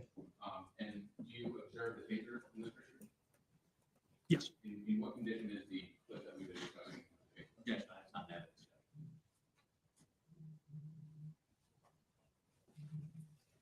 Sustained, but you can rephrase the question.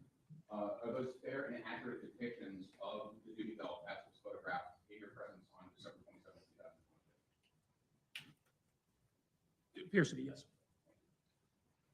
And just the last follow-up question, appears to be a fair accurate depiction that, to your knowledge, there's been no alterations, no deletions, no enhancements to these photographs. They appear to be a clear version of what we would have seen in the room that day. Yes, sir. No further questions. All right, thank you. Any redirect? Yes.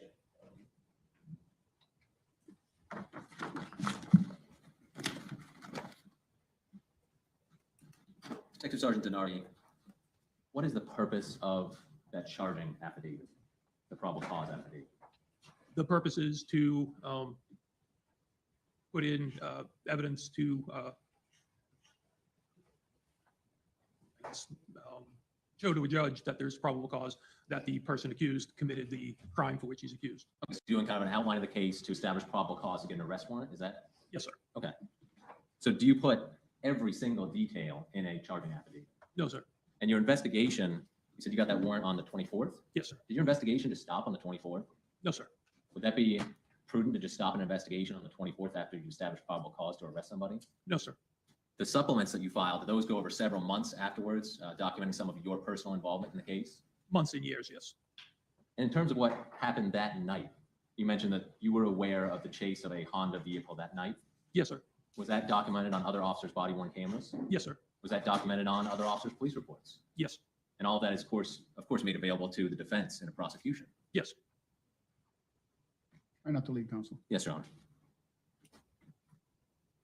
And defense asked you about, in your report, there was nothing of what Officer Raynor thought or saw was going on in the car. Defense asked you that. Remember that? Oh, you know that, Defense did asked you? you, there was nothing in your report about Officer Raynor thinking it was a stolen vehicle or thinking there was some other reason that you came into contact with Othal Wallace. Do you recall that question? I do, yes. Were you able to ask Officer Raynor ever what was going through his mind in this case? Unfortunately, no. Why not? He was in the hospital in no condition, walked for approximately 55 days before he passed away. I have one moment, Your Honor. Yes, sir. I have no further questions, but I will need him subject to recall, Your Honor. Any cross? Detective Denardi, there are things that Jason Raynor could have done that would have been depicted on the video to give some insight into what he was saying. You agree with that? Objection calls for speculation. Nowhere in any of your This is where now the whole thing about the state objecting about speculation. Now the defense are doing it back to them. Now they're trying to prove a point. Defense like, well, no, actually, objection sustained.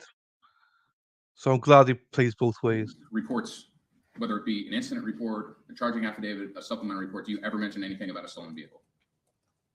As I said earlier, yes, you're correct. Okay. And similarly to the cannabis, nowhere in any of your reports. Same thing, you're correct, yes. Okay. When an officer comes up on any scene, consensual encounter, probable cause, or what have you, they have the ability to key in to dispatch about what they're doing and who they're contacting, right? Objection beyond the scope of redirect. Can we approach? Watch out. Oh, that's what I love though, because the state hate it when they do it back to them. But it's like, guys, you know, why are you objecting in the first place? What have we got to hide?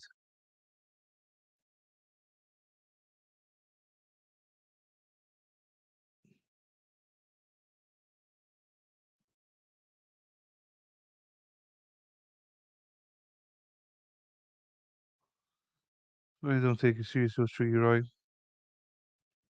That's true, we're just a number, guys. I've said that all along, we're just a number. I used to work all hours. I'd never got, well, sometimes you get a thank you for it, but you don't really, they don't really care. I've learned that the hard way. I don't mind going an extra mile sometimes, but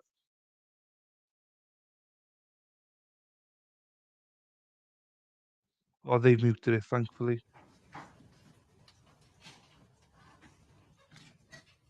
Everybody. Yeah, yeah.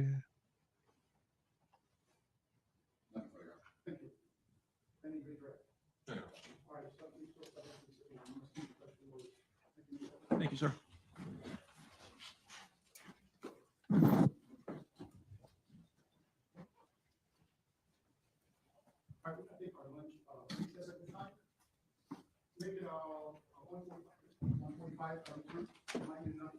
Alright, do they all go for lunch though? All rise for the jury.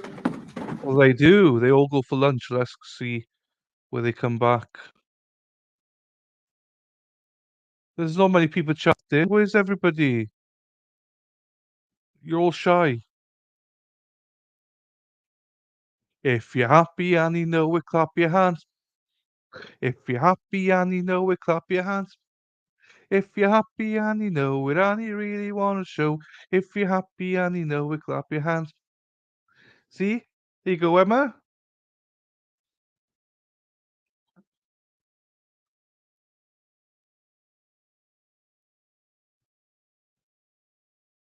Everybody, yeah. Rock your body, yeah. Everybody, Dirk is in the house. Dirk Diggler is in. Hello, Dirk. Hello, Dirk. Hi, Now, Dirk. officer, No, um, thank you. No worries. I'm sorry, I didn't mean to take over. No, take over. I like it when people chat. It's just all the other lazy buggers. Where are they? Why are they not chatting? Pretending to work, probably. Oh, good. And welcome, Dirk. Love to have you here, Dirk Diggler. I love that name. You see, Dirk Diggler. Love it. can you see this? Yes, sir. So can you orient yourself to where Florida, like Jacksonville, Florida is? Yes, sir, down there. Okay, and do you see the area located on this map that represents 8562 Smith James Road? Yes, sir. Okay, would you say that's in close proximity to Atlanta, Georgia? Yes, sir. Okay, can I get the next? We don't know who this Now, guy what is. is this? 'Cause, they That is started it. the property that we had a search warrant to go serve. So that is 8562 Smith James Road. Can you see the barn on there by chance? Yes, sir. Would you come down and just point it out, which you do, it's-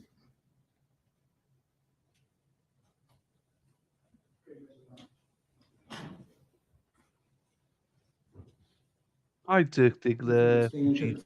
the side, as you point out, I'd like you to point out the barn, please. Okay, and where was the entrance to the property? Okay, you can sit back down, sir. Thank you.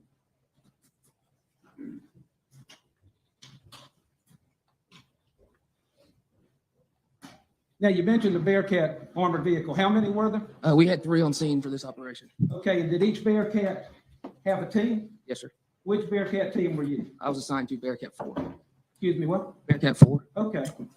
Did you have a specific location that you were directed to go to and look for the defendant, Othal Wallace? Yes, sir. And where was that? So that my team was assigned to clear the barn. Which you pointed out? Yes, sir. Okay.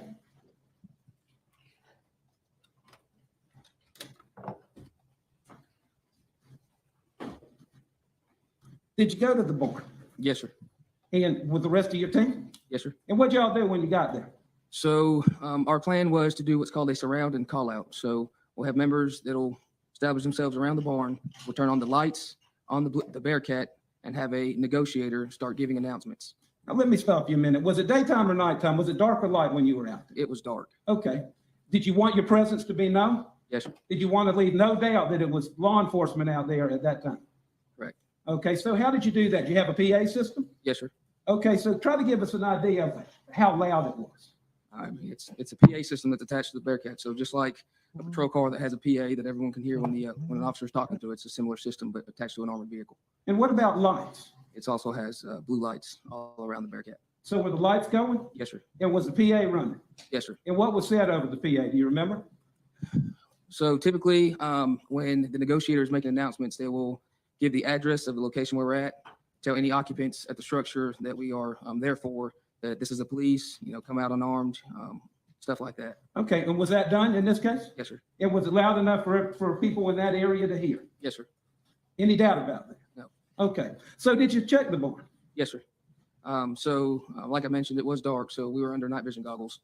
After a reasonable time, after those announcements were given, the barn was breached and we systematically cleared the barn. So you left the barn, you didn't find anything there? Didn't find Wallace, didn't find anything of evidentiary value? No, sir. So what To wake you up, probably. did you do then? So as we were exfilling the barn, I was walking back towards the Bearcat and I don't know what Love Shack. Give me Love Shack. Love Shack. I know the song, but I don't remember the tune. Like the word. Yeah. I was able to see a tree house that was maybe 34 yards away from the Bearcat. Okay, was it clearly visible from where you were? Yes, sir. Was it clearly visible from the barn? Yes, sir. Was it within earshot of the PA system? Yes, sir.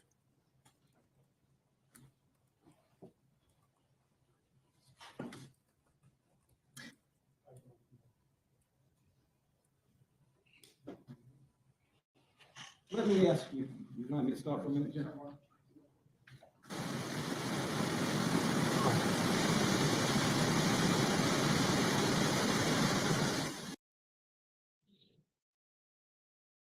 I don't Love Shack.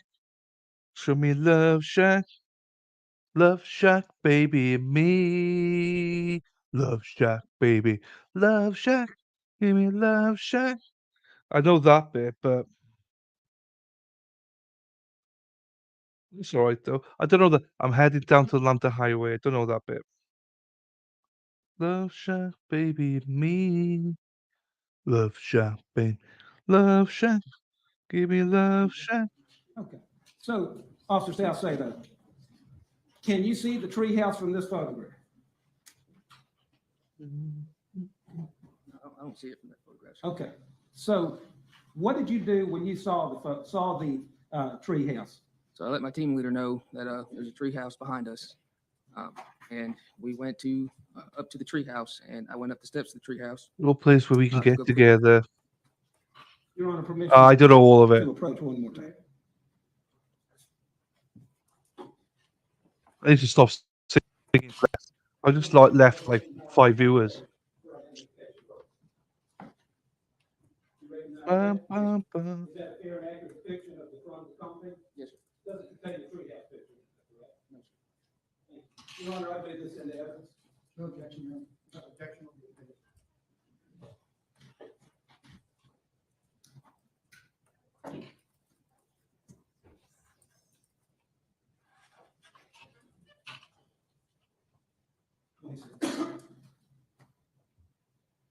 Describe for me about this treehouse. Did you have to climb up something to get to it? Yes, sir. There was steps that led all the way up to the tree house. Were those steps sturdy or not so much? Sturdy. Okay. Did you go up those steps? And what was your purpose of going up there? To clear that tree house. To see if Wallace was in there?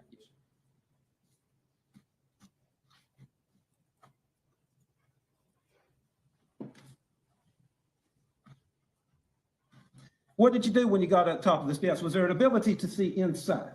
So as soon as you go up the steps, there was a large window in front of the tree house, so you were able to look inside. Did you? Yes, sir. See anything? So there was bunk beds, and there was a pistol under the mattresses of the bunk bed. I believe it was the top bunk. Is that all you saw? Yes, sir. What'd you do at that point? So I'm up there by myself with night vision goggles. So I called for another team member to approach the treehouse and come on up there with me. Another team member came up. To the left of that window, there was a door. So with me and him up there, we opened the door and we made contact with a individual who was laying on the ground with his hands out facing the door. Okay. And what'd you do with that individual? Gave that individual commands to stand up, turn away from us. We handcuffed him, and then we walked him down the steps of the treehouse.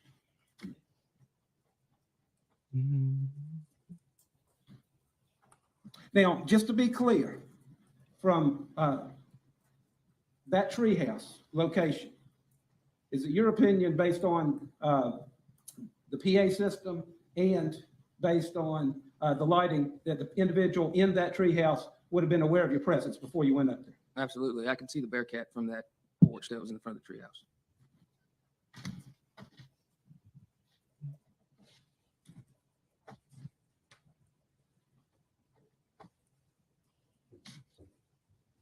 Jesus, Gigi knows the words. I just don't know the So tune what did of you do it. when you took him downstairs? Handed him off to another one of our team members, them to handle him. Another Georgia State Patrol officer? Yes, sir. And we just continued clearing. Okay, just may I have a moment, Your Honor? Yes.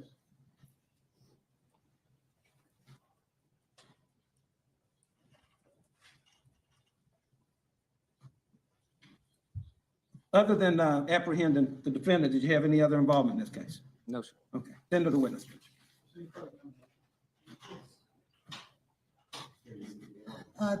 Just one quick question about the photo that's up there. Oh, no, it was the picture that was up there. Good afternoon, sir. How are you? The photo that we're looking at, this apprehension took place in June, right? Yes, sir. There's probably a lot of leaves and stuff like that. This was in the summer picture, don't you think? Yes, sir. It was summertime. So it looks different than what you saw here. It was nighttime. I had night vision goggles. I can't. Yeah. All right.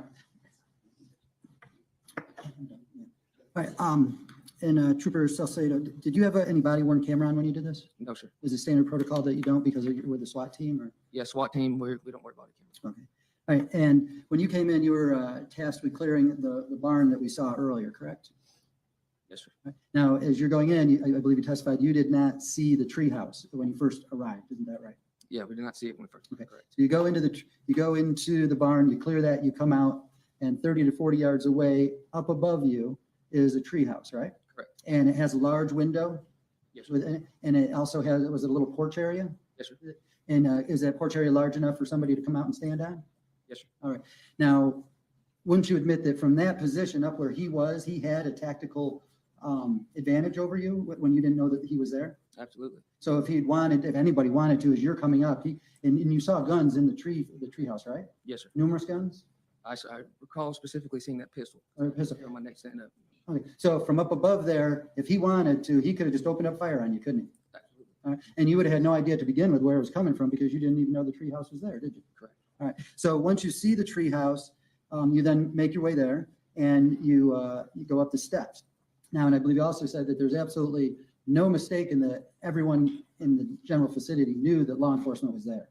In fact, because you were loud, you had multiple vehicles, lights were flashing, so everyone knew law enforcement was there, right? Correct. Okay. And then when you go up, you had somebody else come up to help you clear it. Yes, sir. And then when you go in, you see Mr. Wallace just laid out in a surrender position, isn't that correct? Yes, sir.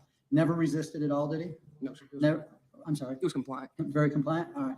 And then when you took him down, you just handed him off, and again, very compliant, and then handing him over to another officer? Yes, sir. Ever have any problems with Mr. Wallace? No, sir. Was he ever disrespectful to you? No, sir. I have nothing else, Your Honor. No, Your Honor. I think yes, sir. Next witness would be. Hold on, defense. I'm sorry. Oh, yeah. Yes.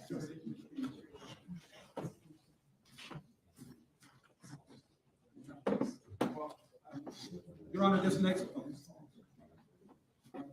Sounds confusing. What's going on?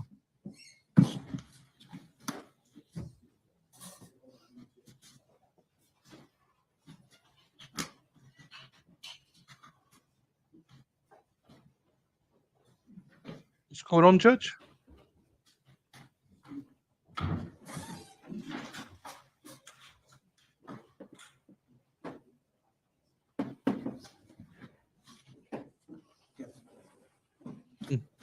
Love Shack to the Love Shack. Shack, baby, and me. Love Shack, baby. Cody Cassidy. Love Shack.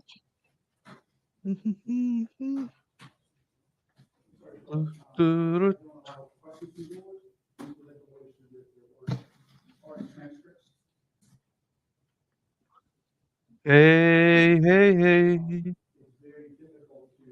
Hey, hey, hey. Hey, baby.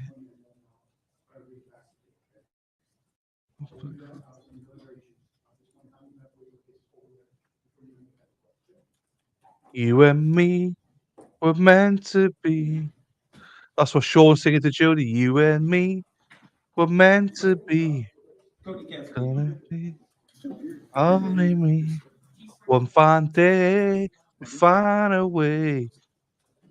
Sean and Jody living away. Hey, hey, hey. Unicorn. There we are. GG. Thank you, Your Honor. Good afternoon. Hey, would you please introduce? She's doing kid stuff. She said she'll be back about 9 o'clock. So she should be on the way back. I imagine now, Emma. She's around. You and me were meant to be. Come on, Sean. Walking free in harmony. One fine day, we'll find a way. Jody and Sean fucking away. Hey, hey, hey. No worries, you get your little monkey to bed. Sean's gonna get his monkey to bed as well. So Introduce yourself to us. Cody Cassidy. And go ahead. CODY, CASSIDY. And who do you work for? The city of Daytona Beach as a police detective.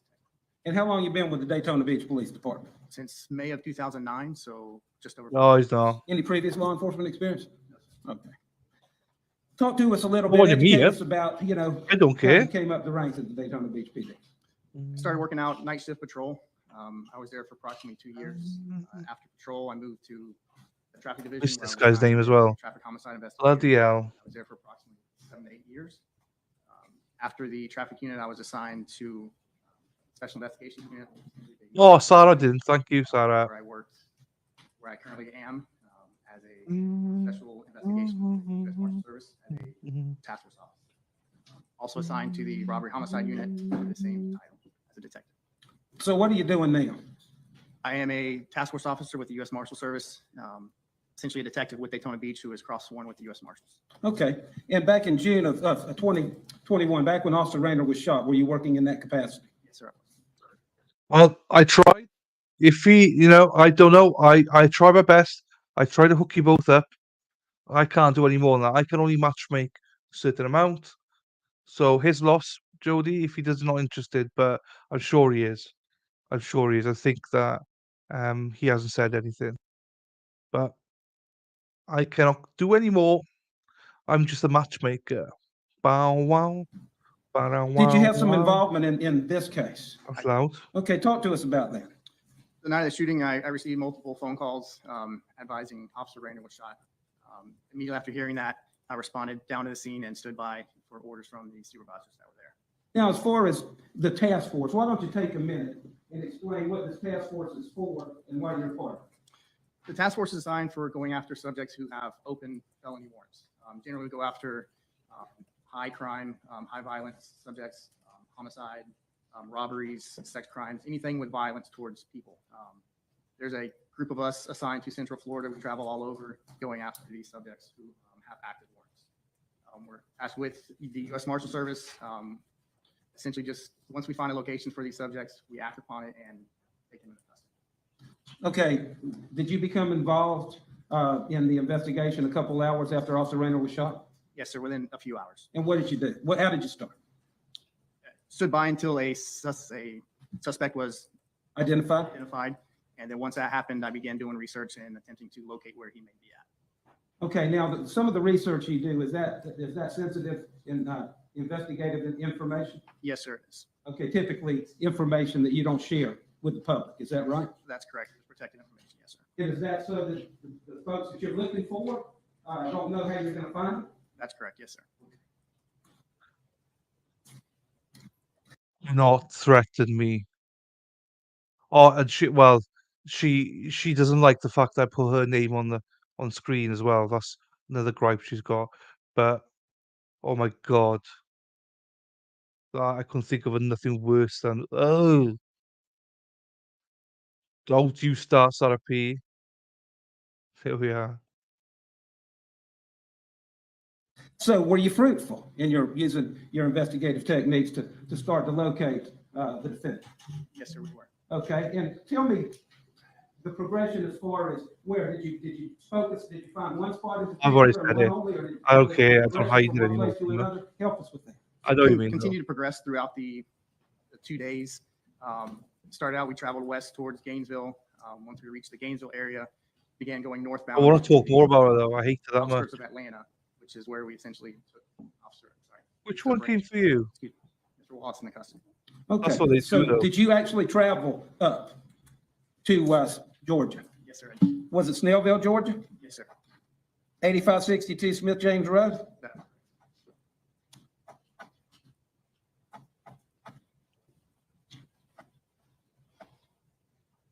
How would you describe the location?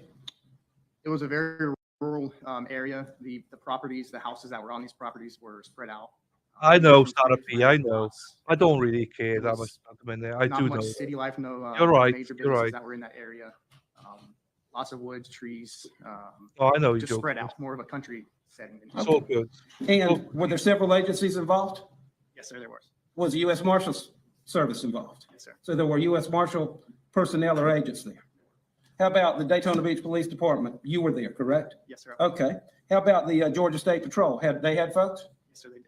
I apologize. And, How come? when you arrived on the property, did you participate It was funny. in the initial Don't worry about it. apprehension of the defendant Othal Wallace? No, sir. We stood by on the perimeter out towards the front of the residence. Georgia State Patrol, their SWAT team, were tasked with searching the property and attempting to locate Othal Wallace. Okay. Did there come a time when you came into contact face to face with the person that they had apprehended? Yes, sir. They brought a subject who they believed was Othal Wallace down to the front of the property for me to make an ID on. So you were the one that was going to ID? Yes, sir. Okay. Had you a general idea? Did you have some photographs of his appearance prior to going up there? Yes, sir. I had approximately 2 days to become very familiar with the looks of this gentleman, knew what I was looking for, knew identifying marks that he had on his body that would assist in ID. Okay, so when you saw the person that they had apprehended, did you notice anything different? Don't worry, don't worry. Yes, sir. The gentleman we were looking for had long, Okay. deep dreads. When they brought him down to me, I noticed immediately the dreads had been cut. It actually appeared as if they were cut in a hurry because it was more of a messy haircut. Okay, but what about, so how you going to identify him? He had very similar facial features. I knew that Othal Wallace was involved in a motorcycle crash years ago. I knew he had a very distinct mark that was on his abdomen up to his chest. And I pulled up his shirt and identified him as well by that scar. Okay, so that's how you identify him. Yes, sir.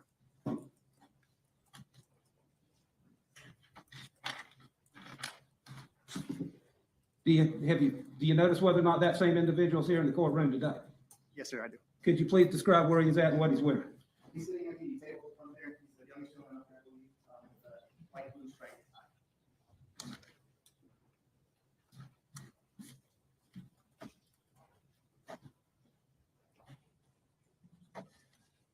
When you came into contact with the defendant, did he say anything to you? Objection, Your Honor. You can sidebar. Did you sidebar again?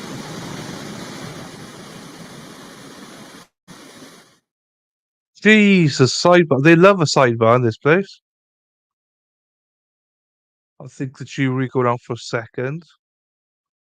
You and me were meant to be walking free in harmony.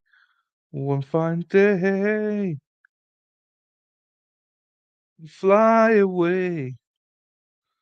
So we know that Rome wasn't built in a day. Hey, hey, hey. Right, what we doing? Evolve Recovery. What's your name on Discord, Gigi? Oh, hang on. Let me look at here. Gigi, Gigi, Gigi, Gigi, Gigi, Gigi, Gigi, Gigi, Gigi, Gigi. G G G G G G G G G G G G. She's just GG. Just GG, Emma. GI. Da da da da. Tomorrow. Da, da, da, da, da, da. It's funny because you're both on top of each other. Emma, you're on top of Gigi right now. If you go into the Zachariah Discord, literally Ems, Gigi's right underneath you. Right underneath. And if it's not you there, oh, Gigi's gone offline. What Oh, did no, you she's say? not. It's You already under know who I Emily. am, what I'm capable of. I saved the officers here in Georgia. Thanks to them all.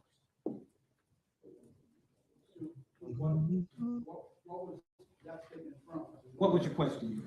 I simply asked him, would you like to speak to detectives in regards to the case?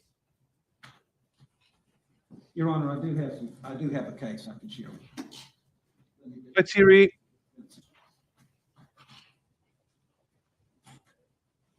Obviously, he was. Well, I've not got many friends. It's fine.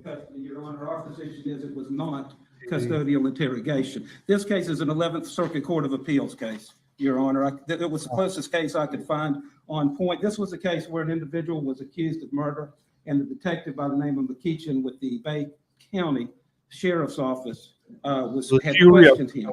And the issue became when he asked the guy where he asked the suspect while he was in custody, where were you on the night of the murder? And the defendant or the suspect said, I didn't mean to kill that man.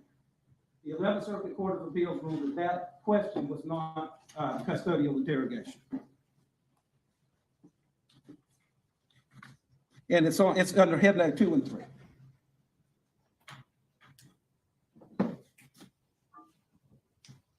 Yeah, it's just GG.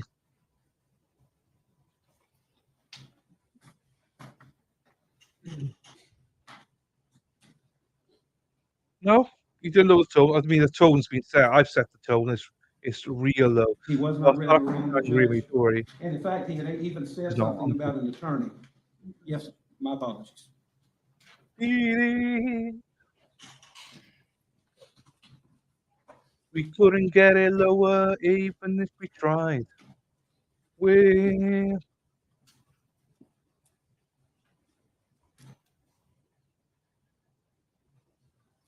oh, oh, oh, oh, oh, it's magic, you know, Magic Joe. And that prisoner got caught as well in Pennsylvania. So that's been interesting. I mean, there's a lot of people that made a lot of views watching that. That J Rev or whatever his name is, JLRL or whatever, over 100,000 viewers. Sorry, subscribers now because of it. A guy started off Nick something. The star of the thing, he's got like 40, 50,000 subscribers, and yeah, how easy was it? I think he did it in a day. He was monetized after a day, I think. Must be nice, must be nice, must be nice. JLR's a twit. He's a total twit. That's why I don't mind calling that other bitch out. It's more of a people we don't like. I always say who we don't like.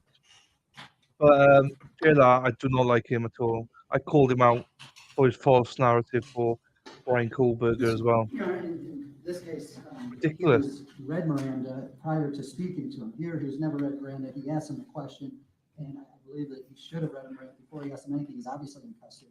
If he had, said yes, obviously there would have been an interrogation. So they're trying to put the cart before the We horse. spoke about him yesterday, Jody. JLR investigates. Your Honor, Miranda I is would never. immaterial, and it's whether or not there was custodial interrogation. I mean, there's no point listening to this. I would never recommend anyone to watch him, but watch who you want. Even the bitch, if you want to watch it, that's up to you. I can't be false. I just don't like certain people. But I love everyone else here. Love you all.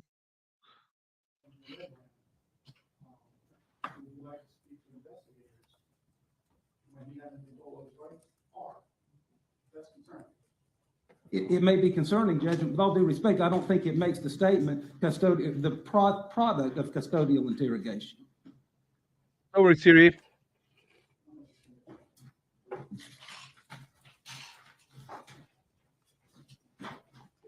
You are who you are, yeah. But The only thing I need, Judge, is I think on the record, I need the court to acknowledge that he had identified the defendant. I shouldn't let people bother me as much, maybe. But if I don't like you, I just tell you I don't like you. Do you know what I mean? I'm not false. Like there's certain people I don't like. I've told them on YouTube I don't like them. I chat in chat because I feel comfortable to chat. Don't chat as I get ignored. Yeah, no, I mean we're small enough where we can still capture it. Do you know what I mean? So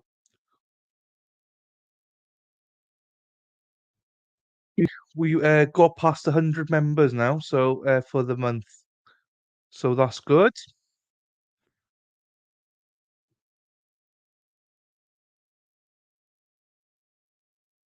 Sarpi, you never chatted for a bit, did you? And then all of a sudden you fucking came, you mouthy bitch, you came from nowhere, started mouthing me then.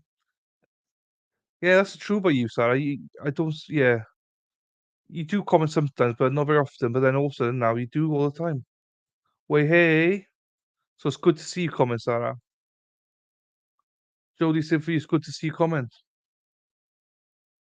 Hey, hey, hey. Also, like Sarah's got the power to kick. If someone disagrees with her, she's got the power to kick him out or time him out. Thank you, Your Honor. I want to talk to you for a minute about duty belts and pay. Are you familiar with the Daytona Beach Police Department duty belts? Yes, sir. I am. Okay, so just kind of how they're set up. Typically, where would an officer put the gun? Where would the holster put the gun? Your firearm is on your dominant or strong side. Whatever side you generally write with is the side that you're strong side.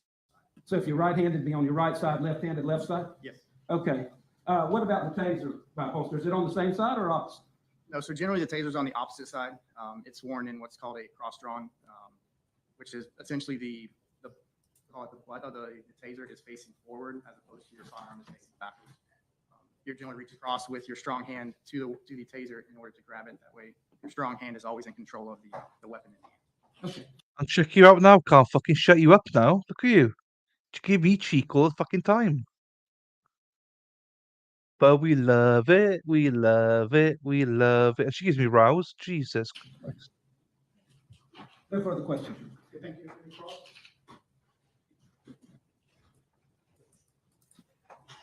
Nothing, Your Honor.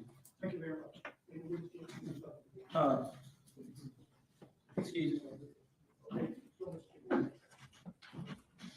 My two are members only on wax my ears or something. How to wax my ears. I know Sarah P will enjoy that. Right. Red Antoine, Your Honor. Something Antoine. Oh, ho, ho, it's magic. You know. Don't forget, members only tomorrow night, ladies and gentlemen. At some point. Oh no! Right, before we get to that. Oh no! Right, so tomorrow is a massive day. Massive day tomorrow. We've got what have we got? Sugar.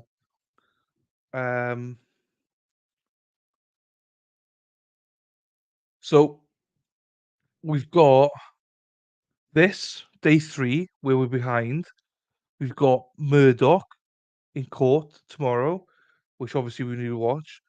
We got in the afternoon of this day 3, and we got members only. Jesus, I'm not sure how I'm going to fit it all in tomorrow. And Friday's going to be a big day because I need to catch up with all this as well. You see, that's how much I love you guys. I just put myself through all this pain just to get so much abuse off you. But wouldn't rather be anywhere else with you ladies. Tomorrow and Friday, busy days. Busy days. Busy days. A lot of abuse from my mods, a lot of abuse from you guys. I can't wait. Can't wait. And I got gym in the morning. Oh my days. Gym in the morning, circuit training in the morning. 11 o'clock our time then. So get back at 12, shower, food, basically straight steaming. Not whinge about it. Because I'm a hero. I hear it, Judge. I hear yours. I need a hero. I'm the hero. Okay. Yes, sir. Good afternoon. Afternoon, sir. Would you please tell us who you are? My name is Brett Antoine, Would you spell your last name, please? ANTWINE.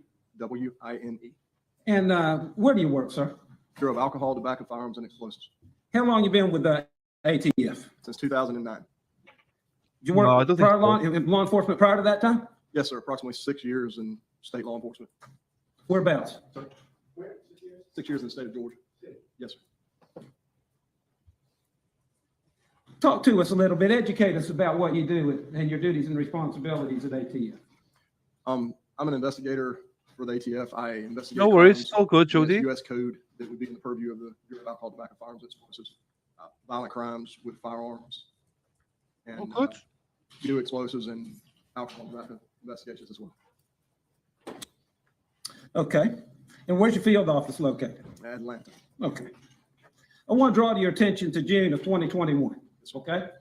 Did you become involved in an operation involving the apprehension of an individual by the name of Othal Wallace? Yes, sir. And how did you become involved? I was contacted by the U.S. Marshals Task Force and asked to come to the scene where they had taken Mr. Wallace into custody and review where he was taken at, see if there was any evidence that could be taken into custody or what needed to be done if there was evidence to take it into custody. Was this on or about June 26, 2021? Yes, sir, it was. When you arrived at the property, was it day or night? Day or night? It was nighttime, early in the morning. Early in the morning? So it was dark? Yes, sir, it was. Okay. So you got to the compound, then what'd you do? Upon my arrival, I met with some of the U.S. Marshals Task Force guys, and they took me back to where Mr. Wallace was apprehended. Okay, did you notice the treehouse? I did, yes, sir. That's where they took me. Okay, and so you got taken to the treehouse now? I walked up the stairs and with a task force guy and looked through the door inside to get an idea of what we were looking at. Did you see any weapons or firearms? I observed what I believe to be firearms within the structure. Okay, so then what'd you do, sir? I advised the local task force guys that we need to back out and get a search warrant to go ahead and search the structure and see if we can find anything of evidence and see if the firearms, what appear to be firearms, were actually firearms.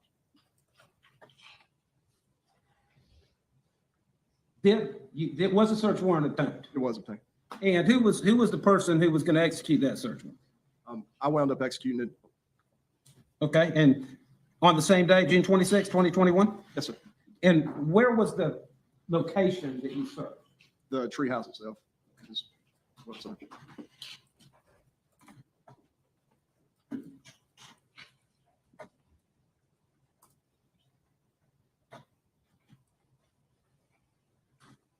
Talk to us about executing the search warrant.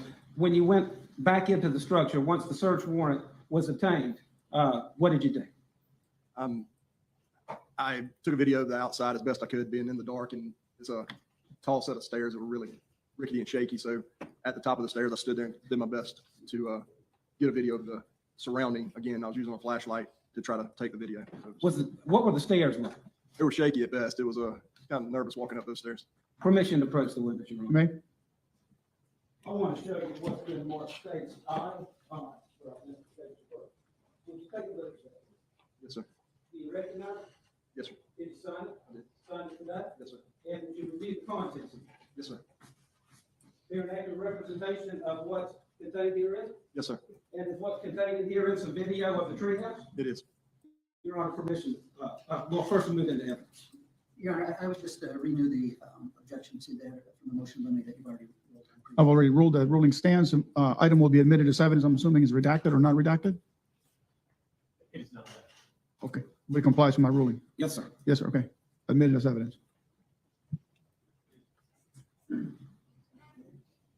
Oh, interesting.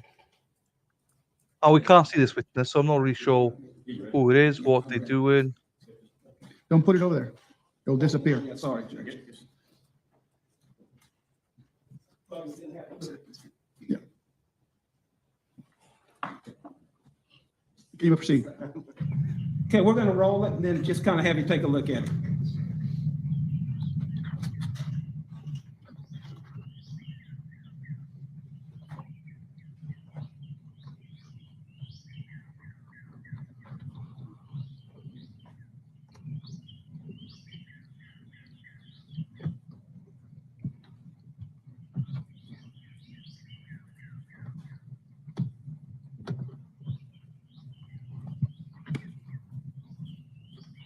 Could you stop?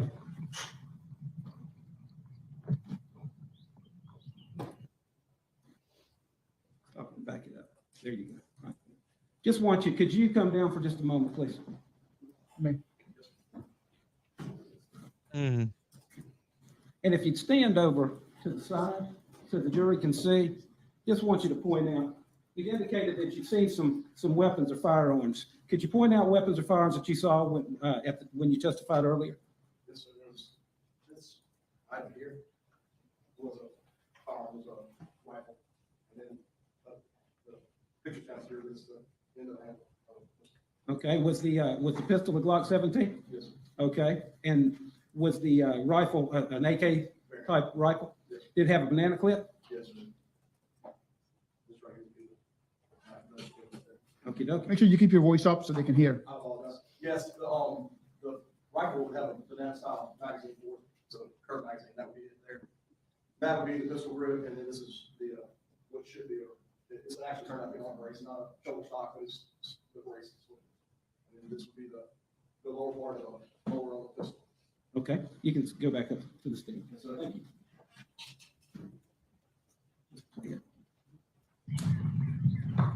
Wow.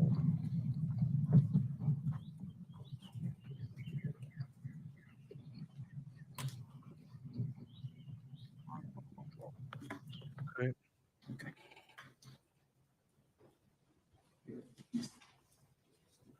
Permission to approach again, Your Honor. May? I'd like to show you what this more says. Yes, sir. You recognize that? Yes, sir. Fair and accurate representation? Yes, sir. What is that still showing? The bunk beds with the firearms on or under the mattress. At this time, Your Honor, I'd ask you to still showing that. Any objection? Just stay based on the prior. Court's prior ruling stands. It'll be admitted as evidence. Your Honor, permission to publish to the jury? How are you going to do? Oh, yes, you may proceed.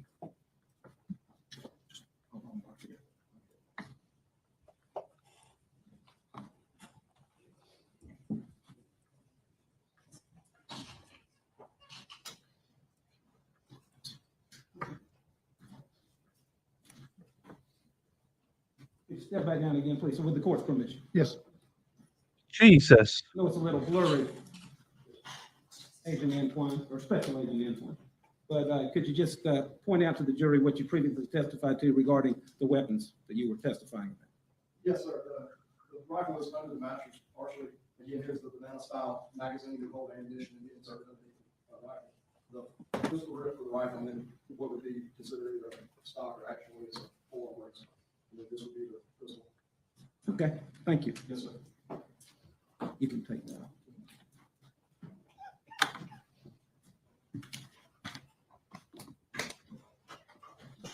Now, I want to talk to you about what you found and what you took custody of. Yes, sir. Okay? Did you take custody of a Glock 17 9mm pistol? I did. Do you recall, did you record a serial number as you took it? I did. And what was that serial number? N is in November, S is in Sierra, M is in Motel, 913. So NSM 913. Was the Glock loaded? Yes, sir.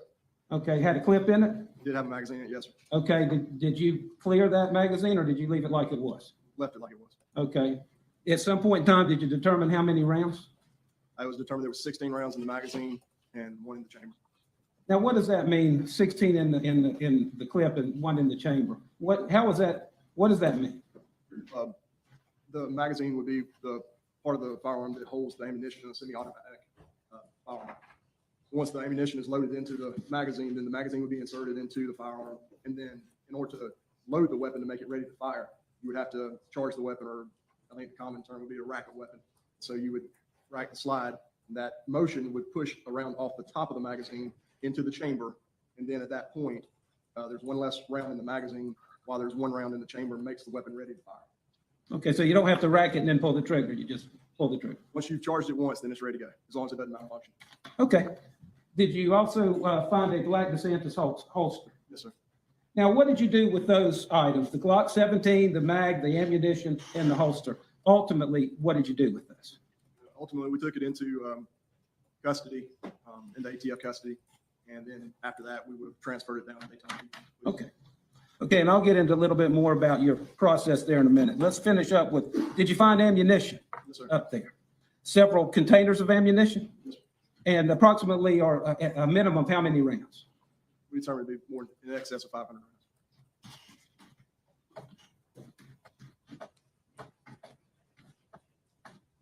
Did you take the AK type long gun did you see that as well? We did, yes, sir. Okay, now did you also provide that to Daytona Beach PD? Did not. That's still at ATF custody? Correct, it is, yes, sir. Okay. Were there any rounds for the AK? Yes, sir. There was rounds in the magazine. Okay. And you said it was a banana clip? Yes, sir. How many, typically, that particular clip, do you know how many rounds it's capable of holding? I believe that was a 30-round magazine.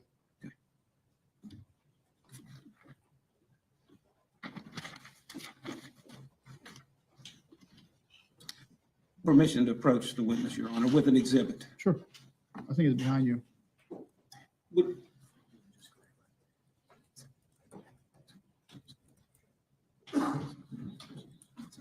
Okay. Before that, Your Honor, apparently I stated the wrong, I guess, exhibit number. What did I say it was? You said it was, I think, GG, but it's BBB. BBB instead of GG, Your Honor. My apologies. And it's exhibit 25 is introduced into evidence. But it's already in evidence?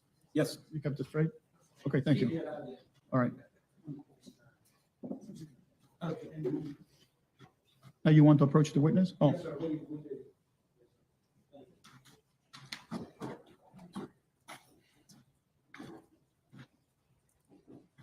Could you, Judge, with your permission, probably be easier if he came down to the front with this?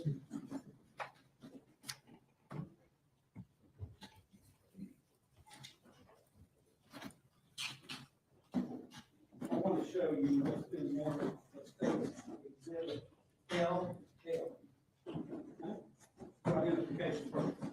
I'm going to try to send this. Get it up there. Now, would you take your time to take a look at this exhibit? And tell me if you recognize it. Yes, sir, I recognize it. And how do you recognize it?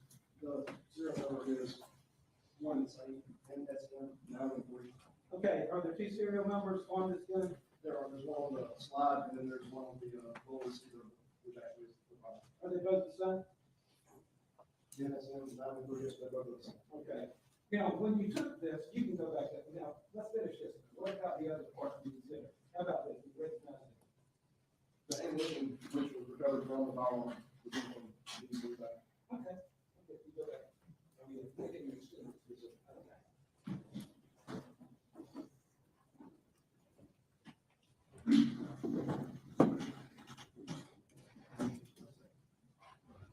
When you took possession of the firearm. Yes, sir. What this exhibit, what you just said. Was it your custody and control from the time you and your partner's custody and control from the time you took it, until you took it to the ATF secure location? Yes, sir, it was. And then what did you do there? We logged it into evidence and then turned it over to the vault custodians who locked it into the ATF vault. Do you have access to that vault? No, so we've got custodians that control the access, and we turn our evidence over to those custodians, and those custodians actually physically put it into the vault, whatever location they choose it goes in. Did you take it back out at some point? We did. And what, for what purpose? To take it to Daytona Beach Police Department. And did you do that? Yes, sir, we did. You turned it over to folks at the Daytona Beach Police Department? Yes, sir, we did. Okay. And was, from the time you took it out of the evidence locker until the time you turned it over to Daytona Beach PD, was it within you and your partner's custody? Absolutely, yes, sir. Okay. Your Honor, this time I'd ask to move the exhibit into evidence. any objection? Without objection, admitted as evidence. Your Honor, may I? May proceed.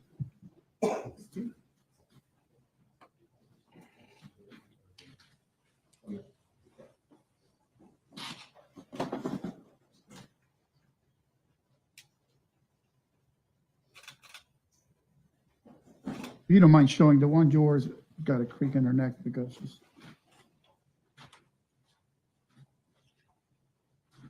All right, thank you. Thank you, Your Honor. No worries, Jody. It's all good. Got you like that.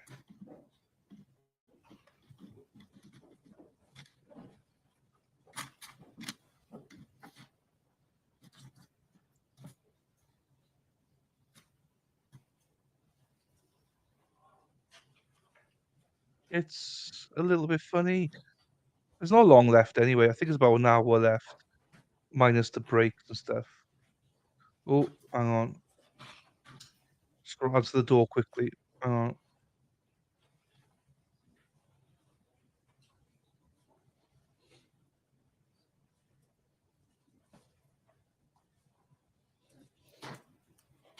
Permission to approach again, Your Honor. You may. Let me show you what's been marked state's exhibit. Tag, for identification purposes. Would you take a look at it?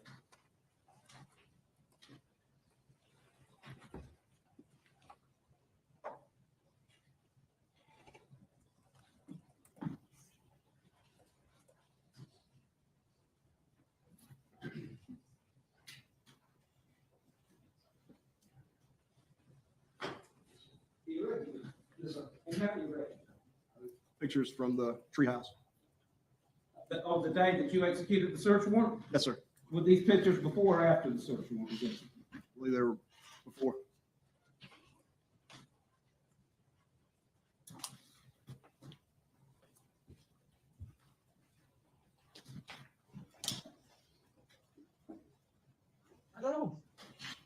I know, Mecky.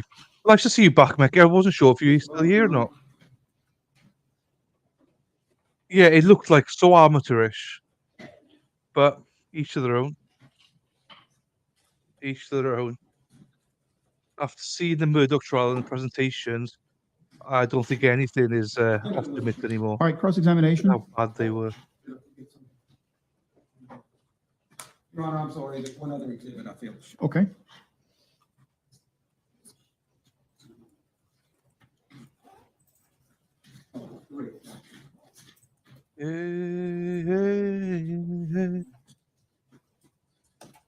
Ooh.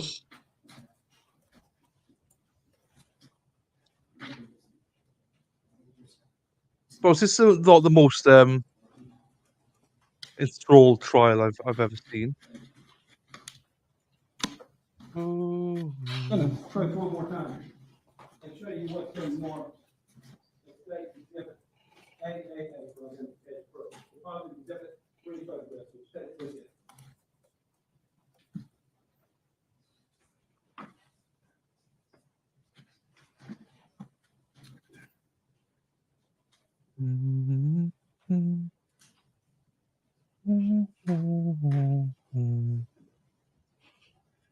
You recognize them? Yes, sir. Yeah, how do you recognize them? Those are photographs of the AK variant that was recovered from the treehouse. Up in Snellville? Yes, sir. When you executed the search warrant? Yes, sir. And are these still in the, this is in the custody of ATF? Correct, it is. It's still in our vault. Is that where the pictures were taken? They are. Or they were. Sorry. Fair and accurate representations? Yes, sir. Move into evidence, Your Honor. The objection? Your Honor, based on the stipulation, you would not object. Would you like to? We have a stipulation as well, Your Honor. Okay. Hold on. Hold on. Is this, I'm sorry, can I see it? Oh, there we go. Well, we're nearly finished. I think we've got a bit more. Then we got a little bit of a break. Which obviously we'll skip.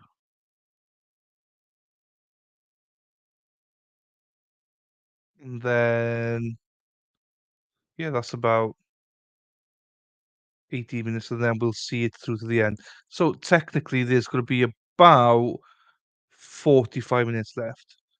I really appreciate the Burgos trial. I didn't watch that one. I did not watch it, to be honest with you, Becky. John, I understand it. I completely with you on that one. It's a nightmare.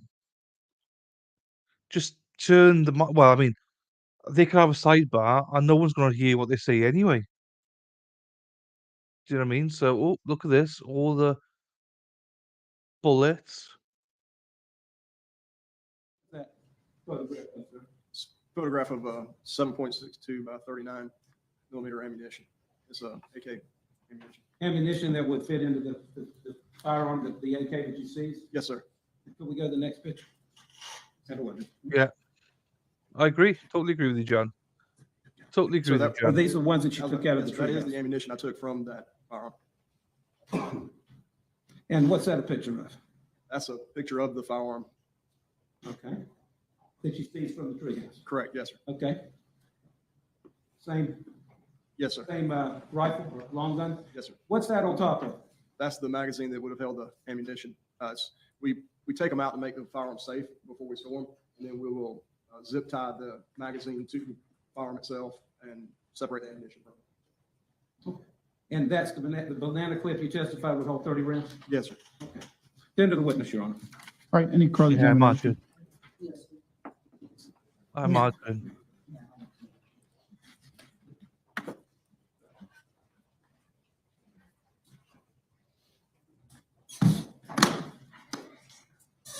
Beep, beep, beep, beep, beep, beep, beep, beep, beep.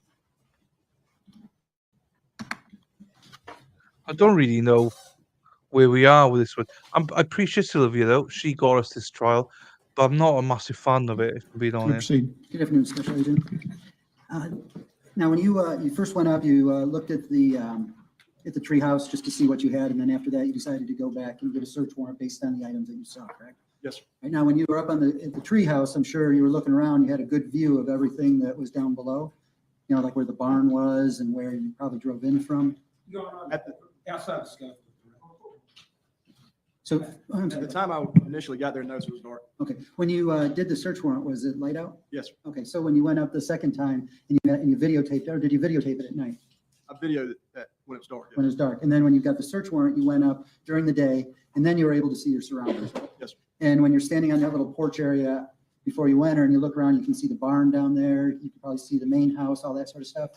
The main house would have been to my back looking into the tree house. I don't recall a barn. I do recall a Connex container to my left. Okay. And some woods to my right and to the, what would have been on the back side of the tree house.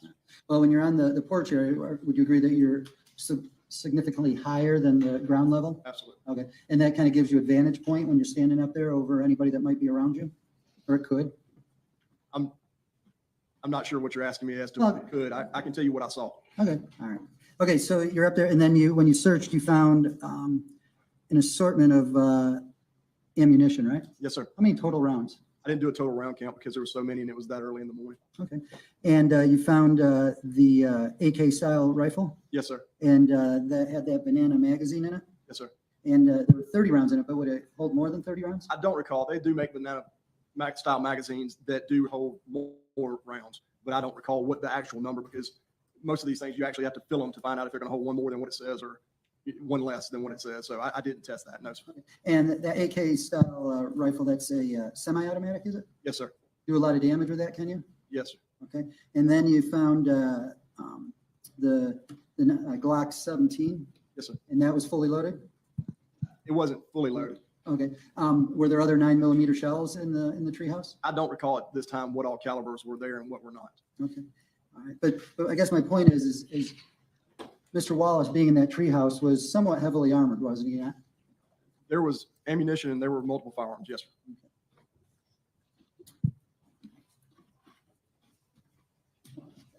sir. I don't have anything else. No. Anything else? May the witness be excused from the subpoena? Yes. Okay, you're released from the subpoena. All right, they got a break now. So Skippy. Can you shut down? Yes, sir. The firearm. Thank you. State, you may call your next witness. Do we call Dale Denner? Here we go. Let's see if he's still awake or not. I think we've lost Josie, so it might only be Sarah P that's left. You are still under oath.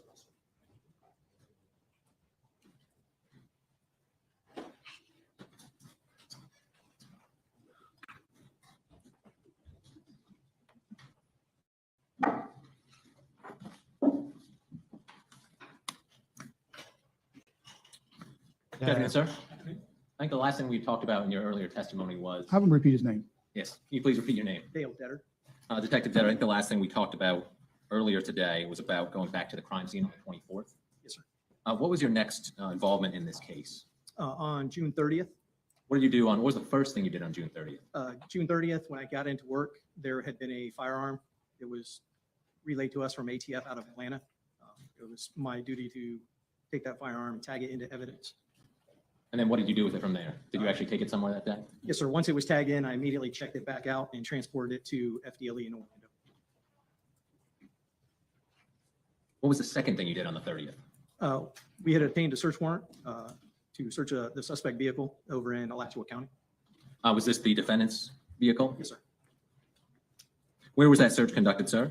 At the Alachua County Sheriff's Office in their crime scene grab. And so was your search warrant from Alachua County or circuit judge over there? I believe so, yes, sir. Can I approach the witness, Your Honor? You may.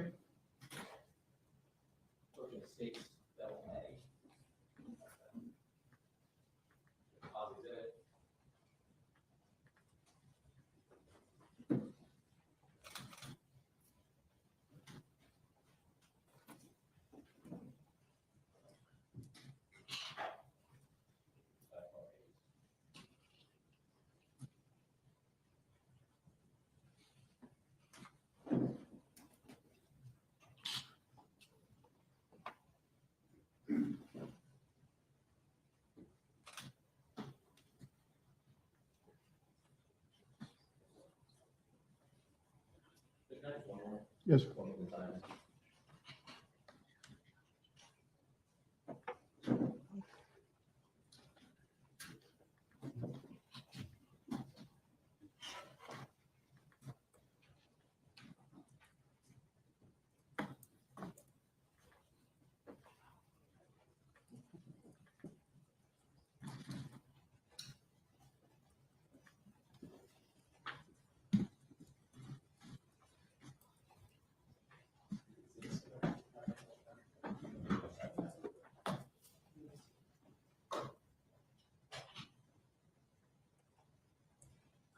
Oh, don't worry. I couldn't stand him. It's fine. Don't worry about Sarapy. He was on earlier on. We just can't understand Okay, him. do you remember the number? Yeah, Do you I think the couldn't tag fell stand off of it.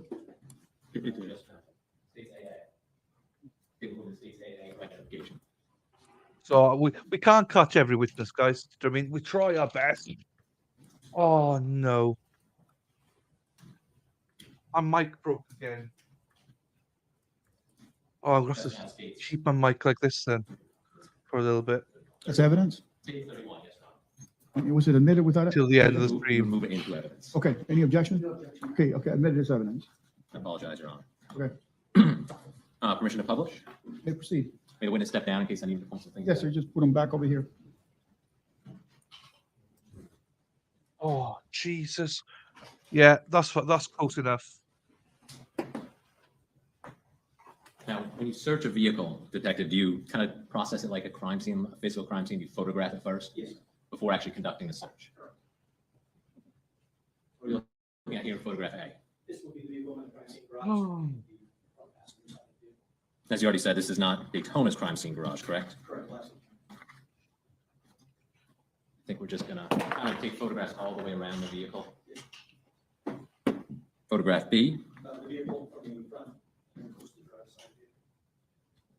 Give it a rub. Going to photograph C. We're looking here. Driver's side of the vehicle. So again, you're just Freaking wrapping around the nightmare. vehicle. Yes, sir. And then that will be the rear of the vehicle. With the That's quite heavy, so I don't like.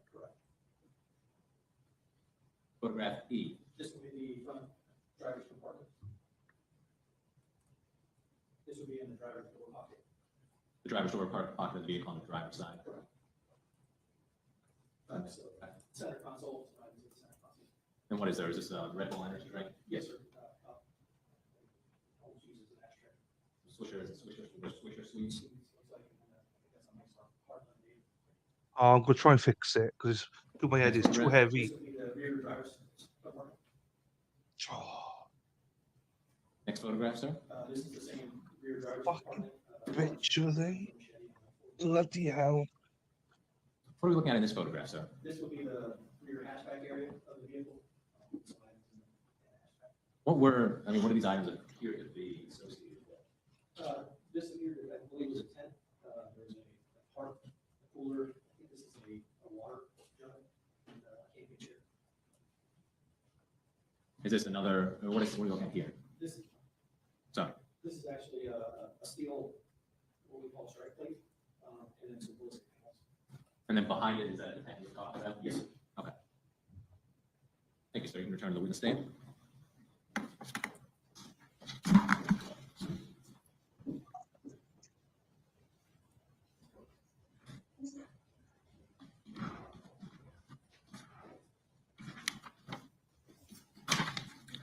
When you processed that Honda vehicle, did you look for any blood on the exterior of the vehicle? Yes, sir. How did you go about doing that? We used a chemical called luminol. Blue Star is the name of it. And it's 2 tablets mixed with water. And when sprayed, it reacts with iron and blood, and it will glow or luminesce. And do you use that as a tool to lead you in the direction of areas that you should swab? Correct. And did you use that on this vehicle? Did you locate any areas that it luminesced that you ended up swabbing? There were 3 areas that we located. And how do you go about collecting those swabs? When we use a swab, it's basically a large Q-tip, one end with a cotton swab on it. Since we were using a chemical spray, it would have already been wet. The area that was luminesced, we took the swab and swabbed that area that luminesced, and then placed it into a paper, like a cardboard, little small box for the swabs, and then placed in a packaging. And were these swabs later put into evidence at the Daytona Beach Police Department? Yes, sir. And to your knowledge, were they sent to the Florida Department of Law Enforcement? Yes, sir.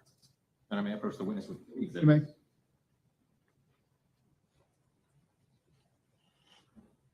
So states B. You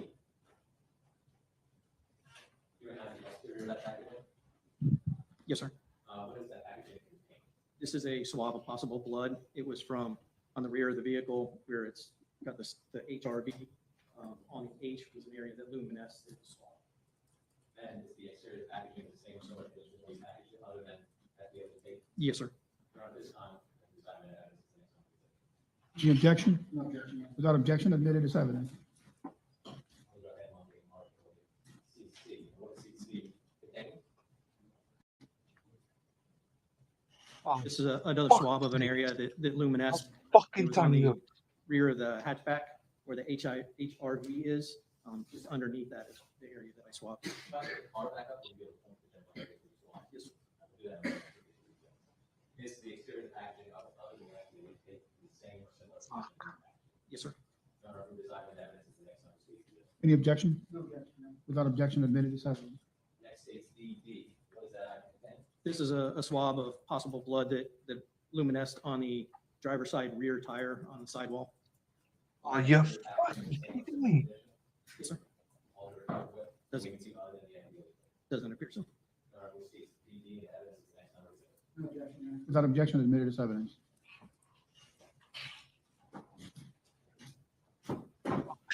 No, don't leave site.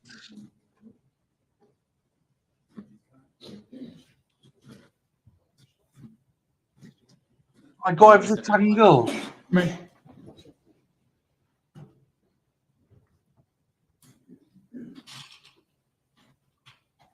Point out, Detective, is this a good photograph to use? For two of the swabs, yes, sir. Okay, go ahead. If you could point out where you collected two of those swabs.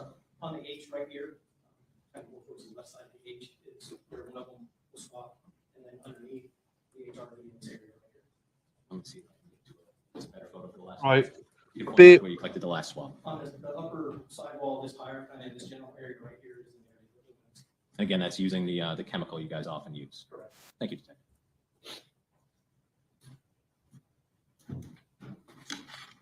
Bear with me. I've got.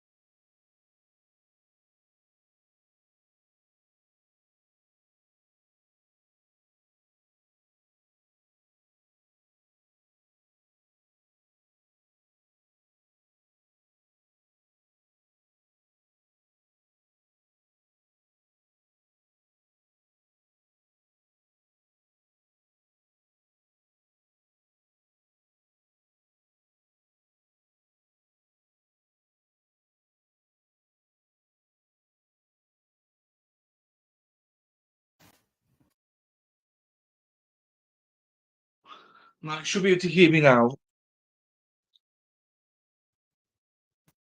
I muted it because I was fucking raging.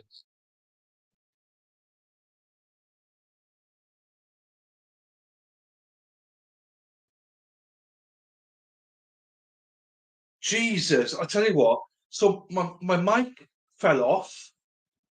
Just fell off.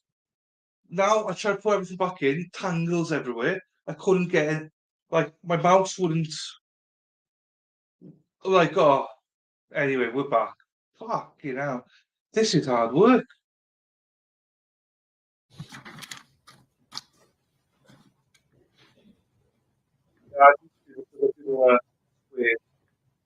I'm glad it's making you laugh. Tommy, no stress. Live around in the vehicle as well? Yes, sir. And where was that in the vehicle?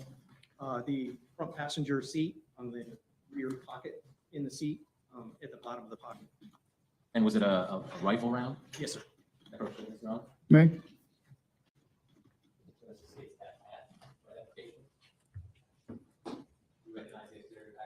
Yes, sir. This will be the live round that was found in the pocket of the front passenger seat. Without objection, admitted as evidence.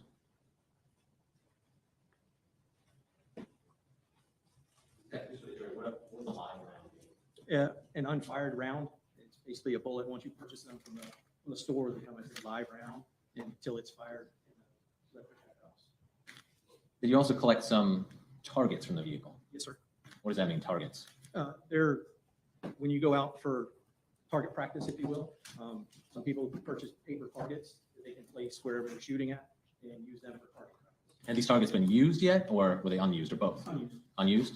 May I approach the witness, Your Honor? May. Thank you, Sarah. EE for identification. No worries. See you tomorrow. Yeah, thank you everyone for being here. Thank you, Sarah P, as well, for your hard work. Thank you very much. As much as I take the piss out of her, she's a good one. She's awesome. Thank you, Sarah. A pack of the paper shooting targets. No, sir. There's not long to go now. Any objection? Without objection. I'd not be listening to this at all. Sorry, Sylvia. Sorry, I'd not be listening to the past. I'm not sure how many hours I've lost in this trial. And Detective, sometime later, I believe in March of 2023, did you collect a bloodstain card? Yes, sir. Where did you collect that card from? From the medical examiner's office. In Volusia County? Yes, sir. May I approach the witness, Your Honor? May. I can't wait for the defense because I want to see the defense is not this state. Yes, sir. There is. And the audio in court does not help, like. No, sir. Admitted as evidence.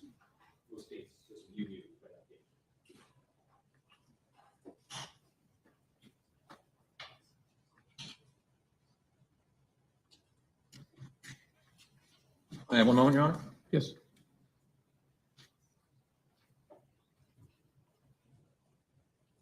I'll tender the witness, Your Honor. I have no further questions. Any cross?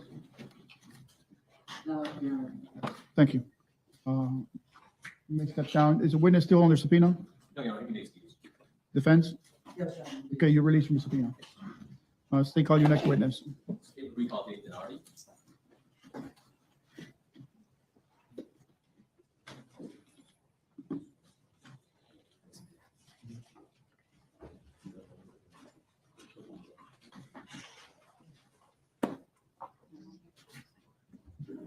Okay.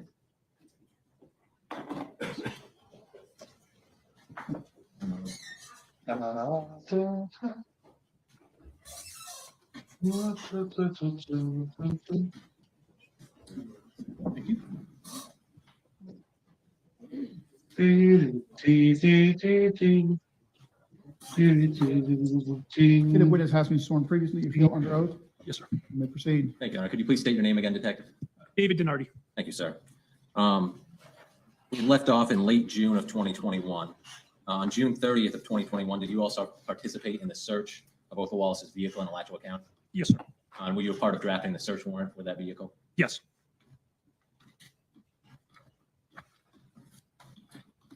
After the search of that vehicle, did you draft several search warrants on July 2nd of 2021, on or about July 2nd of 2021? Yes, I did. Did this include a search warrant related to a phone number you believe to be Othal Wallace's? Yes.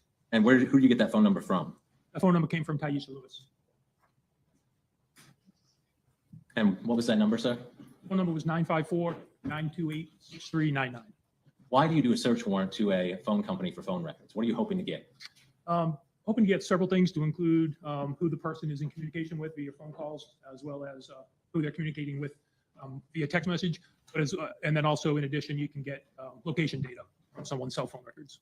So the location data is actually embedded in the records from the cell phone company? Yes, sir. To your knowledge, can you use that data then to map the approximate location of that cellular device? Yes. Your Honor, at this time, pursuant to the previously filed business record certification, I would move states MM into evidence as the next numbered exhibit. Any objection? Admitted as evidence. And of course, did you receive those records from the phone company? Yes, I did.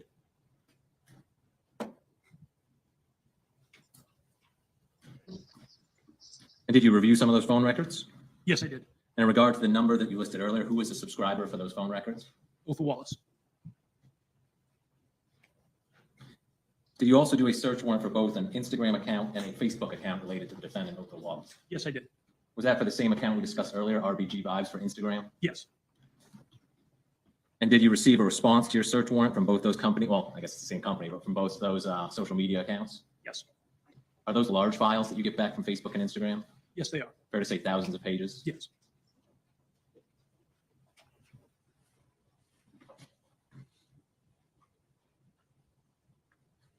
Going to July 15th.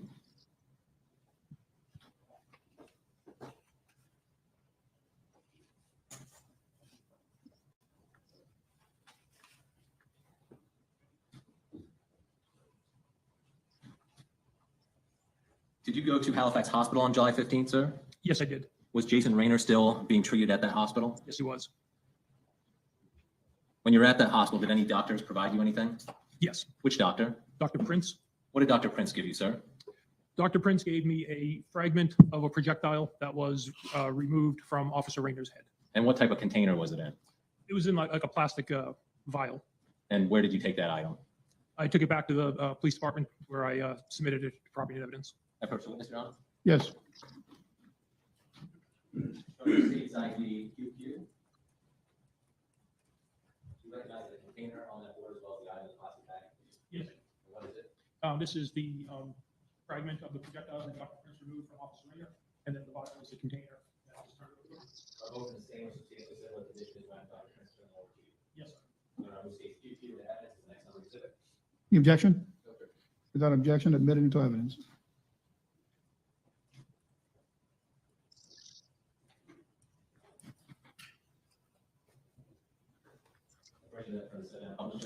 How you gonna do that? Just stand in front? Just hold it for the Okay.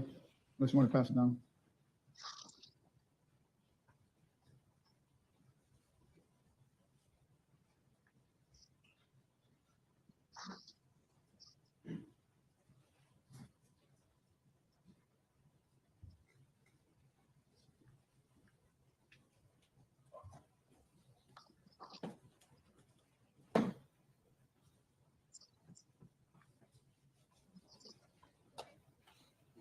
I want to jump ahead now to July 19th. Did you and other investigators execute a court order, sir? Yes. What was that court order for? That court order was to obtain a sample of genetic and biological material from Othal Wallace. And did you execute that court order on Othal Wallace? Yes, sir. Did you collect the buccal swabs from him? Yes. How do you go about collecting buccal swabs? Buccal swabs come in in sterile packaging. It also comes with a little box. Standard procedure. What I did or would have done that day was put gloves on, and then take they look like giant Q-tips. Have Othal Wallace open up his mouth and then swab both sides of his cheek with each of the swabs, and then put them in the box, clearly mark it with his name on it, and then same thing, package it up and submit it to property and evidence. Do you collect these swabs in order to send them to the Florida Department of Law Enforcement? Yes. Is it something you've done many times in your career? Yes, sir. May I approach the witness, Your Honor? You may. States N. You recognize the exterior package? Tomorrow. You'll see it tomorrow. This So contains the buccal swab that was obtained from Othal Wallace on July 2020. And other than state for the Florida Department of Law Enforcement, has been altered in his life? No, it has not. States N and evidence is the next number of states exhibit. Any objection? Without objection, admitted.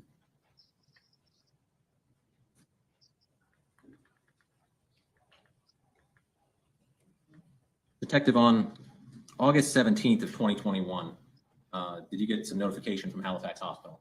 Yes. What was that notification? That Officer Raynor had passed away from the gunshot wound that he sustained at the hands of Othal Wallace. And as the lead detective, was an autopsy performed at the Office of the Medical Examiner? Yes, it was. Did they relay to you, not going to go into them, but did they relay to you their findings from the autopsy? Yes, they did. As a result of that, what did you do? As a result of that, I completed another charge and affidavit charging Othal Wallace with murder instead of attempted murder. Thank you, sir. May I have one moment, Your Honor? Yes.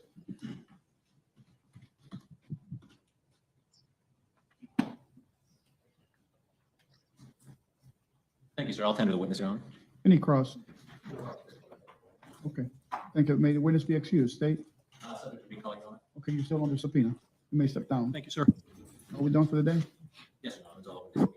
All right, ladies and gentlemen, we're going to adjourn early today. We're going to return tomorrow. I have spoken to the lawyers and everything appears to be on track. It takes sometime this week for deliberation and report. So I'll release you until tomorrow at 9 a.m. again, once again, reminding you not to discuss the case with anyone. not to do any research on your own, not to let anybody tell you anything, read anything about it, follow anything news account. Excuse. All right, jurors. All rise.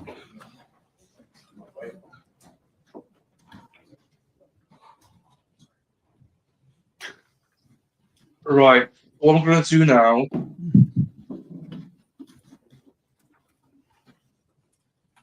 I know, Gigi, it's one of those things, isn't it? But it's all good. Right, what I'm going to do. All right, thank you very much. You have a seat. Let's talk a little bit about planning here. Where do we stand as far as the plan for the rest of the week? Yes, sir. I believe that we should be done by tomorrow afternoon or Thursday morning, early Thursday morning. We should be done then. Okay. I need to address Mr. Wallace at this time.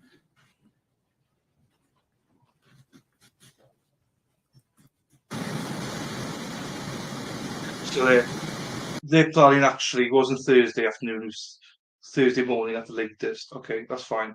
Right, what I'm going to do now is spin this wheel quickly, and I'm going to redirect us if anyone's interested in joining me. Yeah, that's a good question. I don't know.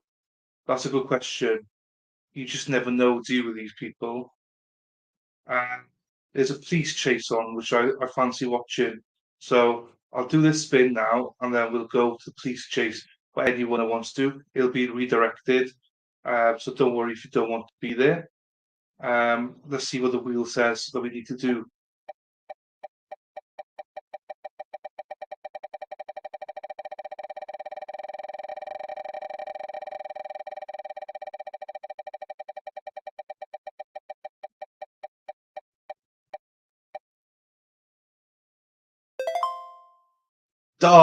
Right, I'll do it tomorrow. I'll do a shot of whiskey tomorrow. Because there's no one here, it's pointless doing it now. Buy or whatever, a shot of whiskey tomorrow then. Fine. That's fine, that's dandy. Right, so what I'm going to do, I've already gone. No, it wasn't meant then. It's meant to go now. So what I'm going to do is go live now, which I am, and I'm going to close this down. So thank you everyone that's here. If you fancy joining me, you get kicked over. If you don't, that's fine. But live police chase on my other channel. Let's go. If not, I'll see you tomorrow. Thank you for being here. Take care, guys.